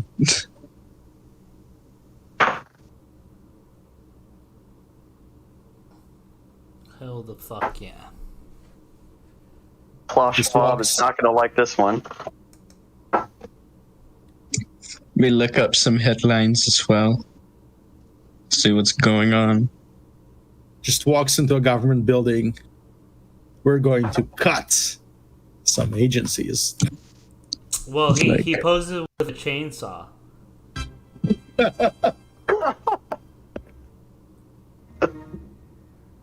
I don't know why he looks like somebody out of a Clockwork Orange in this picture I'm looking at. Like dystopian almost. Who, Milei? Oh, Why? I have a great picture of Milei from Newsweek. Oh, You guys are gonna love this one. Reuters. Far right outsider.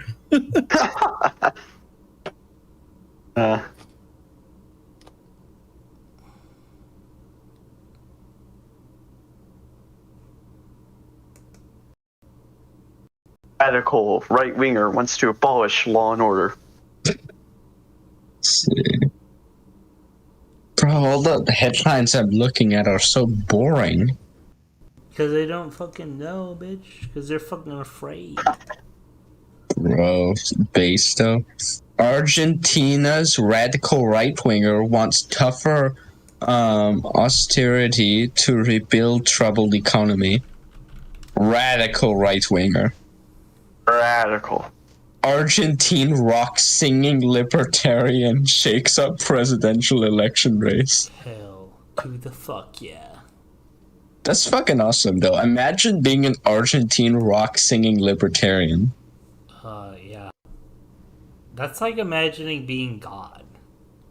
True. Just amazed Argentine people truly want liberty and are voting for it.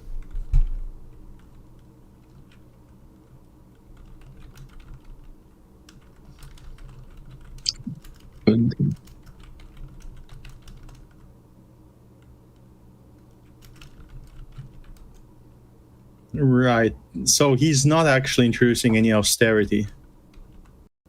Austerity. Absolutely, he's gonna be taking a chainsaw to the. I mean, depends on what you mean by austerity. Yes, exactly. I'm reading it right now, and it's Right. He's cutting spending rather than like raising taxes. exactly. Oh, which I mean is crazy in the 20th century. Even though it was like that was more generally the way that you did austerity was by cutting spending. Because I mean raising taxes would like drive people insane. before the 19th century because our productiveness was so low that, I mean, a small increase would basically mean people starved to death. According to Paul Krugman, since the government is not like a household, reductions in government Beat up on spending. Paul Krugman, that's nothing. Transcend Mises at 20, that's stunning.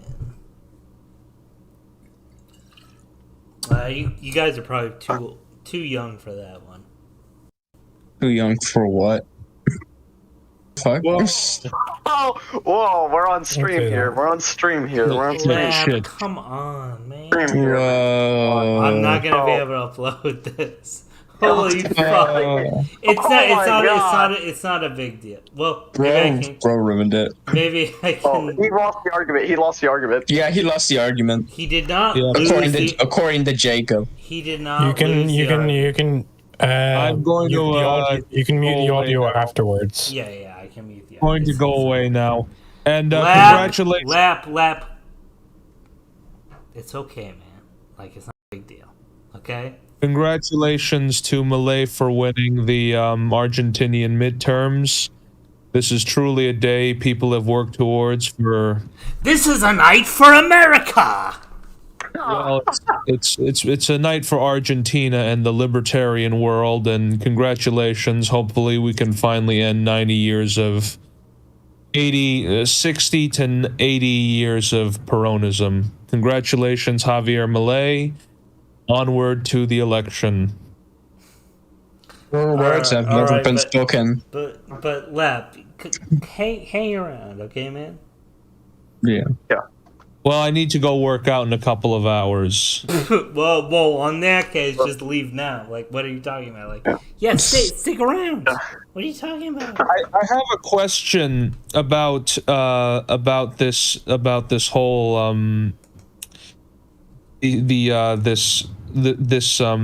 I have a question. Now, what? Obviously, there are some places that have been allowed to get secessionist referendums, but how do we inculcate a sense of libertarian nationalism in people? How do we make even the most hello? Yeah, keep talking.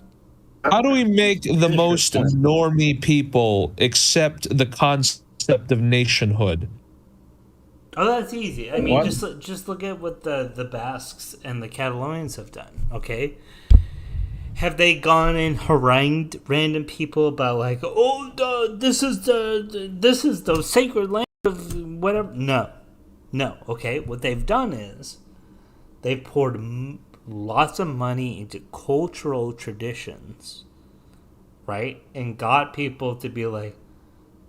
I mean, it's like free for like the participants, right? To engage in like Catalan dance class or whatever, like, and all of that builds towards a sense of national consciousness, right? I just don't understand how American states could be not only nearly autonomous. Some American states are nearly autonomous in several government functions, and yet for some reason any smack of national consciousness is treason, stupidity. I don't know. Okay, I mean- so Texas and the South have something that can be played upon, okay? If people who had lots of money wanted to make Southern nationalism happen, they could make it happen, and not just by like brainwashing people. You pay to have like Southern dance classes, right? Like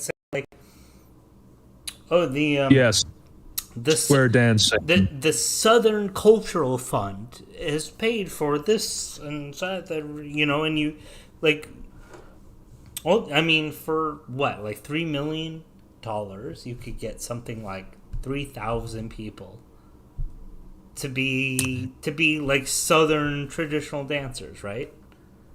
I mean, I suppose probably even so. more I mean, than that. Probably there's already maybe something like a lot. 10 There's a times. lot that's already happening in the South. Given there's Codafil in New Orleans, which incentivizes the teaching of French, and that can only be a good thing. Exactly. Like, I mean, But yeah, you can think about the state level, on the county unfortunately, level, the city level. As America changes, I'm not just talking about Demographically, you're also talking like people are getting younger, or they have less attachment to their forefathers. No, it's not just that. It's that it seems as if there's this new. You know how in the 1900s Theodore Roosevelt tried to make new nationalism a thing. And to a certain extent, I think he prevailed. Of course, and unfortunately, I think there's an attempt, not that they ever needed any incentives, but there's an attempt to try and create a new socially liberal, conscious, woke nationalism for a woke country. I unironically think that they hate America so much that there's very little headway being done that way. I mean, they're raising people already that just despise America. Well, they despise America, the nation. They definitely love America, the state. Which that's debatable. I really think. I mean, and of course, the average person has like no ability to like connect these two. Well, I mean, think about how everybody, the Civil War discourse that's really become impoverished since the mid-2010s, really since earlier than that, where they've tried to blood libel Southerners and, because of the original sin of slavery and whatnot. And yes, it is, yes, the South and the North and everyone else, including me, I am a new American. I'm not a new American, but should be aware of the ills done towards others, especially the Indians and the African Americans. But it just seems this whole Civil War neo-union, nouvelle unionism, which has really gripped the youth, is just another way to signal against the enemy of enemy America, old America that is antiquated. Even some writers like Michael Lind talk about this when he had his ridiculous piece on eugenicons. That sucked ass. It's so funny because it literally was like the worst part of like anti-rightism. It's not like anti-rightism as in anti like authoritarian like social conservatism. His position was like it's like this like new rightism is bad because it's it's economically conservative and like socially like liberal, which is like okay. I mean, you should, like, if you oppose that, you should die. Like what? Like there is no like God. I hate this idea that like traditional conservatism has to oppose the market. Like that's evil. Well, because what you're really getting is just like communism. Yeah, it's just but a lot of conservatives are communists. They just simply don't know it yet. So fuck them. So to push them into communism. It's like that song, the rich men north of Richmond. But but the rich men north of Richmond has nothing to do with hating rich people. The rich. No, it doesn't. It's everything to do with a political and social order, which exactly increasingly hates Americans, which don't fit the mold. Yes. Anyways, going back to Latin America, Milei gives me a lot of hope. I mean, prior to his election performance, I thought he was a joke. I thought he didn't have a governing platform. I didn't really think that he was in it to win it, and now he did it. He did it. he polled he got a very respectable result, 32.6% or something like that. It's not yet. It's not there yet. You gotta knock on the wood right now. Well, I don't know. You don't.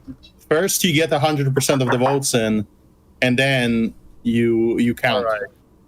All right, but I found it quite unbelievable, and my faith as a libertarian has been restored. And Liquid Zulu is not here. I think I really Liquid Zulu makes great videos. I know that. I think Liquid. I think your video on open borders was actually quite. I'm quite agnostic on open borders, but it was a much better argument than Mr. Kaplan's endless utilitarian justifications for it. Yes, thank you very much. I mean, not that we should talk about this, but every time, I once read an Alex Naurasta piece that said, let's build a wall around the welfare state. And I think to myself, well, that's impossible, so why would you use that as an argument? Anyways, okay, going back, Adrian, my last question to you, because this is a very important question, and I'm back in Hong Kong, and I've been thinking about this every single day. You're back in Hong Kong. Okay, you didn't even tell me. Okay, what's up? Roasted pork. What does America have to challenge the the Asian hegemony known as roasted pork on rice? Are you kidding me? The Southerner is an artist with roast pork. Except we don't put it in rice. Well, I'm not to say I'm part of the Southerner, but the American Southerner doesn't put it in rice, but I mean, we slow cook it probably twice as long as you guys do. It just falls off the bone. It's not supposed to fall off the bone. If it's not supposed to fall off the bone, I'm sorry, it's cooked wrong. Of course. Yeah, whole hog or chopped up. I don't know. Pork is something. It's that's another. The Chinese attachment to pork and Asian in general, I think, is it's interesting. Kind of strange, because I learned maybe not strange. I learned something. Yeah. I learned something that's actually a statistic that blows my mind. Apparently, Hong Kong has one of the highest, top 3 per capita meat consumption. I gotta say, that's when I first read about they've done this statistic many times, but I'm not surprised. People really love eating meat in this country. Good. I mean, it's one of the most affluent countries in the entire world, so I don't necessarily. And meat consumption traditionally is, of course, correlated with wealth, right? No, but going back to the cultural fund, I mean, do you think, given how America is changing socially, demographically, culturally, politically, you see a lot of young Americans who don't seem to like anything about America except for, I don't know, power, wealth, and cultural imperialism. How do these foodways survive? How does a distinct Illinois culture or a distinct Nebraskan culture or even a Californian culture continues to survive? I mean, there isn't a lot of federal money or even state money for something as simple as Codafil. I mean, the last time I checked, Codafil didn't even have a budget of $1 million. I don't know why I'm so obsessed with French. But isn't that interesting that even though it doesn't have a budget much more than $1 million, and we know how thin $1 million can spread over an entire state. Yeah, Codafil is pretty successful. But if you get like little incentives here and there or whatever, or even no, I mean, obviously my idea would be no incentive funded by taxes, but certainly, I mean, you could make up all kinds of incentives, right? Especially with the burden of taxation, right? You have this like new like revenue or whatever. But I mean, let's just think about just about taxes, right? Like, what percentage of Louisianan taxes are directed toward furthering Louisiana culture, right? Not much. Probably something like 0.1%. Of course, and yet it seems actually like kind of super effective. Now the thing is, maybe it's not effective at all, right? And what's really going on here is kind of this like eternal truth is that people like the culture that they grew up in and want to continue it, right? It's actually quite interesting how Americans are not necessarily conditioned against separatism. They definitely support separatist movements when it benefits the United States. It just seems to me that there's this nouveau neo-new nationalism that's been happening. Really, I really don't want to use the word woke, because it's far greater than that. It seems, yes, it is very left. It is very left-ish, culturally progressive. It's post Gore. Post Gore, yeah.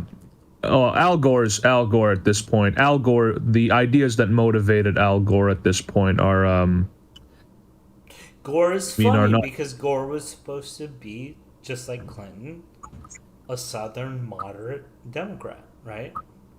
Well, he was more than that. Gore was more than a Southern moderate. He is probably the last of those Tennessee senators, those great Tennessee senators that, including his father, right? Yeah, that influenced, and part in the New South. Well, that influenced.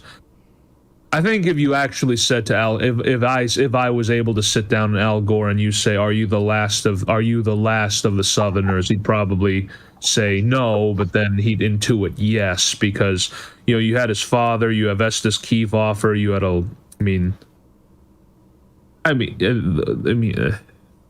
the South is no longer poor, but it's still hated, and I don't understand why. Okay, I don't understand anything as to why you need to hate the South. I mean, I don't hate California. Actually, I sort of do, but it is a very beautiful state. But going back to this, I'll just end my presence on here with a story. I went to a very fancy place. This was a fancy hotel. I splurged for a trip, and I was talking to a very important employee, and she said she was old Austin and his husband was new Austin, and this being Austin is not. I mean, we talked about the S word, secession. And she was surprisingly open about it, even though she was against it. But she wasn't pugilistic against the question. She did not feel insulted by it. We just talked about it as a respectable debate topic. But when I talked with other people about secession, it was something to be shut down, something that should not be said, or something that was annoying. And I found that very funny, because you had the transplants that said secession is illegal and secession should not happen, and you had people who lived in Texas for generations who just regarded the national question as something that will always stay with us. And it was very funny. It was, I don't know how I could say any more. I mean, it was very revealing. There's a message here.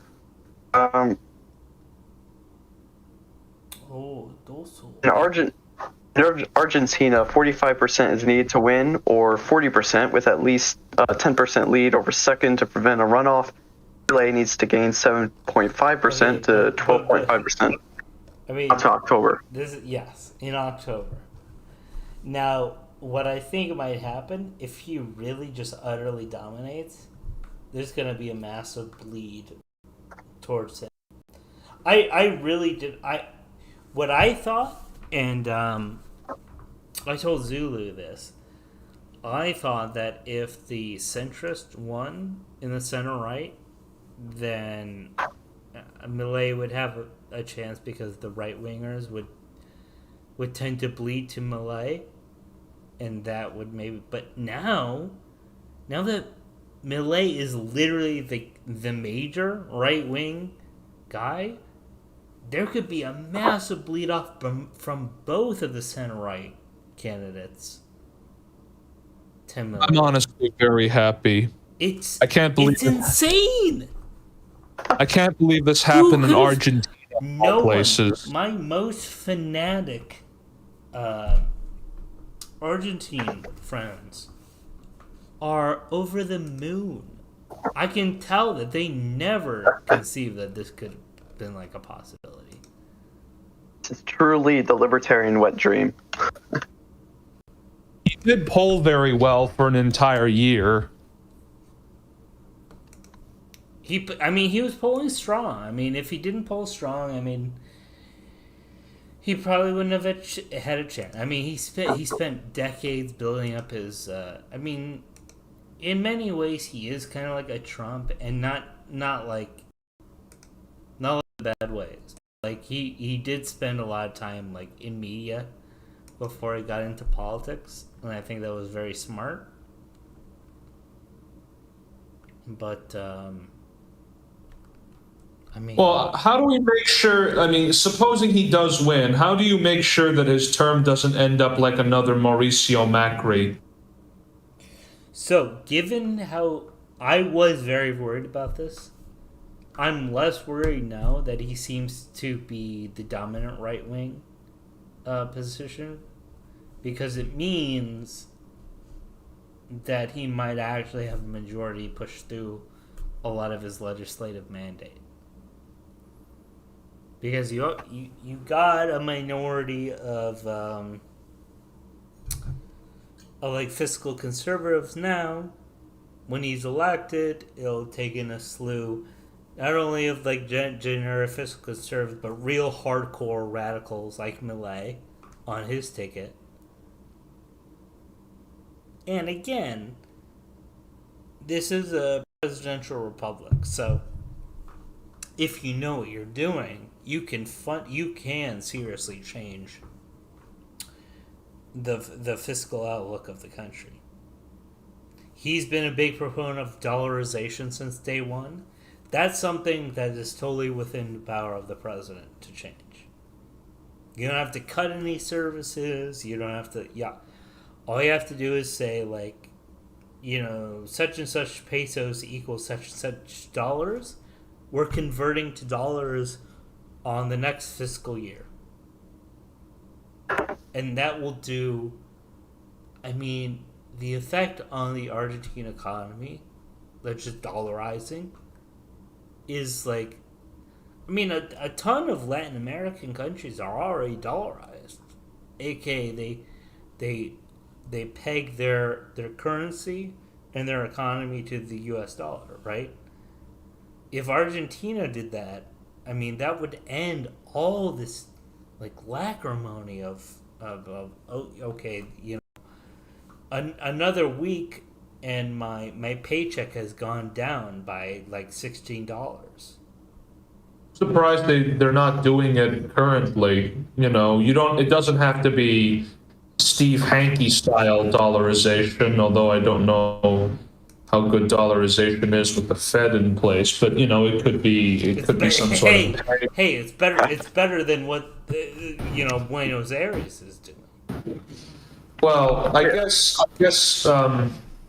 obviously you should do it Hanke style, but I suppose a good informal dollarization would be nice. I mean, whatever they do, I mean, like replacing the peso, I think is the right way to go. It's gotta go. It's been horrible for Argentina economically. Yeah, it's like 4 pennies from the dollar. If you look at it from like the 1990s, it's like insane. It's like, I mean, people complain about the U.S. dollar in the U.S. and obviously they have the right to, but like, you guys you don't know what's going on, you know, compared to other countries.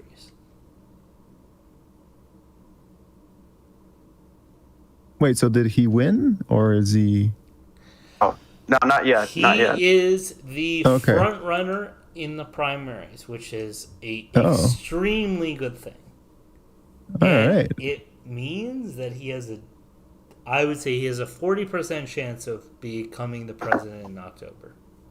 That's impressive. Yeah, he really exceeded. You know what? I'm gonna bump that up. 45% chance. Just because of how well he did. Because I said if he quote unquote did well, when everything was in, I would say 40%. But he like exceeded expectations at every level. He's actually winning a lot of where the center right used to take for granted, like Mendoza. Yeah, they really broke out. I mean, he is the first force. It's pretty big in Argentina. He hasn't done very well in Buenos Aires. Yeah, that is kind of ironic, given that that's where, I mean, he's a deputy there, and they were strongest there in 2021. I don't really have an explanation for that. You know, the long-term stagnation of Argentina is like the long-term stagnation of Britain. It makes me mad. It makes me mad that such a fine country such as Argentina could end up where it is right now. It's never mind. But you know, here's the thing. I guess I'm gonna have to make a trip to Argentina and eat some beef. Yeah. And see a psychoanalyst. I'm very sorry. Now, see, you might need a chaperone though. So. Yeah, of course. Yeah, we can do this. We can. Sorry about that. Argentina, we go, huh? Yeah.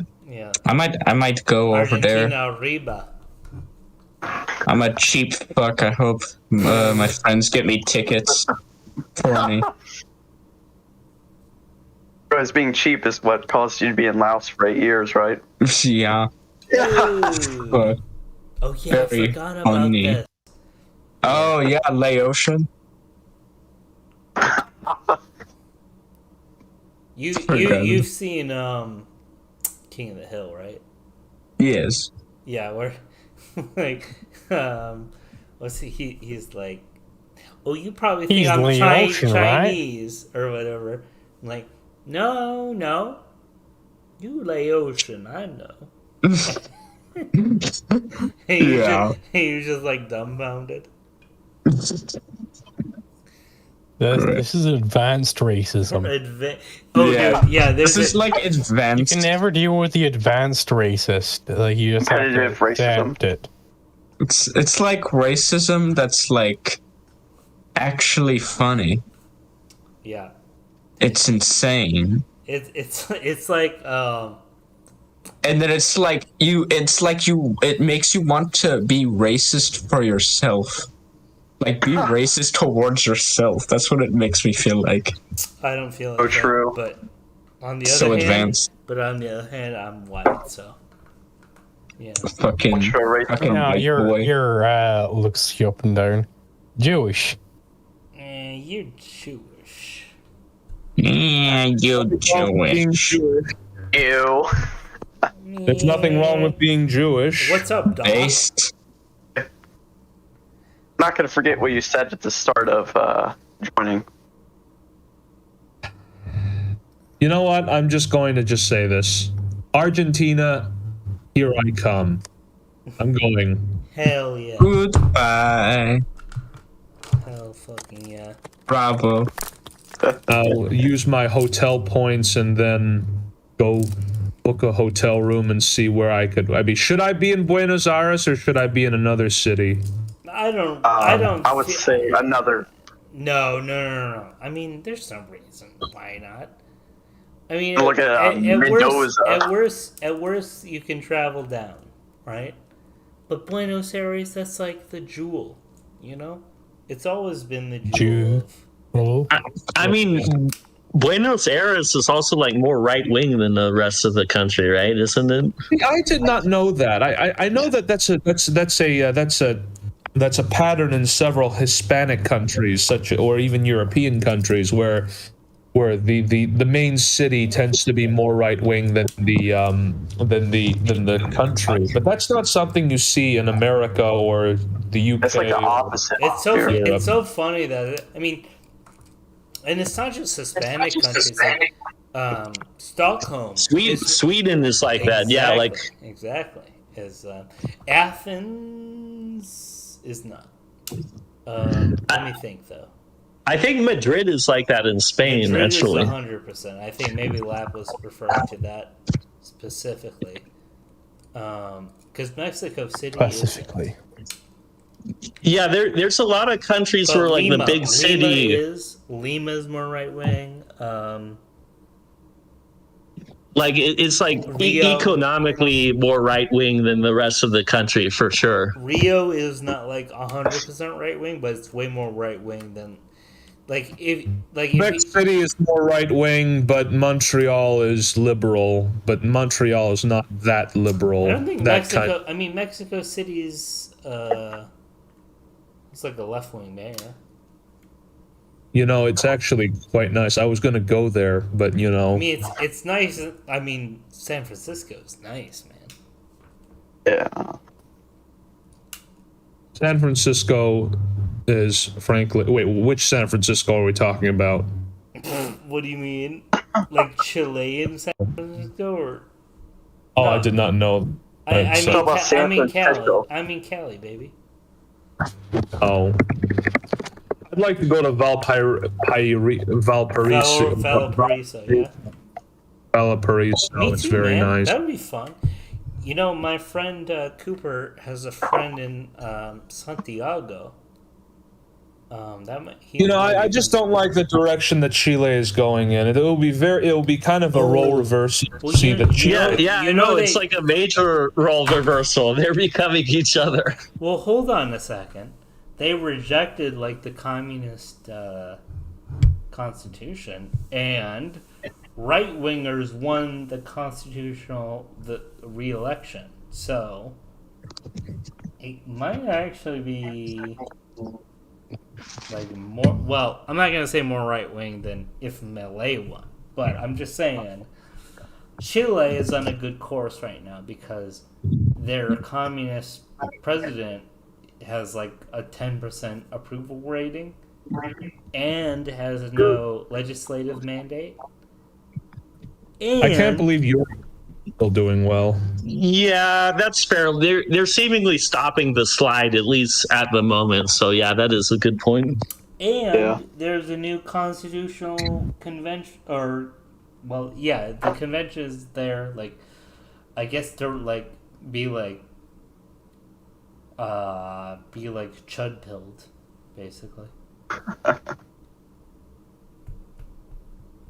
Buenos Aires Times. Doesn't sound fallen. It's so funny that like, I mean this stream has been going for like 4 hours or something like that, and I have to delete it because Lab said the N-word. I hate myself, and you know what? You can just edit it afterwards. Bro, it's gonna have to download for 4 hours. The timestamp. So wait. Send me the timestamp, and then we can do that. 100%. You just joined. The appropriate timestamp, like so you can just like I honestly think I should not be here anymore. Shut up. Because of I mean, you already did it. Like, I mean, there's nothing worse you can do. Can't take it back. You can say it again. People like no, I will not say it again. Oh god, no! I was kidding. It wasn't even either. It was the hard R. It was a hard R. But what the fuck is wrong with me? I don't know. Ask yourself. Well, Did you know we were on a stream? No, actually, you know what, he did. Okay, so there's kind of he probably could have gleaned it, but I didn't specifically say, by the way, Lab, we're live or something like that. So what? Fuck! I should have known that. I didn't say it. I'm saying I didn't say it. So you have all right, you know what? I must do the one honor of redeeming myself and sing a song from my people. No, I'm not gonna subject you guys to that. Yeah, sing in Cantonese, Lab.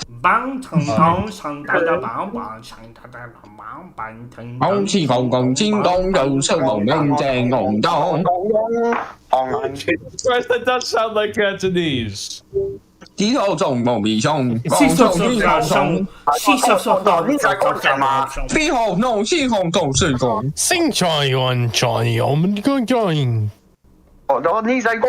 the most official Cantonese. 要北方小小天地。This is strange dissolving too. It doesn't matter because we won. Okay. This is how we party. This is how we party. I'm clipping this, by the way. I'm not gonna sing any Cantonese. This beautiful harmonizing. It's so beautiful. Harmonize this. Harmonize these nuts. Chinese libertarian before. Think about that. That's because they killed them all. Yeah. Well, of course. They killed all the intellectuals. They killed all the intellectuals. They destroyed culture, all for people like my mom and dad to say they didn't mean it that way. I mean, Chinese people are very forgiving, especially when most mature libertarian community. It's actually very sad how my mother and father and family have indoctrinated themselves to accept communist rule. Bro, unbased. You know, my fucking dad, avoids taxes. Like, I've said this before. Like, it's not even because he's ANCAP. It's just because he hates, he just likes money. Yeah, we joke. He's not Jewish too. You are entitled to keep the proceeds of your capital or your labor. True. True. True. My dad doesn't like money. He just hates theft. And you know makes what? Sense. I just don't really understand capital gains tax. I mean, you have an investment. It might make some good money, and they take some of it anyway. So you're basically getting double taxed. Never mind. True. I'm just bitching and moaning about my stock portfolio. Yeah, but bro is the ultimate cheapskate, I swear to God. That's okay. He's just saving it up so that he could give it to someone one day. True, like me. Give me all your money. It better be you. I mean, aren't you the eldest son? I am the only son. Okay, primogeniture indeed. It's all of it. Taken his entire fortune. I don't know how much he's gotten from tax evasion. It's probably like millions. It's gotta be. Honestly, I don't know. I'm going to call it the Republic of Lap. Bro, that's based. Are we gonna say N-words on streams? No. What we need to do is to establish a why do I sound like a goddamn economist? Never mind. In order to establish A Quantitative stable, easing. You sound fairly a American. stable taxation regime. Lab's being modest. He totally say the N-word on stream in the Republic of Lab. That's why he's creating it. Base. I feel like as if I'm nothing but a burden to people. Never mind. Oh no. This is false. All right. Well, you know what? Here's the thing. Liquid Zulu, how do I get red hair like you? I mean, why is your hair so awesome? I mean, what the heck? I mean, it's the most awesome looking, luxurious locks I've ever seen. Well, thank you. It's mostly just genetics. God damn it. My grandmother had similar hair, so I get this hair. All right, I'll be going to Argentina. I'll video some stuff for you guys as soon as I do it. You gotta get to Argentina, establish Springtime of Nations stand over there. Yes. Springtime of Nations, And Latin listen. America. Yeah. Very Okay, so. Buenos Aires. Zulu, you said you had the timestamp What did I say? of him saying the bad word? Yeah, I sent you the approximate timestamp, which is about 4 hours, 30 minutes. Okay. I really Okay, fair hate enough. myself. It's not a big deal. It's time for me to go. 4 hours, 30 minutes. Okay. Time for me to go. Good night. And remember, kids, Lap is going to Argentina in the next episode. Find out when he does overdose on red meat. Thank you and good night. Goodbye. Yeah. Oh, by the way, this has been the Springtime of Nations comedy show is sponsored by a grant from the Polaroid Corporation, now newly libertarian because of market competition. Also supporting us are the Mises Institute. God, And viewers like you. Okay. Let's figure this out.